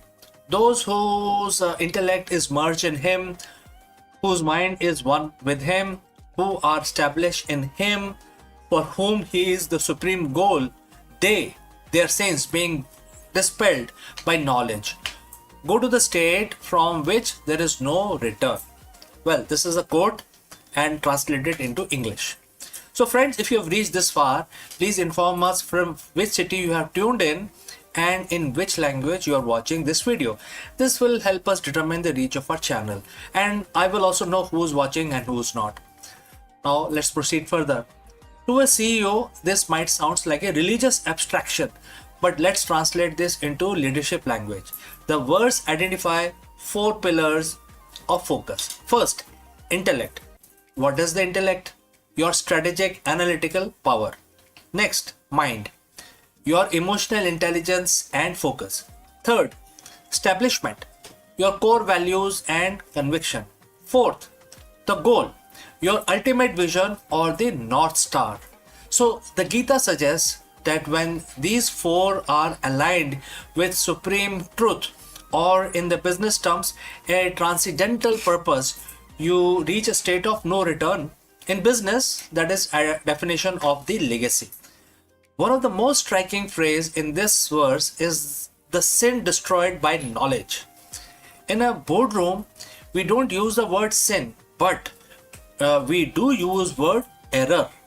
In this context, sin refers to the mental impurities that could cloud judgment. Ego, attachment to a specific outcome, fear of failure, cognitive biases, etc. Think of these as the cognitive debt. Every time you make a decision based on your ego rather than data point, you base on how we have always done it rather than the truth. You accrue debt. This debt slows your company down and it creates a friction. So the Gita says this debt is destroyed by knowledge, not just information. We have plenty of that, but realized knowledge is missing here. This is the ability to see the market, your competitor, your own team exactly as they are, without distorting the lens of your own desires or fears. When knowledge destroys error, liberation begins. The verse ends with bold promise, the path of liberation where there is no rebirth. The spiritual terms, this is the moksha. In the boardroom, this is the high performance flow state. No rebirth means you stop repeating the same mistake. Have you ever noticed that how some company seems to hit the same wall every 5 years? The same culture issues, the same product, market fit struggles, the same leadership turnover, and that is a cycle of rebirth in business. The strategic liberation means moving past those cycles. It means your leadership has evolved to a point where you are no longer a manager of crisis, but a creator of realities. You have reached a level of clarity where you don't have to go back to the old ways of struggling. You are no longer reacting to the waves. You are the ocean yourself. So how does you apply Gita 5.17 on a Tuesday morning before a merger or a product launch? I have few tips for you. First, fix the intellect. Start your day by detaching from the outcome. Focus entirely on the integrity of the strategy. Next, dissolve your ego. Ask yourself, am I making this choice to be right or to be effective? If it is to be right, that's the sin. And the verse mentions this very clearly. Let knowledge dissolve it. Right? Next is establish the North Star. Ensure your supreme goal isn't just this quarter's earning, but a purpose that provides value to the world. When your goal is supreme, your stamina becomes infinite. True leadership isn't about control, it's about alignment. Chapter 5, verse 17 of Bhagavad Gita teaches us that when our intellect, mind, and faith are fixed on a truth higher than our own, we become liberated from the friction of the corporate world. We move beyond the boardroom. We stop being driven by the fear of loss and start being pulled by the power of vision. This is the strategic liberation. That is the path of the sage leader. The question isn't whether you can afford to learn these lessons. The question is, can you afford the rebirth of your past mistakes, and what happens if you don't? My name is CK, and this has been a look into the timeless wisdom of Gita for the modern executive. Thanks for joining live. Thanks for listening. Before we move on to the next video, a few words about our affiliate partner. Stop settling for a good enough video. If your built-in laptop camera looks like a grainy mess, it is time for an upgrade. Want to instantly level up your video presence? I like to present the Lenovo Performance FHD webcam. This is a game changer for your desktop setup. Technically, this is packed. It has a very sensitive RGB sensor, very crisp photographs it takes. Also comes with 2 microphones on board, which helps you to record very clear voice in stereophonic format. And these microphones are very sensitive. You can actually move away from the camera up to 2 meters and these microphones will pick up your voice without any problem. This is a very strong piece. This is very sturdy. Comes with tripod ready. Comes with a very long leash, so it gives you a lot of flexibility to place the webcam wherever you want to keep in your studio. And also it has a swivel base, which is also very handy. So if you want to basically level up your game and you want to pick up this camera at a discount, please click on the link here or scan the QR code. Now let's get back to our video.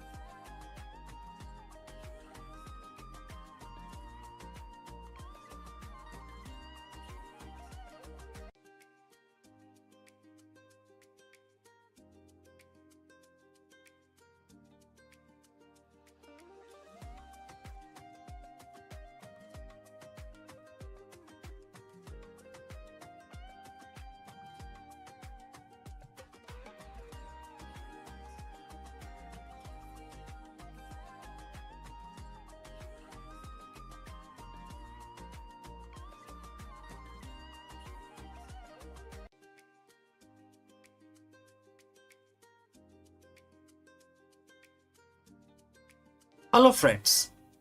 Can ancient wisdom solve the modern leadership crisis? In this executive training session, we dive deep into the Bhagavad Gita to explore the concept of transcendent leadership. The true leadership excellence isn't just about strategy, it's about being. Learn how to cultivate the vision of equality, a state of equanimity where decisions are made free from personal bias, ego, and favoritism. By mastering the divine impartiality, C-suite leaders can conquer the cycle of reactive management and establish a culture of trust, innovation, and sustainable success. Let us explore this further. In the modern C-suite, we are taught to be decisive. We are taught to be analytical. But how often are we taught to be equal? Every day you face a storm of preferences. You have favorite projects, difficult stakeholders, and team members who either mirror your energy or drain it. This is the cycle of the corporate life. The constant swing between liking and disliking, winning and losing. But what if there are a third way?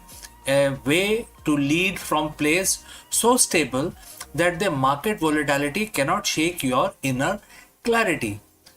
7,000 years ago, Bhagavad Gita identified this state in chapter 5, verse 19, and it says, quote starts, even here in this world, they have conquered creation.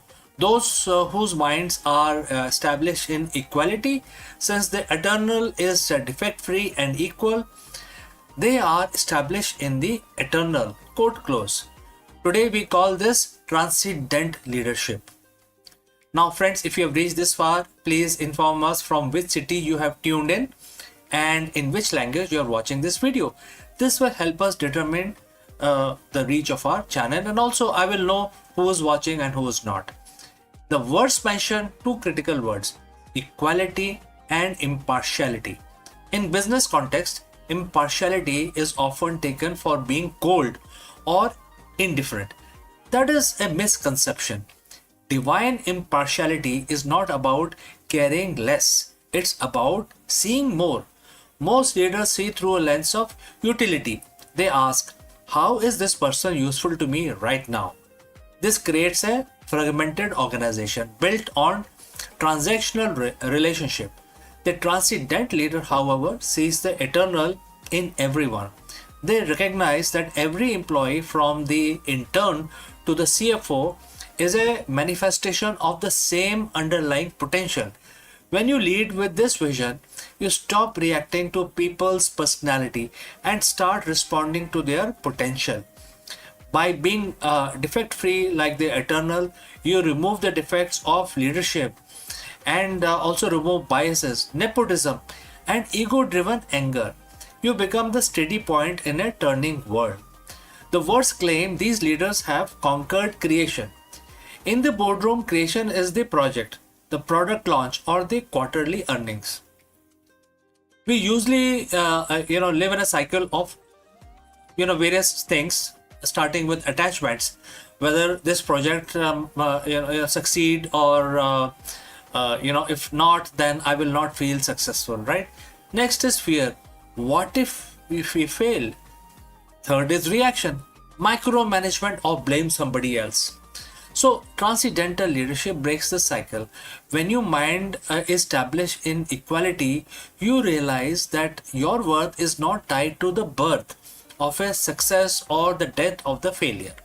Think about most respected leaders that you know, right? They are the ones who stay calm when the stock price drops and stay humble when it soars. They conquered their emotional cycles of the workplace.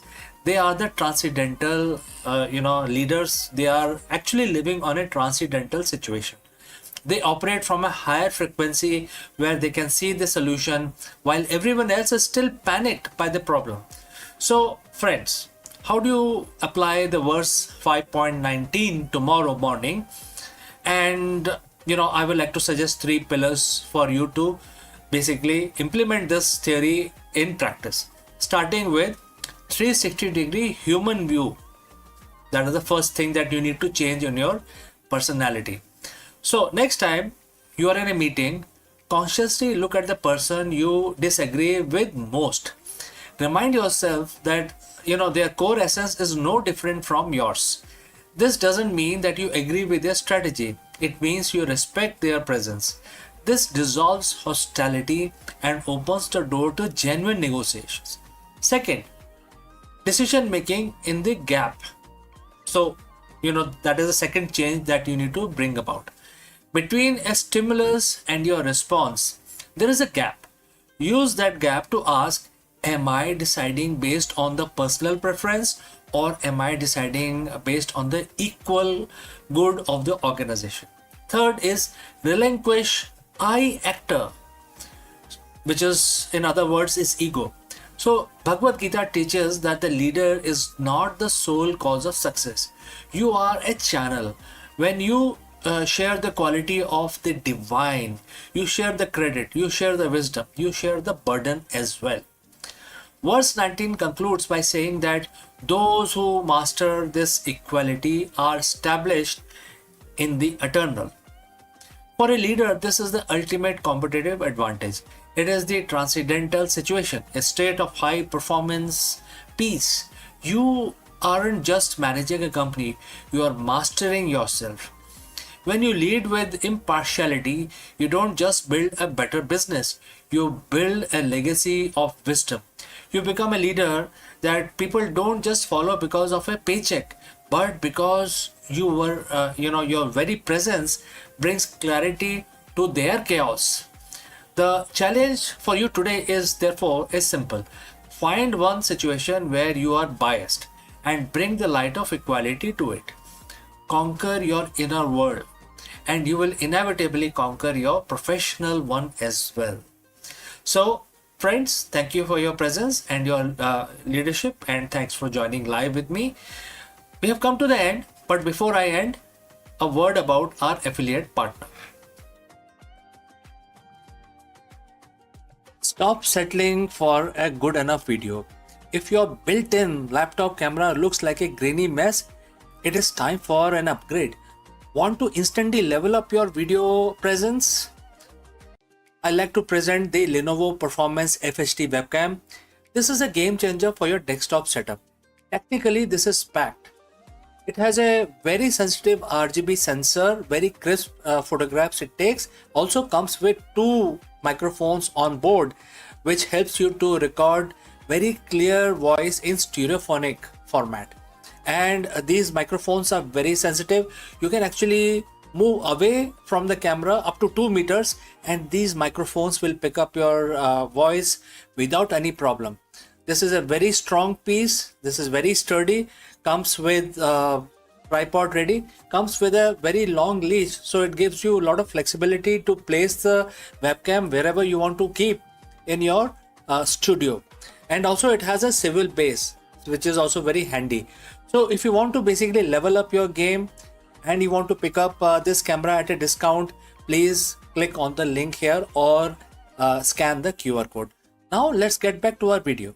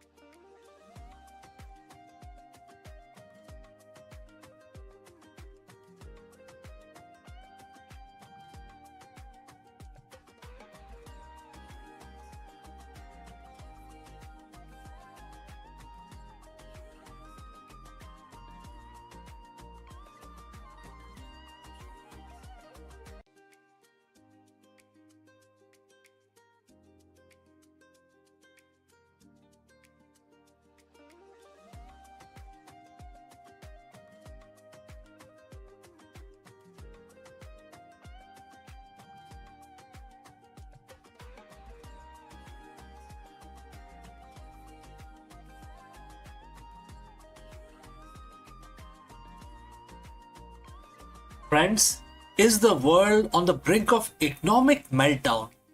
In this video, we break down the explosive news as President Trump announces a staggering 50% tariff on Chinese imports.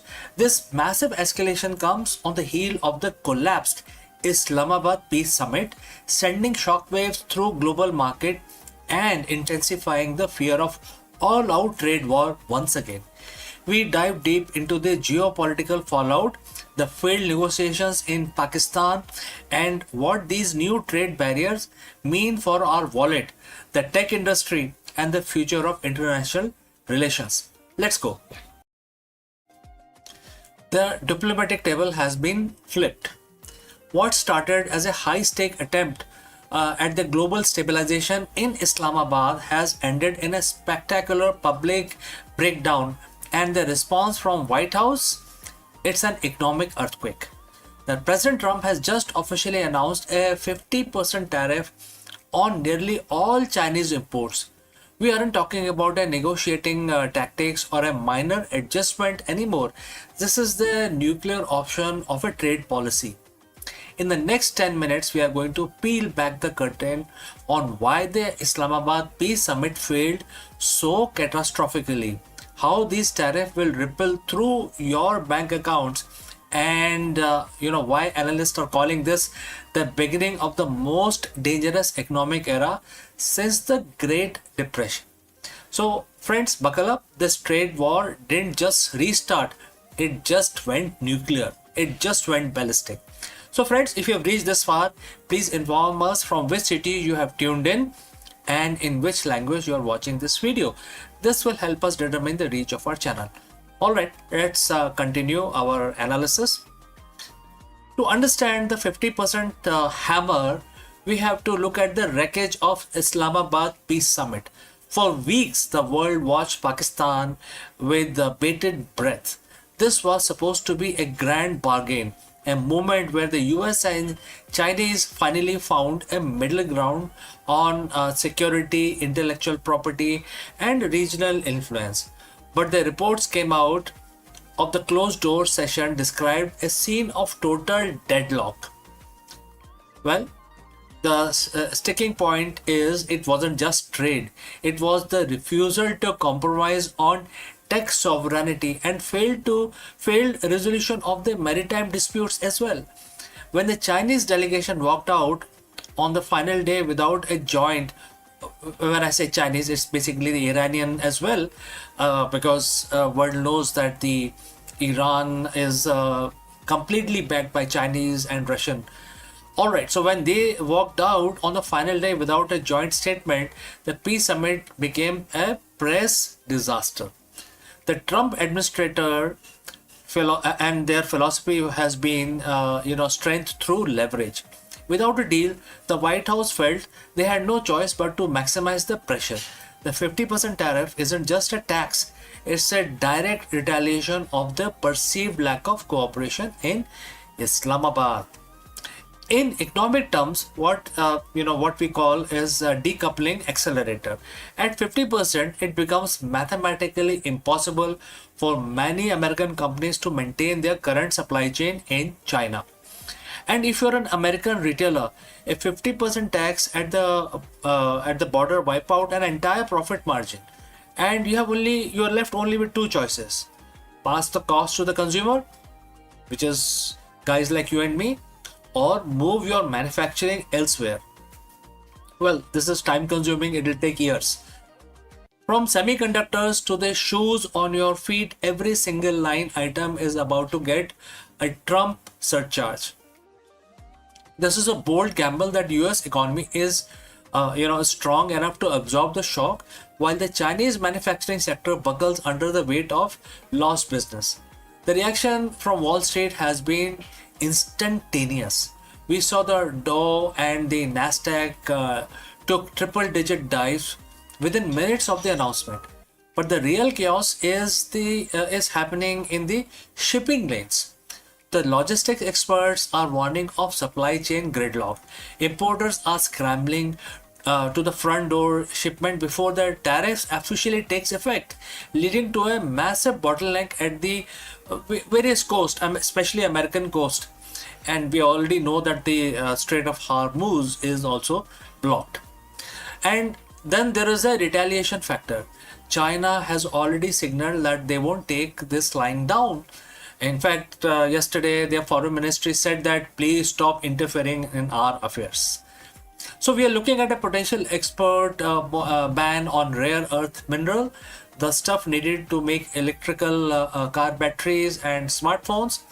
And if the US tax Chinese goods, then China cut off the raw material to make those goods elsewhere. We aren't just looking at the higher prices, we are looking at the scarcity. So is there anyone winning here? So in the short term, domestic manufacturers in the US might see a surge in demand as the foreign competition becomes too expensive. Countries like Vietnam, Mexico, and India are also positioning themselves to catch the overflow as companies flee the Chinese market. But for the average consumer, the winner column is looking pretty thin. Economists warn that this could be a reignite of the inflation, just as we thought we had it under control.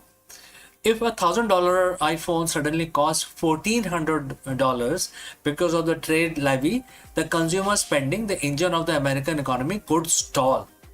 So let's discuss pros and cons. What are the pros? Reshoring of the jobs, increased leverage in future deals, reduced dependency on rival. And what are the cons? Higher inflation, stock market volatility, and strained relation with allies who are caught up in different crossfires across the world. So where do we go from here? The 50% tariff is more than just a policy. It's a line in the sand. It signals that the era of globalism at any cost is officially over. We are moving into a bipolar world where you are either in the Western trade bloc or you are not, or you're out basically. The big question remains, will China blink? Or will this trade war escalate into a full-blown economic Cold War that lasts for generations? One thing is certain, the failure in Islamabad wasn't the end of the story. It was the prologue to a much more intense chapter in global history. So friends, I want to hear from you. Do you think 50% tariff is the right move to protect the American interest? Or is it the risk of a global recession too high? Drop your thoughts in the comments, and after receiving your comments, I will basically start making more analysis in future on the same subject. Don't forget to hit the subscribe button and the bell icon. We are going to be tracking this market reaction throughout the week and keep bringing the analysis to you. Thanks for watching. I am CK and I will catch you again in the next one. Before I leave this section, a word about our affiliate partner. Stop settling for a good enough video. If your built-in laptop camera looks like a grainy mess, it is time for an upgrade. Want to instantly level up your video presence? I like to present the Lenovo Performance FHD webcam. This is a game changer for your desktop setup. Technically, this is packed.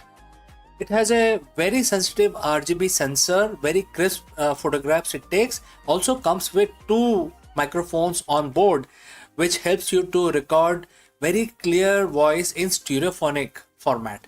And these microphones are very sensitive. You can actually move away from the camera up to 2 meters and these microphones will pick up your voice without any problem. This is a very strong piece. This is very sturdy. Comes with tripod ready. Comes with a very long leash, so it gives you a lot of flexibility to place the webcam wherever you want to keep in your studio. And also it has a swivel base, which is also very handy. So if you want to basically level up your game and you want to pick up this camera at a discount, please click on the link here or scan the QR code. Now let's get back to our video.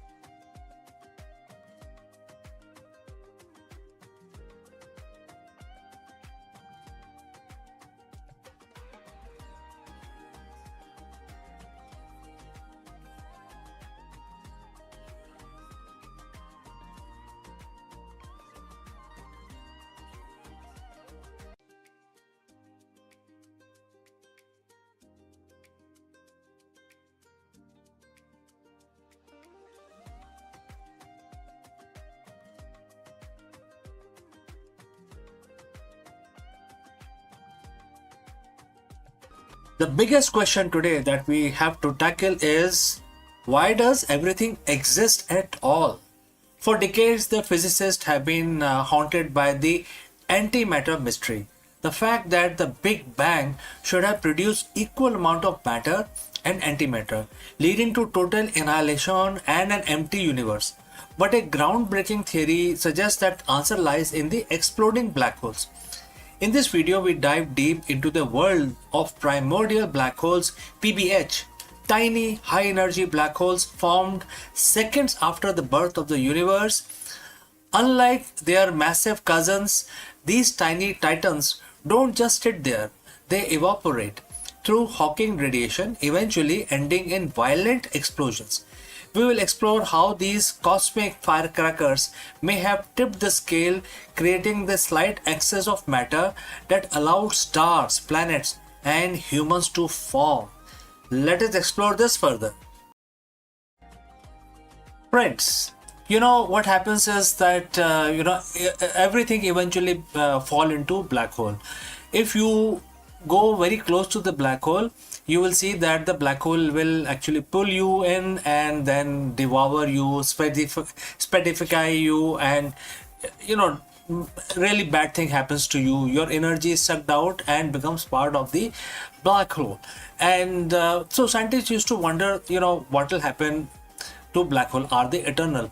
And it turns out that the Stephen Hawking said no, they are not, because they are also radiating, and that radiation, very minute radiation, very faint, is now what we call the Hawking radiation.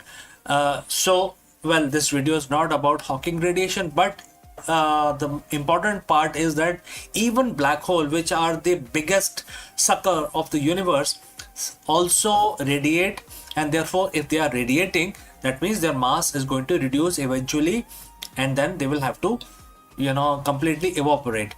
However, black holes don't go out simply evaporate. When they come to the minimum size that they can have, there is a internal pressure, or the pressure of the vacuum, because of which after crossing that threshold, they have the event horizon, but they also have a minimum size horizon. Once they cross that, they simply explode. They cannot, the inward pressure cannot hold, and it evaporates or explode instantaneously, and the energy is released back into the universe. And that is what may have caused the extra matter that we see, the energy released after exploding of the initial black holes. So now scientists have debated, and they have agreed upon that when the universe formed, there were trillions, gazillions of the primordial black holes formed.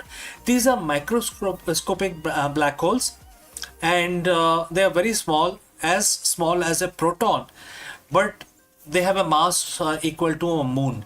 So they have still very strong power. They can pull things towards them.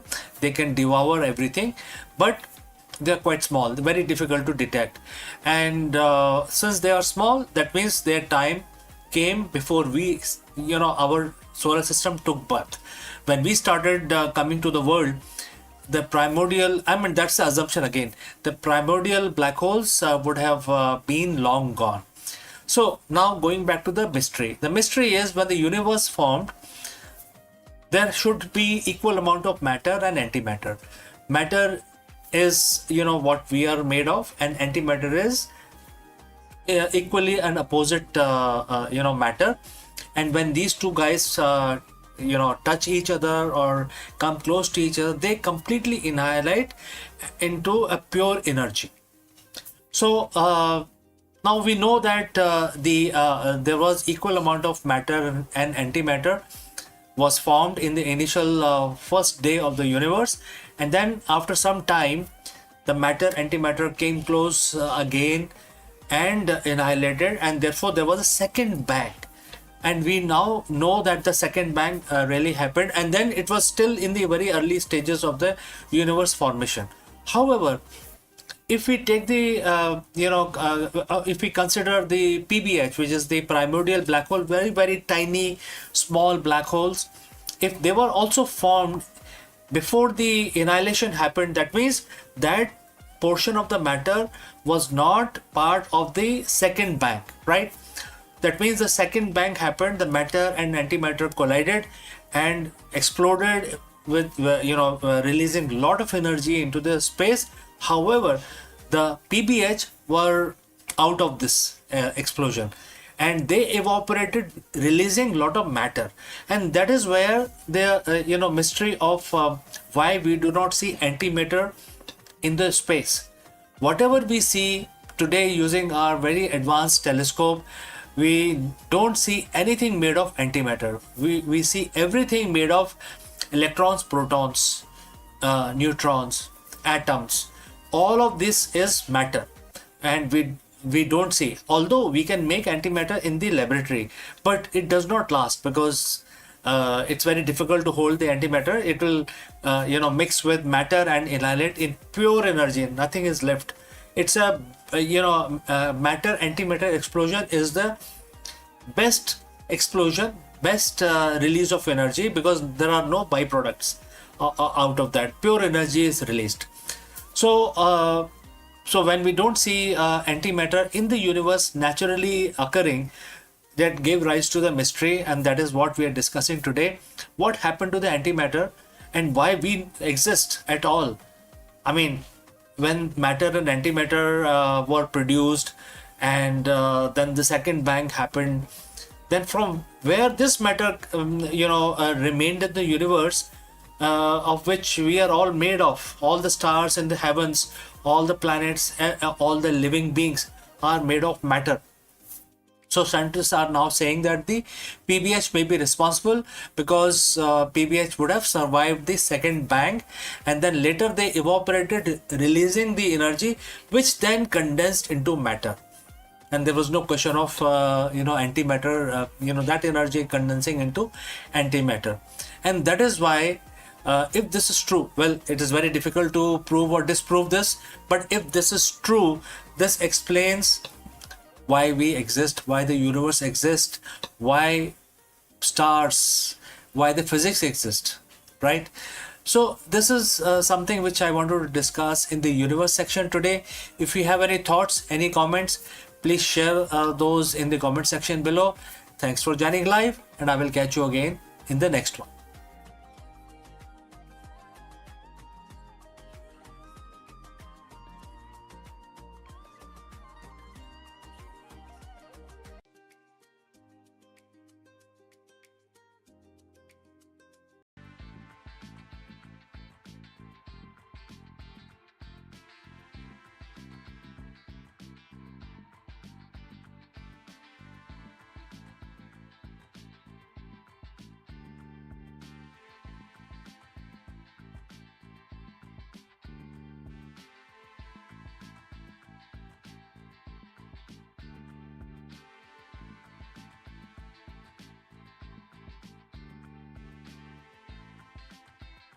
Hello friends and namaskar.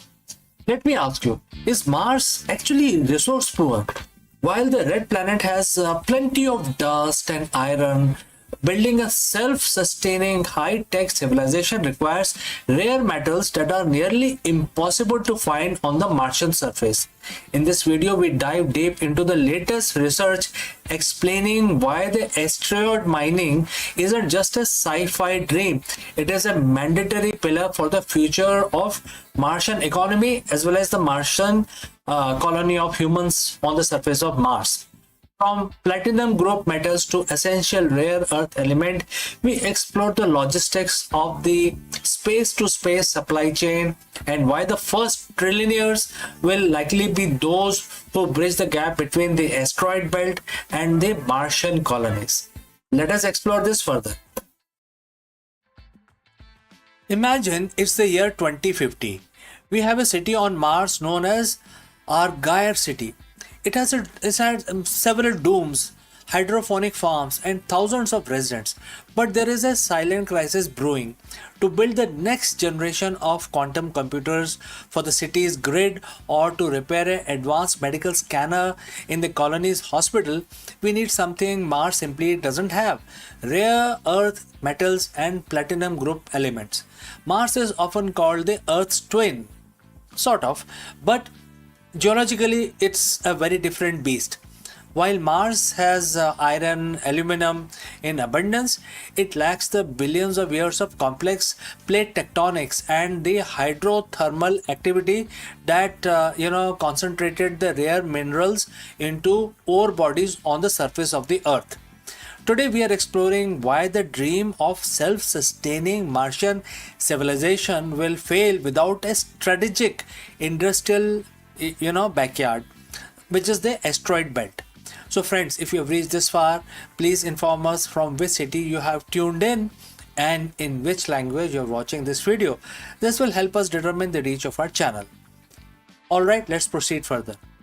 Why can't we just ship it from Earth?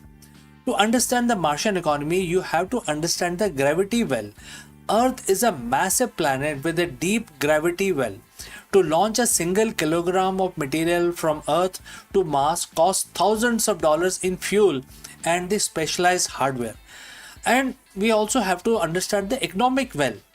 The shipping heavy industrial equipment or bulk raw materials from Earth is a recipe for bankruptcy. And there is also a distance problem. We can only launch every 26 months when the planet aligns. A Martian colony cannot wait for 2 years for a spare part made of iridium or palladium, etc. This is where the asteroid belt comes in. It sits next door to Mars, and more importantly, it has almost zero gravity. It is energetically cheaper to bring a massive asteroid to Martian orbit than it is to bring to a small crate of supplies from surface of the Earth. The recent study suggested that for Mars to move beyond a frontier outpost and become a true economy, it needs a steady supply of materials that are rare on its surface. Platinum groups metals, which are also known as PGMs, these elements like platinum, palladium, iridium, and essentially these are high in demand for high-end electronics, fuel cells, and chemical catalysts. There are other things like volatiles. While Mars have water ice, asteroids are rich in ammonia and hydrocarbons, which are the building blocks of advanced fertilizers and plastics. Then there are third advantage here, which is the structural need. To build a massive radiation shielded city, we need specialized alloys. Asteroid like 16 Psi or literal metal worlds containing more iron, nickel and gold than all the mines on Earth combined. In this mandatory Martian economy, the surface of Mars is for living, but the space around Mars is for manufacturing. Imagine orbital refineries circling the red planet. Robotic tugboats capture the small metal-rich asteroids and bring them into Mars orbit. Here in 0G, we can actually use concentrated solar mirrors to melt the rocks and extract pure metals. We have to, at this point, also talk about 0G manufacturing. Some materials are actually easier to produce in space because you don't have to fight gravity. There are several advantages also which is related to logistics. Mars becomes the administrative and residential hub, while the Martian moon Phobos and Deimos serves as a landing area for these engineers and also for loading docks for asteroids mining fleet. The history tells us that the wealth follow infrastructure. The first trillionaires of the Martian era won't just be those who build the houses. They will be the ones who control the supply chain of rare minerals. And then therefore there will be era of strategic alliances. We are already seeing the groundwork for this today with partnership between legacy aerospace companies and AI driven startup focusing on agentic AI, which are autonomous systems that can mine those rocks without human intervention. Then it will also create economic sovereignty. For a Martian colony to be truly independent of Earth, it must control its own resources. Asteroid mining provides the resource independence, and therefore Martian colony can become a separate country, sort of separate from Earth. Building a city on Mars is arguably the hardest thing humanity will ever attempt.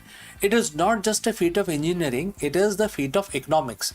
A Martian city without asteroid mining is just a high-tech camp on life support. But a Martian city with asteroid mining, that a civilization becomes much more advanced and will be resource rich. It's the moment we stop being visitors in space and start being a truly multi-planetary species. So the next time when you look at a shooting star, don't just see a streak of light, see the steel, gold and the future of our next home. My name is EK. Thanks for watching. Thanks for joining live. Don't forget to like and subscribe for more deep dives into the future of space and strategy. In case you have any opinion or a question, please do not hesitate to send it across in the comment section below. Before I go, I will like to speak few words about our affiliate partner. Stop settling for a good enough video. If your built-in laptop camera looks like a grainy mess, it is time for an upgrade. Want to instantly level up your video presence? I like to present the Lenovo Performance FHD webcam. This is a game changer for your desktop setup. Technically, this is packed. It has a very sensitive RGB sensor, very crisp photographs it takes. Also comes with 2 microphones on board, which helps you to record very clear voice in stereophonic format. And these microphones are very sensitive. You can actually move away from the camera up to 2 meters and these microphones will pick up your voice without any problem.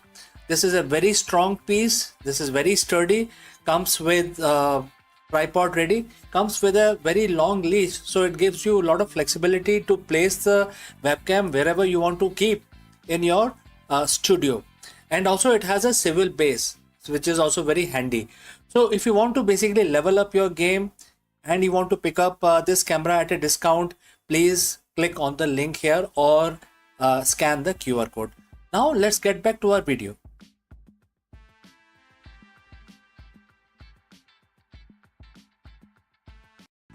Hello friends. The big question that we want to tackle today is, can the ancient wisdom make you a better leader in 2026?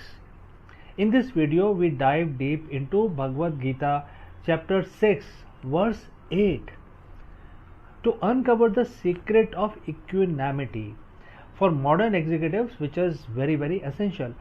We will discover why the most successful CEOs aren't just masters of the market, they are the master of their own mind. Let us explore this further. In the world of high-stake business, we are taught to chase the gold. We celebrate the record-breaking IPOs, the quarterly wins, and the market dominance. On the flip side, we are taught to fear the mud, the PR crisis, the missed targets, and the economic downturns. But as a CEO, and all CEO knows this constant oscillation between euphoria and anxiety is quite exhausting. It leads to burnout, biased decision making, and the leadership style that is reactive rather than strategic. What if there is a way to lead from the place of total stability, a state of mind where your internal peace isn't tied to the stock ticker? Over 7,000 years ago, a profound piece of wisdom was shared on a battlefield that is more relevant to the modern boardroom than any MBA syllabus. It comes from Bhagavad Gita, chapter 6, verse 8. Today we are going to dive deep and break down how this one verse can transform you into an unshakable CEO. So friends, if you have reached this far, please inform us from which city you have tuned in and in which language you are watching this video. This will help us determine the reach of our channel. Alright, let's proceed further. Let us look at the verse itself. The quote starts, "A person is said to be established in self-realization, and it's called a yogi when he is fully satisfied by the virtue of the acquired knowledge and realization. Such a person is situated in transcendence and is self-controlled. He sees everything, whether it is pebbles, stone, or gold, as one and the same thing. Quote close. For a CEO, this doesn't mean you stop caring about your company. It means you change your relationship with the results. The verse identify three key areas, three key traits of the unshakable leaders. First, acquired knowledge combined with practical experience. Obviously, you can't shake that off. Number two, control over the senses, which includes your ego as well, and also different kinds of extensions that you may have. Number three, ability to see stones and mud and gold with an equal eye, right? That is quite difficult. Now let's get real about the gold and mud. Just look at your office. The gold is that massive Series C funding, or being featured on the cover of Forbes magazine. When things are gold, your ego expands. We think we have figured it out, all of it. We become overconfident, take reckless risk, and lose the humility that built the company in the first place. The mud is the supply chain collapse, the key executive quitting, or the negative cycle, some sort of a press release which is negative in nature. When we hit the mud, we panic. We make short-term decisions based on fear, which often makes the situation worse. The Gita tells us that the self-realized leader sees these as equal. Why? Because they are both external and temporary. If your happiness is tied to the gold, you are a slave to the market. If your identity is destroyed by the mud, you aren't leading, you are merely reacting. The unshakable CEO realizes that the value of the soul and the integrity of the mission do not change based on the material outcome of the day. How do we actually implement this? It comes down to three pillars. Pillar number one, knowledge versus realization. Most CEOs have the gyan, which is book knowledge. They know the spreadsheet, but the Gita tells you to get into realized wisdom. This is the gut feeling backed by a calm mind. It is knowing that this too shall pass, right? So what action you can take? When the crisis hit, don't just look at the data. Sit in silence for 5 minutes to separate your identity from the problem. All right, moving on to the pillar number 2. Sensory mastery. In modern terms, this is the emotional intelligence. Your senses react to notification, angry emails, and market rumors. A leader, who has a filter, they can choose which input to react to. They don't let a bad morning meeting ruin a $1 billion afternoon strategy, right? You need to keep them separate. Moving on to pillar number 3, the equal vision. This is the hardest part. Seeing gold and stones as equal doesn't mean you trade gold for stones. It means you don't let the gold intoxicate you, and you don't let the stones depress you. You remain your behavior is very steadfast like a rock, the unchanging center of the storm. When you become unshakable, your decisions, making capability improves. In fact, it improves so good, it becomes clinical in nature. Think of a surgeon. A surgeon cannot afford to be excited by the patient's wealth or disgusted by their wounds. They must see their anatomy as it is to perform the operation. The unshakable CEO performs market surgery because you aren't desperate for the gold or terrified of the mud. You see the truth of the situation. You see opportunities where others see disaster. You see risk where others see easy wins. This objectivity is the highest form of business intelligence. Becoming an unshakable CEO isn't the weekend workshop. It's a daily practice of returning to your center. So friends, next time when you are in a high pressure meeting or the next time you are in celebrating some sort of a win, a massive win, remember chapter 6 verse 8. Ask yourself, am I reacting to the gold or am I standing on the rock? Success is a byproduct of the steady mind. Build the mind and the business will follow. If this ancient perspective on the modern leadership resonates with you, hit the subscribe button, share this with your fellow leaders who need to find their center today. Lead with wisdom, lead with peace, become an unshakable CEO. So we have come to the end of our session today. Before I move on to the next section, a word about our affiliate partner. Stop settling for a good enough video. If your built-in laptop camera looks like a grainy mess, it is time for an upgrade. Want to instantly level up your video presence? I like to present the Lenovo Performance FHD webcam. This is a game changer for your desktop setup. Technically, this is packed. It has a very sensitive RGB sensor, very crisp photographs it takes. Also comes with 2 microphones on board, which helps you to record very clear voice in stereophonic format. And these microphones are very sensitive. You can actually move away from the camera up to 2 meters and these microphones will pick up your voice without any problem.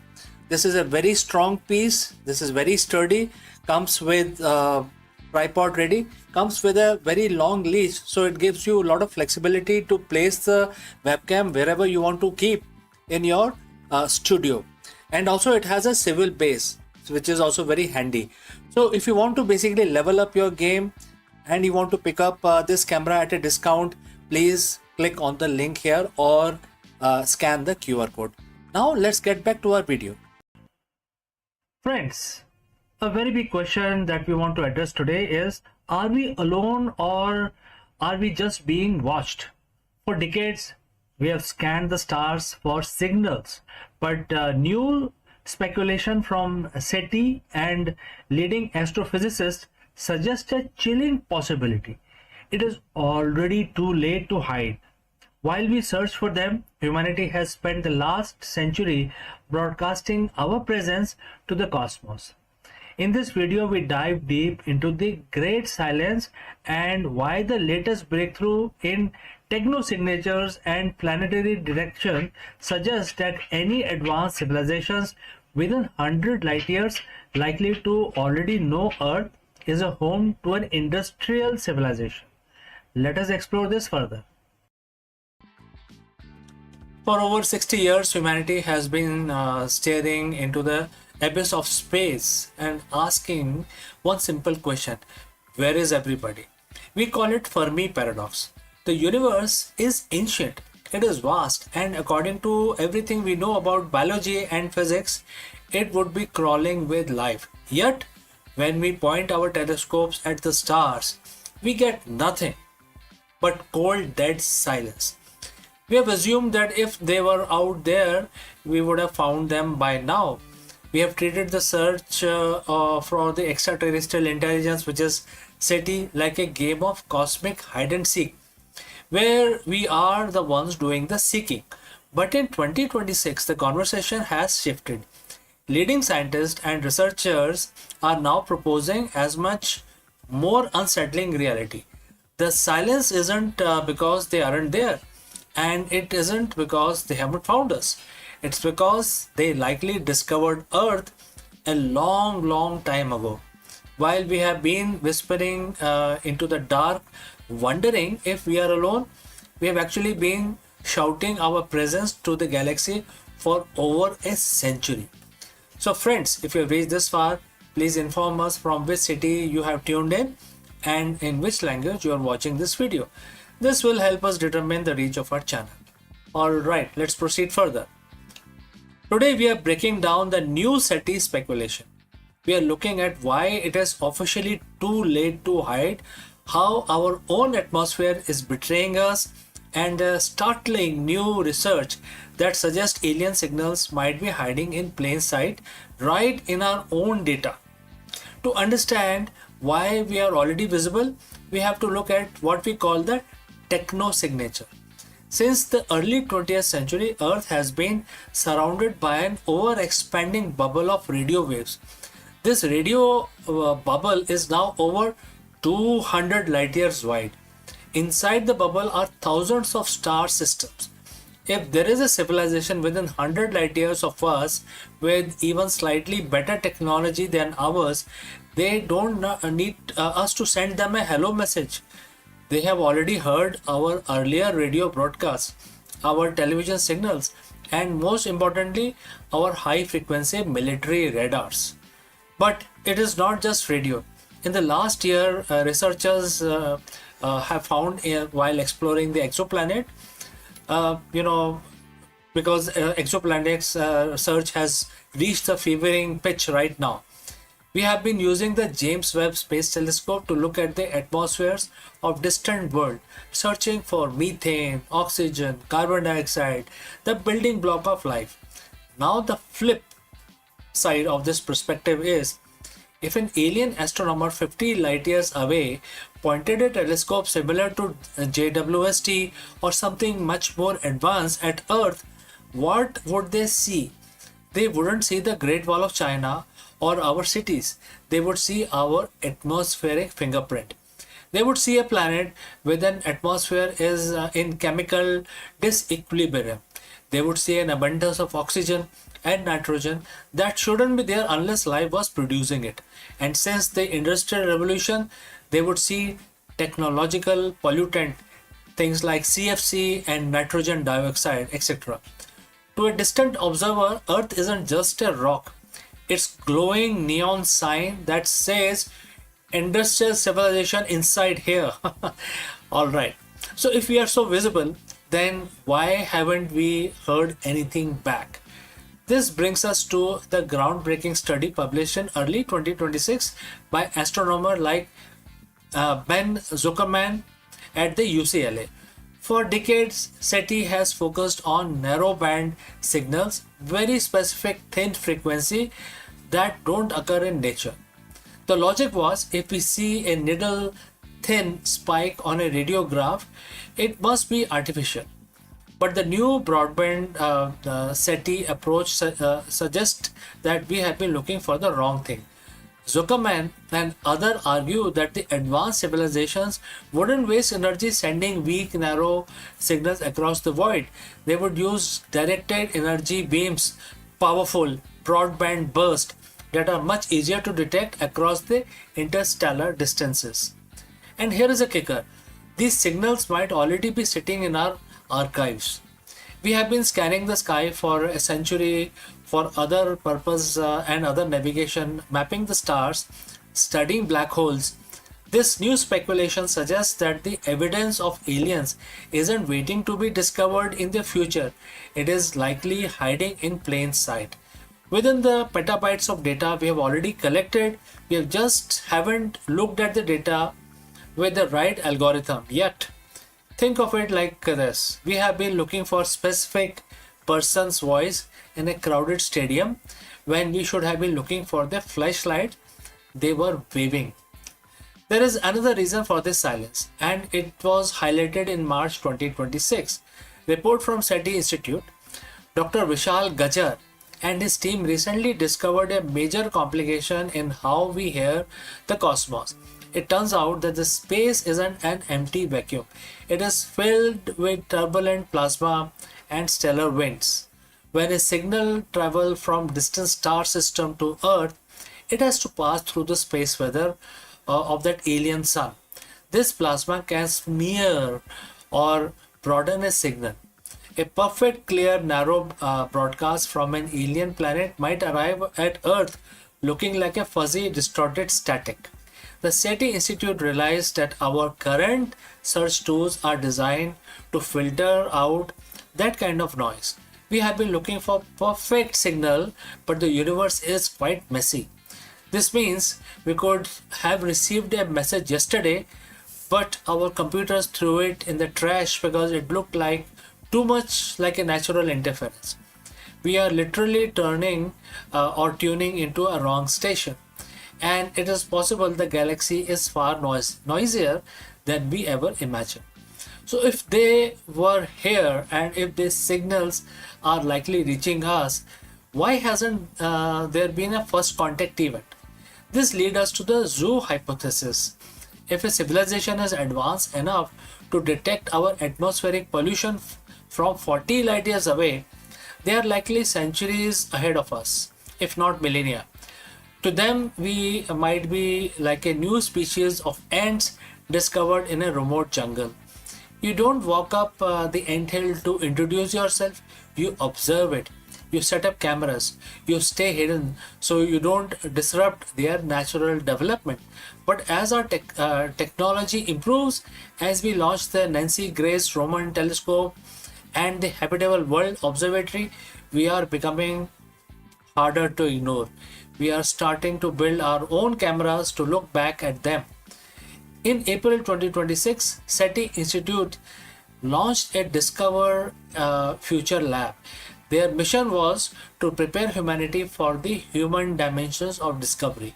They aren't just asking how to find life anymore, they're asking what happens next. Because the consensus is changing, first contact might not be a signal we receive, but a realization we find in our own backyard. We used to think universe was a vast empty desert and we are lone campfire in the middle of the night, but the science of 2026 tells a different story.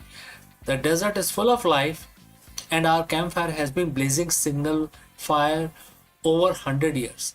Whether it is through leaked radio waves, chemical signatures in our cloud, or the broadband beams we haven't decoded yet, the great silence is starting to feel less like an absence of life and more like a waiting room. The question isn't, are we alone anymore? The question is, when they finally decide to answer, will we be ready to listen? So friends, thanks for watching this deep dive into the new frontier of SETI. If you want to keep track of this cosmic discoveries with me, make sure that you hit the subscribe button. I'm CK and I will see you again in the next one. Before I leave, a word from our affiliate partner. Stop settling for a good enough video. If your built-in laptop camera looks like a grainy mess, it is time for an upgrade. Want to instantly level up your video presence? I like to present the Lenovo Performance FHD webcam. This is a game changer for your desktop setup. Technically, this is packed. It has a very sensitive RGB sensor, very crisp photographs it takes. Also comes with two microphones on board, which helps you to record very clear voice in stereophonic format. And these microphones are very sensitive. You can actually move away from the camera up to 2 meters and these microphones will pick up your voice without any problem. This is a very strong piece. This is very sturdy. Comes with tripod ready. Comes with a very long leash, so it gives you a lot of flexibility to place the webcam wherever you want to keep in your studio. And also it has a swivel base, which is also very handy. So if you want to basically level up your game and you want to pick up this camera at a discount, please click on the link here or scan the QR code. Now let's get back to our video. Hello friends and namaskaram. The National Stock Exchange, also known as NSE, has officially filed its draft for red herring prospectus for a massive 30 billion IPO. In this video, we break down what this historic move means for the Indian stock market, why industry giants like SBI are offloading their stakes, and what investors need to know before this listing becomes available for general public. Let's go and discuss this further. Imagine a company that sits at the very heart of the Indian economy. It doesn't build cars, it builds stock markets. It doesn't sell consumer goods. It doesn't run factories, but every single day millions of people trust it with their life savings. That company is the National Stock Exchange, the NSC. After decades of waiting, regulatory battles, and massive anticipation, it is finally happening. On June 17, 2026, the NSE officially filed its draft red herring prospectus. We are looking at a potential 30,000 crore IPO valuing this financial giant at over 5 lakh crores. So friends, if you have reached this far, please let us know from which city you have tuned in. Now let's move ahead. This isn't just an IPO, it is the biggest financial event of the year in India. Today, we are going deep into the DRHP to find what is actually happening, why SBI and other giants are cashing out, and what this means for your portfolio. Well, it is the historic first. Let's put the numbers in perspective. This IPO is expected to be the largest in Indian history, surpassing the massive listing of the Hyundai Motor India and even the LIC. But here is the catch. It's 100% offer for sale, OFS. That means no fresh money is going into the exchange to build new tech or expand offices. Instead, it's all about existing shareholders offloading their stakes. We are talking about 14.89 crore share hitting the market. Investors are effectively buying into the infrastructure of Indian wealth, not a startup chasing growth. Why are the big players like SBI selling off their stakes now? SBI, along with other state-owned giants, is positioning to offload millions of shares. Some of these institutions bought in years ago at incredibly low price.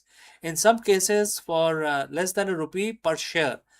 With an expected IPO price potentially be in thousands, we are talking about a massive wealth unlocking for these long-term holders. But it is not just SBI. The list of seller is a who's who of the global and domestic finances, including CPPIB, Tamasak linked entities, and the various insurance companies. It's a strategic reshuffle allowing these institutions to book profits after years of holding on. Now, don't let the $30 billion evaluation blind you. There are two sides of this coin. The NSC is a near monopoly, handling roughly 93% of the cash market turnover and 99.8% of the equity futures. That dominant position generates massive profits, over 10,000 crore in net profit for financial year 2026. However, the regulator, which is SEBI, has been keeping a close watch. Issues like the co-location cases have haunted the exchange for years.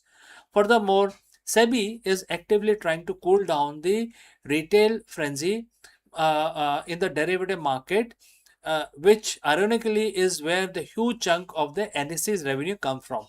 Buying this stock means betting that exchange can continue to thrive even as a regulator tighten the rules on very product that derives its earning.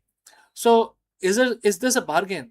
Right now, shares are trading in the unlisted market at roughly rupees 2000 to 2050. Analysts are cautious. The actual valuation will depend on the final price, which is a band going to be set after the regulatory review. For long-term investors, the NSE is a proxy for the growth of Indian capital market. But for short-term traders, the priced in hype is something to watch closely. The NSE IPO isn't just a stock listing, it is a milestone in India's financial journey. Whether you plan to subscribe or just watch from the sideline, this is a story that will define the market mood for rest of 2026. So friends, what do you think? Is a 5 lakh crore valuation justified, or is the market getting ahead of itself? Let me know in the comments below, and if you have found this deep dive helpful, hit that subscribe button. We'll be covering the price band and the final allotment dates as soon as they are dropped. Thanks for joining live. Thanks for watching, and I will see you very soon in the next one.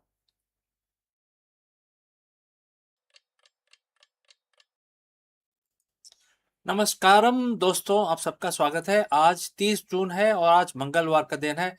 सब जानते हैं कि जो मंगलवार का दिन होता है वो हनुमान जी के लिए समर्पित है। तो आज हम अपना दिन शुरू करेंगे हर रोज की तरह पूजा करके, और आज हम हनुमान चालीसा का पाठ करेंगे। तो ठीक है, हाथ जोड़ लीजिए, नमन कर लीजिए और हम पाठ शुरू कर रहे हैं। श्री गुरु चरण सरोज रज, निजमन मुकुर सुधार, बरनो रघुवर बिमल जसु, जो दायक फलचार। बुद्धिहीन तनु जानुके, सुमरो पवन कुमार, बल बुद्धि विद्या देहु मोहि, हरेउ कलेस विकार। जय हनुमान ज्ञान गुण सागर, जय कपीस तेहु लोक उजागर, राम दूत अतुलित बल धामा, अंजनी पुत्र पवन सुत नामा। महावीर विक्रम बजरंगी, कुमति निवार सुमत के संगी, कंचन वरन विराज सुबेसा, कानन कुंडल कुंचित केसा। हाथ वज्र ओ ध्वजा विराजे, कांधे मूज जनेऊ साजे, शंकर सुवन केसरी नंदन, तेज प्रताप महाजगबंदन।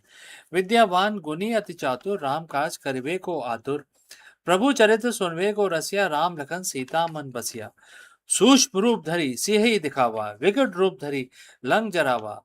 भीम रूप धरी असुर सहारे, रामचंद्र जी के काज संवारे। लाए सजीवन लखन जी आए, श्री रघुवीर हर्ष उर लाए। रघुपत कीनी बहुत बड़ाई, तुम मम प्रिय भरत सम भाई। सहस बदन तुमरो यश गावे, अस कहि श्रीपति कंठ लगावे। सनकादि ब्रह्मादि मुनीसा, नारद सारद सहित अहिसा। जम कुबेर दिक्पाल जहाँ थे, कवि कोविद कह सके कहाँ थे। तुम उपकार सुग्रीव ही कीना, राम मिलाए राजपद दीना। तुमरो मंत्र विभीषण माना, लंकेश्वर भय सब जग जाना। जुग सहस्त्र जोजन पर भानु, लीलियो ताही मधुर फल जानो। प्रभु मुद्रिका मेल मुख माही, जलधि लांग गए अचरज नाही।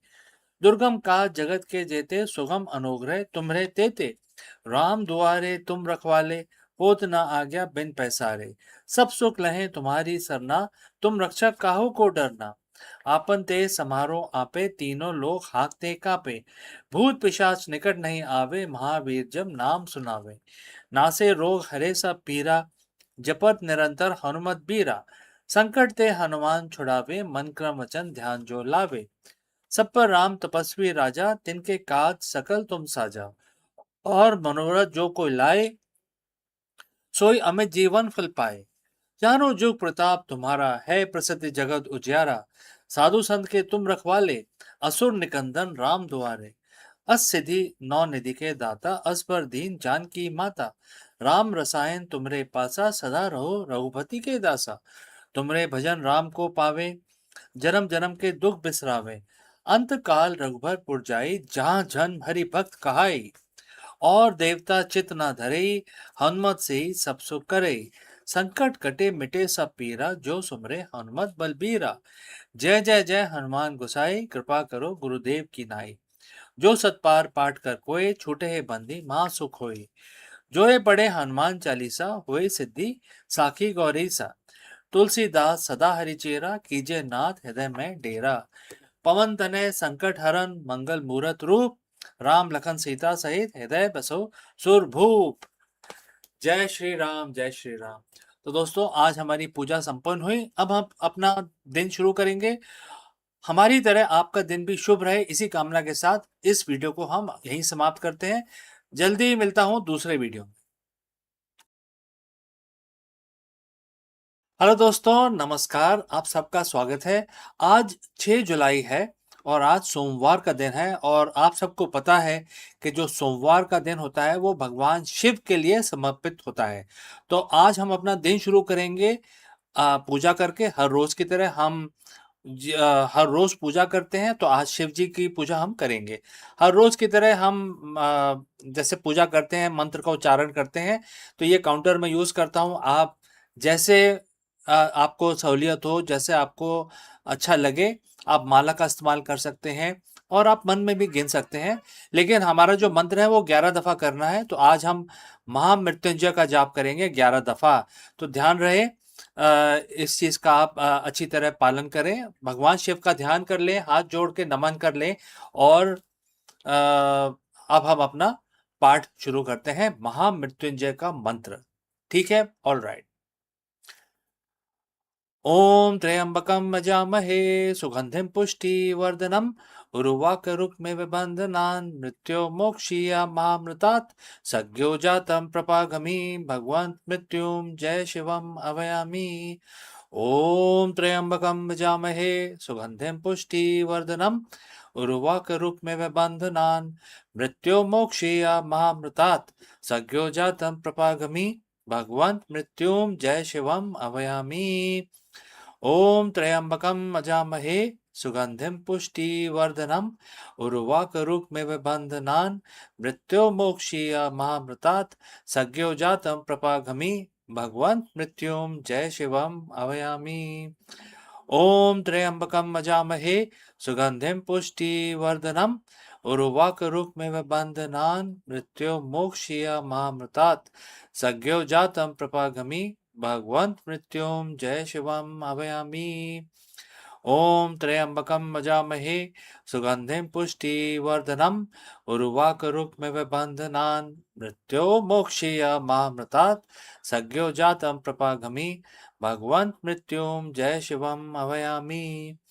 ओम त्र्यंबकम अजामहे सुगंधिम पुष्टिवर्धनम उर्वाकरुक्मिव बंधनान् मृत्योर्मोक्षीय महामृतात् सज्ञो जातं प्रपाघमि भगवन्त मृत्युम जय शिवम अभयामी। ओम त्र्यंबकम अजामहे सुगंधिम पुष्टिवर्धनम उर्वाकरुक्मिव बंधनान् मृत्योर्मोक्षीय महामृतात् सज्ञो जातं प्रपाघमि भगवन्त मृत्युम जय शिवम अभयामी। ओम त्र्यंबकम अजामहे सुगंधिम पुष्टिवर्धनम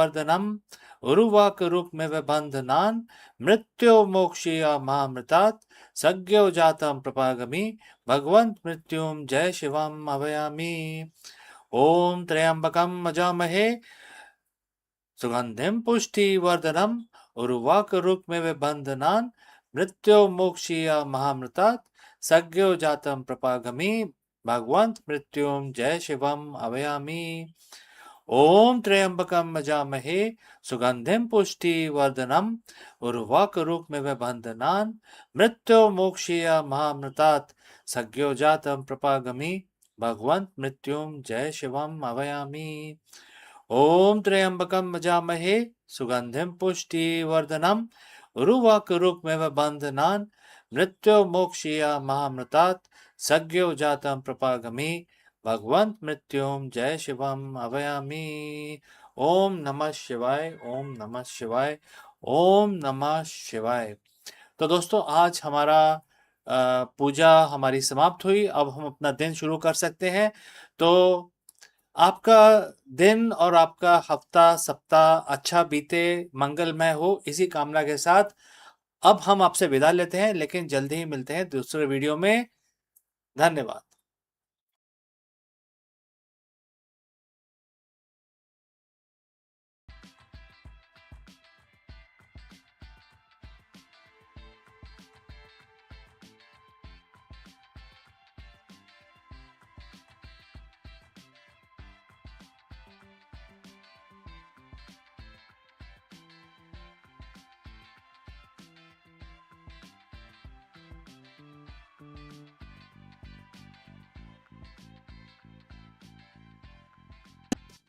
Hello friends. Ferrari has officially entered the electric era with an all-new Ferrari Luce. In this video, we take an exclusive first look at the Maranello's first fully electric car, a $640,000 four-door super sedan that challenges everything we thought we knew about the electric car performance. Can a battery-powered Ferrari still delivers that legendary prancing horse soul? Is the $640,000 price tag justified? We analyze how the Luce compares to the Puro Sangu and other luxury EVs, and why the Ferrari's move to electric is far more calculated than just chasing trends. Whether you are a die-hard V12 pursuit or an EV enthusiast, this is the most important Ferrari launch of the decade. Let's go and discuss this further. For decades, the name Ferrari has been the synonym with one thing: the raw scream of the combustion engine. From the legendary V12 to the high-strung V8s, Maranello defined the supercar felt like. You know what it really means to have a supercar. Therefore, people used to say that I own a Safari. But today, the history book has been rewritten. Ferrari has officially unveiled the Luce, their first ever fully electric vehicle. It's a bold $640,000 statement that they aren't just joining the EV race, they intend to lead it. But can a battery powered car truly captures the prancing horse soul? Today we are breaking down everything you need to know about the most controversial, technologically advanced and expensive car Ferrari has ever produced. So friends, if you reached this far, please inform us from which city you have tuned in and in which language you are watching this video. This will help us determine the reach of our channel. Alright, let's move ahead.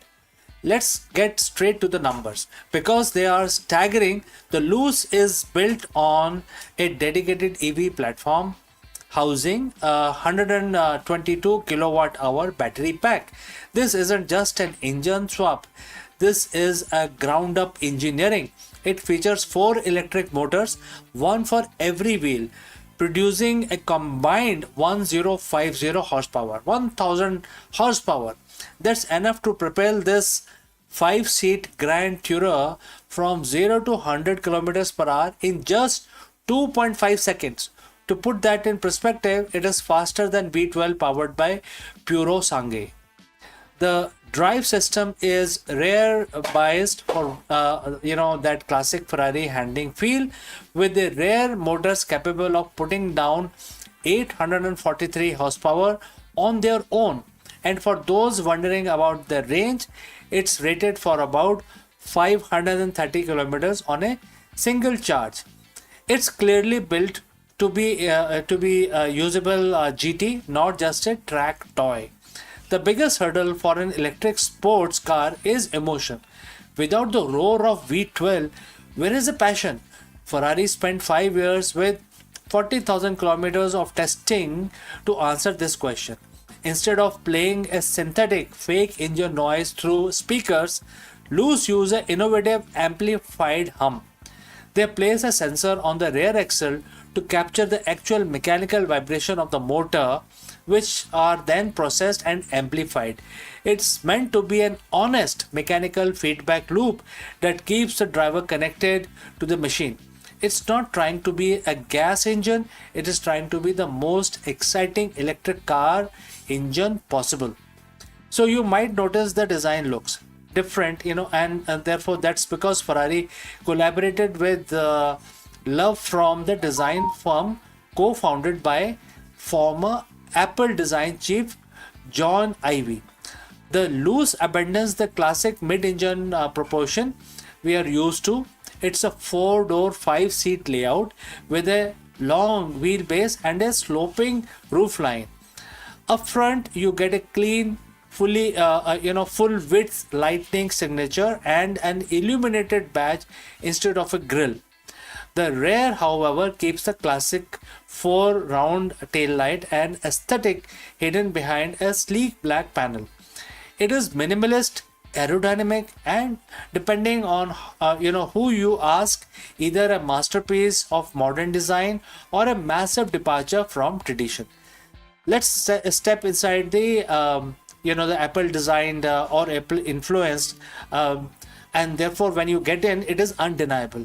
The cabin is minimalist, focusing on 12.5-inch OLED display that mimics analog dials. There is always a clever 10-inch infotainment screen that moves, so both the drivers and passenger can adjust it. Crucially, they have kept a physical toggle for key control, and for the first time ever, you can seat 5 people comfortably in a Ferrari. The rear doors are rear hinged, making accessible incredibly easy. A touch of the luxury that provides this car is meant to be driven every day. So the big question is it worth $640,000? The car isn't just about the specs, it's about Ferrari proving it can survive the electric transition without losing its prestige. It's the second most expensive car in their lineup, trailing only to the Extreme F80. And deliveries start this autumn in Europe. while we'll have to wait until spring 2027 to see them on other continents, starting with America and rest of the world. Whether the lose becomes a future classic or a polarizing experiment, one thing is certain: Ferrari has officially left the age of gasoline behind. And friends, therefore, what do you think? Has Ferrari succeeded, or is this a step too far? Let me know in the comments below. Don't forget to like and subscribe for more deep dives into the changing world of supercars. And friends, I will see you again very soon in the next one. Before I go, I will have to say a few words about our affiliate partner. Stop settling for a good enough video. If your built-in laptop camera looks like a grainy mess, it is time for an upgrade. Want to instantly level up your video presence? I like to present the Lenovo Performance FHD webcam. This is a game changer for your desktop setup. Technically, this is packed. It has a very sensitive RGB sensor, very crisp photographs it takes. Also comes with two microphones on board, which helps you to record very clear voice in stereophonic format. And these microphones are very sensitive. You can actually move away from the camera up to 2 meters, and these microphones will pick up your voice without any problem.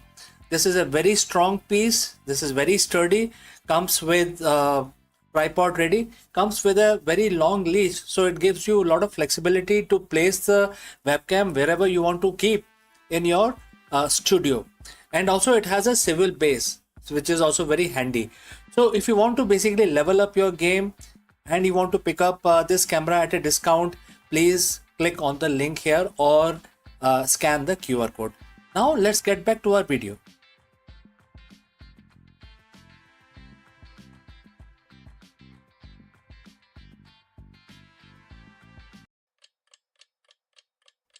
Hello friends, are you leading with clarity or are you reactive to the market chaos?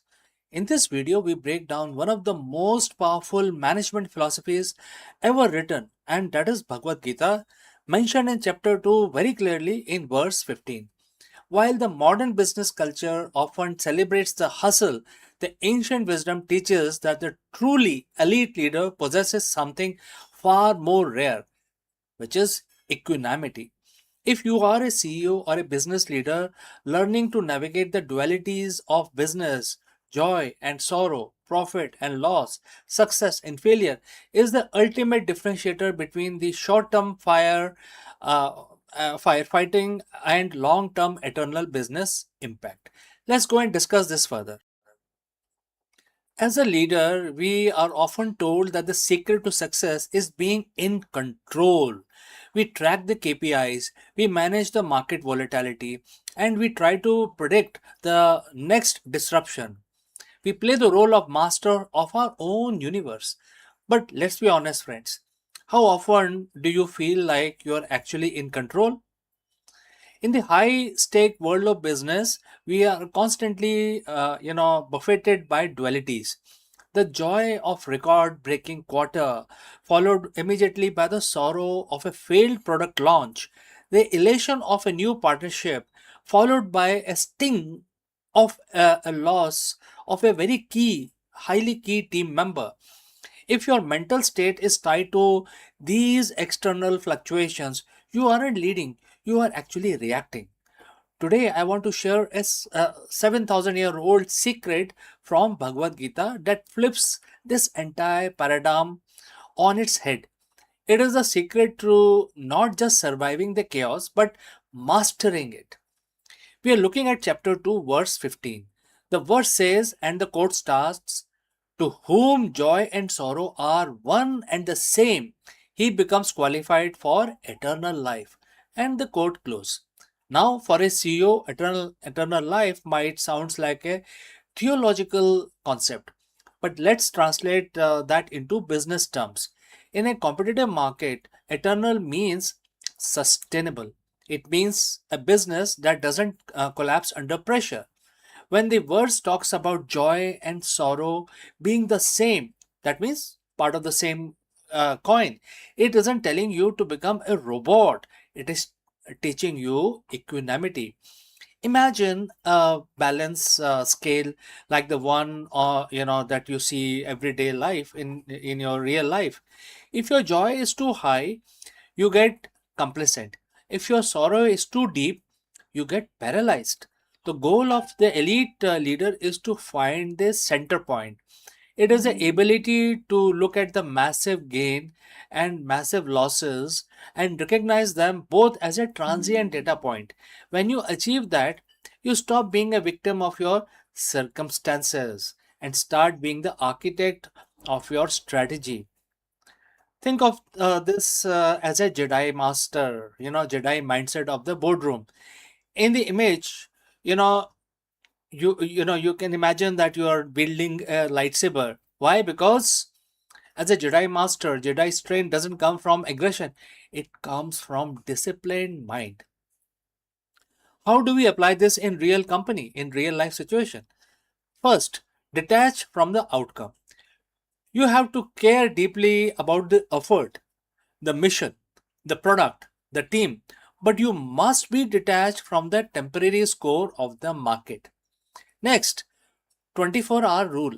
When something great happens, you don't get high. When something disastrous happens, you don't get too low. Take 24 hours to let the initial emotional spike settle before making any decision, any kind of decisions, right? So you actually follow a 24-hour rule. And because you're talking we are talking about the strategic decisions. Third, lead the culture. Lead the culture. Very, very important. Your team watches your energy. If you are frantic, they are frantic also. If you are steady, if you treat joy and sorrow with the same calm authority, you create a culture of resilience. You become the best of the men or the best of the leaders. That is a verse that refers to, right? By practicing equanimity, you gain a massive competitive advantage, which is clarity. When you aren't blind by the joy of a winner or the sorrow of a loss, you see the market exactly as it is. You make better calls. You refrain from making mistakes. You retain better talent. You build a legacy that lasts because it is built on foundation of internal stability, not external luck. The secret isn't a new software tool or a disruptive growth hack. The secret is the unshakable leader. And therefore, before I wind up, I like to challenge you this week is in your next board meeting or crisis, kindly pause, recognize the duality, step back into that center point, lead from a place of calm, not as a from a place of reaction. This is your challenge for today. Friends, if you found this perspective helpful, hit the subscribe button for more deep dives and how can we marry the ancient wisdom for the modern C-suite? And you must lead with purpose, lead with equanimity. So, friends, thanks for joining live. Thanks for watching. See you very soon in the next one. Hello दोस्तों, नमस्कार। आप सबका स्वागत है। क्या आप एक CEO या बिजनेस लीडर हैं और हर दिन चुनौतियों का सामना कर रहे हैं? तो आप सही जगह पहुंचे हैं, क्योंकि इस वीडियो में हम भगवत गीता की सहायता लेंगे और आपकी इस सिचुएशन का आंसर ढूंढने की कोशिश करेंगे। हम ये जानेंगे कि जो सीख मिलती है हमें भगवत गीता से, वो एक मंत्र युद्ध क्षेत्र में एप्लीकेबल ही नहीं है, बल्कि हर एंटरप्रेन्योर के लिए एक जीवन दर्शन है जो आपकी टीम का नेतृत्व में करने में सहायता करता है। चाहे जीत हो या हार, एक लीडर को अपनी निष्ठा, कर्म पर कैसे निगाह रखनी चाहिए, हम इस वीडियो में सीखेंगे और इसके बारे में और डिस्कशन करेंगे। तो चलिए आगे बढ़ते हैं। तो दोस्तों, आजकल के दुनिया में, आजकल के परिप्रेक्ष्य में हम ऐसी एक रेस में हैं जहां जीतना ही सब कुछ है, जीतना ही अनिवार्य है। एक सीईओ के तौर पे आप हर सुबह एक नई चुनौती, एक नए संकट और एक नए डर के साथ उठते हैं। क्या ये मर्जर काम आएगा? मार्केट शेयर बढ़ेगा? क्या मेरी टीम परफॉर्म करेगी? हम सब अक्सर एक तनाव में जीते हैं, अगर मैं हार गया तो क्या होगा, अगर ये डिसीजन गलत हो गया तो क्या होगा। लेकिन आज मैं आपके साथ बिजनेस का एक ऐसा सीक्रेट कोड शेयर करने वाला हूँ जो 5,000 साल पहले महाभारत के रण क्षेत्र में दिया गया था। ये सिर्फ एक श्लोक ही नहीं, एक आधुनिक कॉर्पोरेट जगत का सबसे बड़ा रिस्क मैनेजमेंट टूल है। ध्यान से सुनिएगा। आज हम चर्चा करेंगे भगवत गीता के अध्याय 2 श्लोक 37, चैप्टर 2 वर्स 37 की। और इस श्लोक आपको सिखाएगा कि कैसे विन विन माइंडसेट के साथ आप अपनी कंपनी और अपने जीवन को लीड कर सकते हैं। तो आइए पहले श्लोक को हम पढ़ लेते हैं। भगवान कृष्ण अर्जुन से कहते हैं, एंड द कोट स्टार्ट्स, यदि तुम लड़ते हुए हार भी गए तो तुम्हें स्वर्ग मिलेगा, यानी आपको वो अनुभव और सीख मिलेगी जो आपको उच्च स्तर का लीडर बनाएंगे और आपको ऊंचाई पे ले जाएंगे। और यदि तुम जीत गए तो इस पृथ्वी पर सुख भोगोगे, यानी सफलता, प्रॉफिट एंड मार्केट लीडरशिप आपकी होगी। तो ये आपको बता रहा है कि दोनों ही सिचुएशन में विन विन है।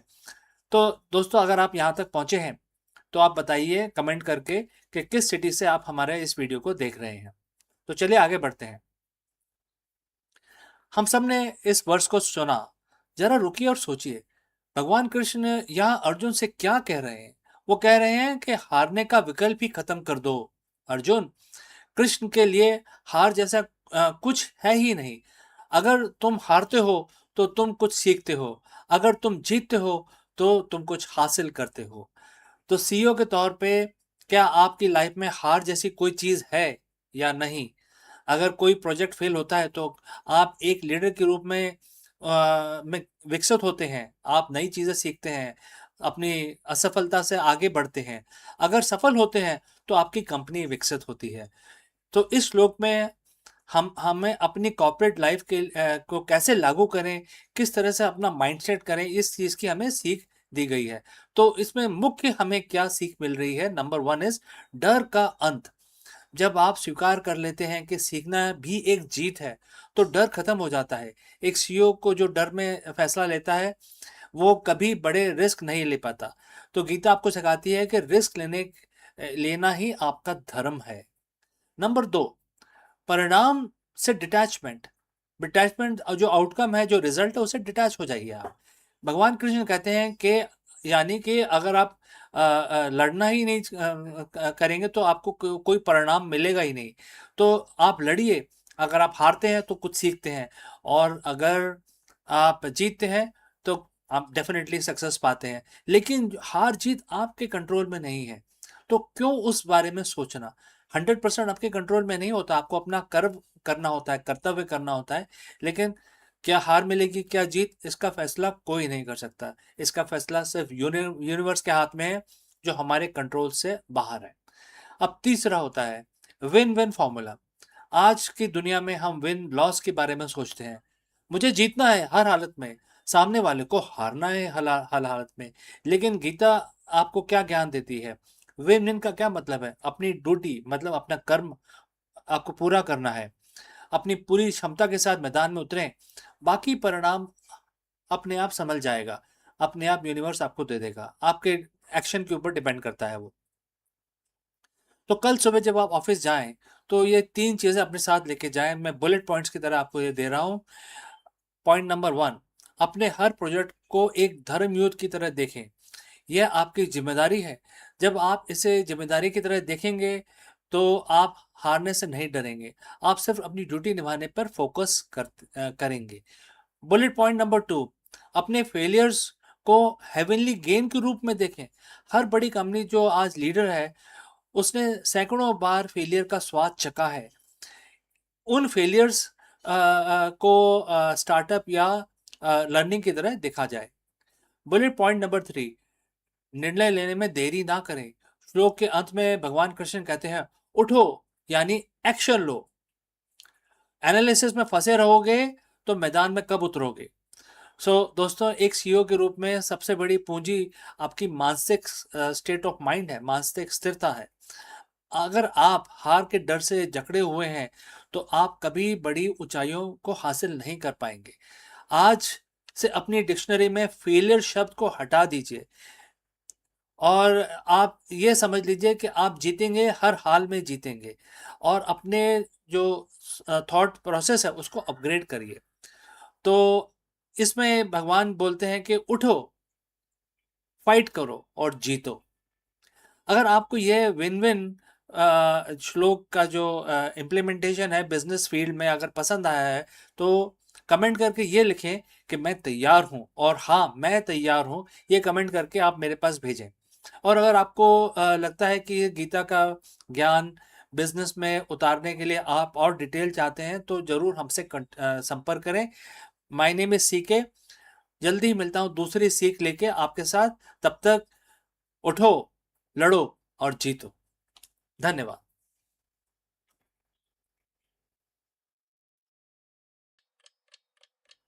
Hello friends, Namaskaram. You're most welcome. Prime Minister of India Indira Gandhi's decision to impose national emergency sent shockwaves through India, leading to 21 months of suspended civil liberties, mass arrest of political opposition, and strict press censorship. In this video, we dive deep into the emergency, a defining, controversial, and often misunderstood chapter in Indian political history. Was it a necessary step to stabilize the nation or the death knell of Indian democracy?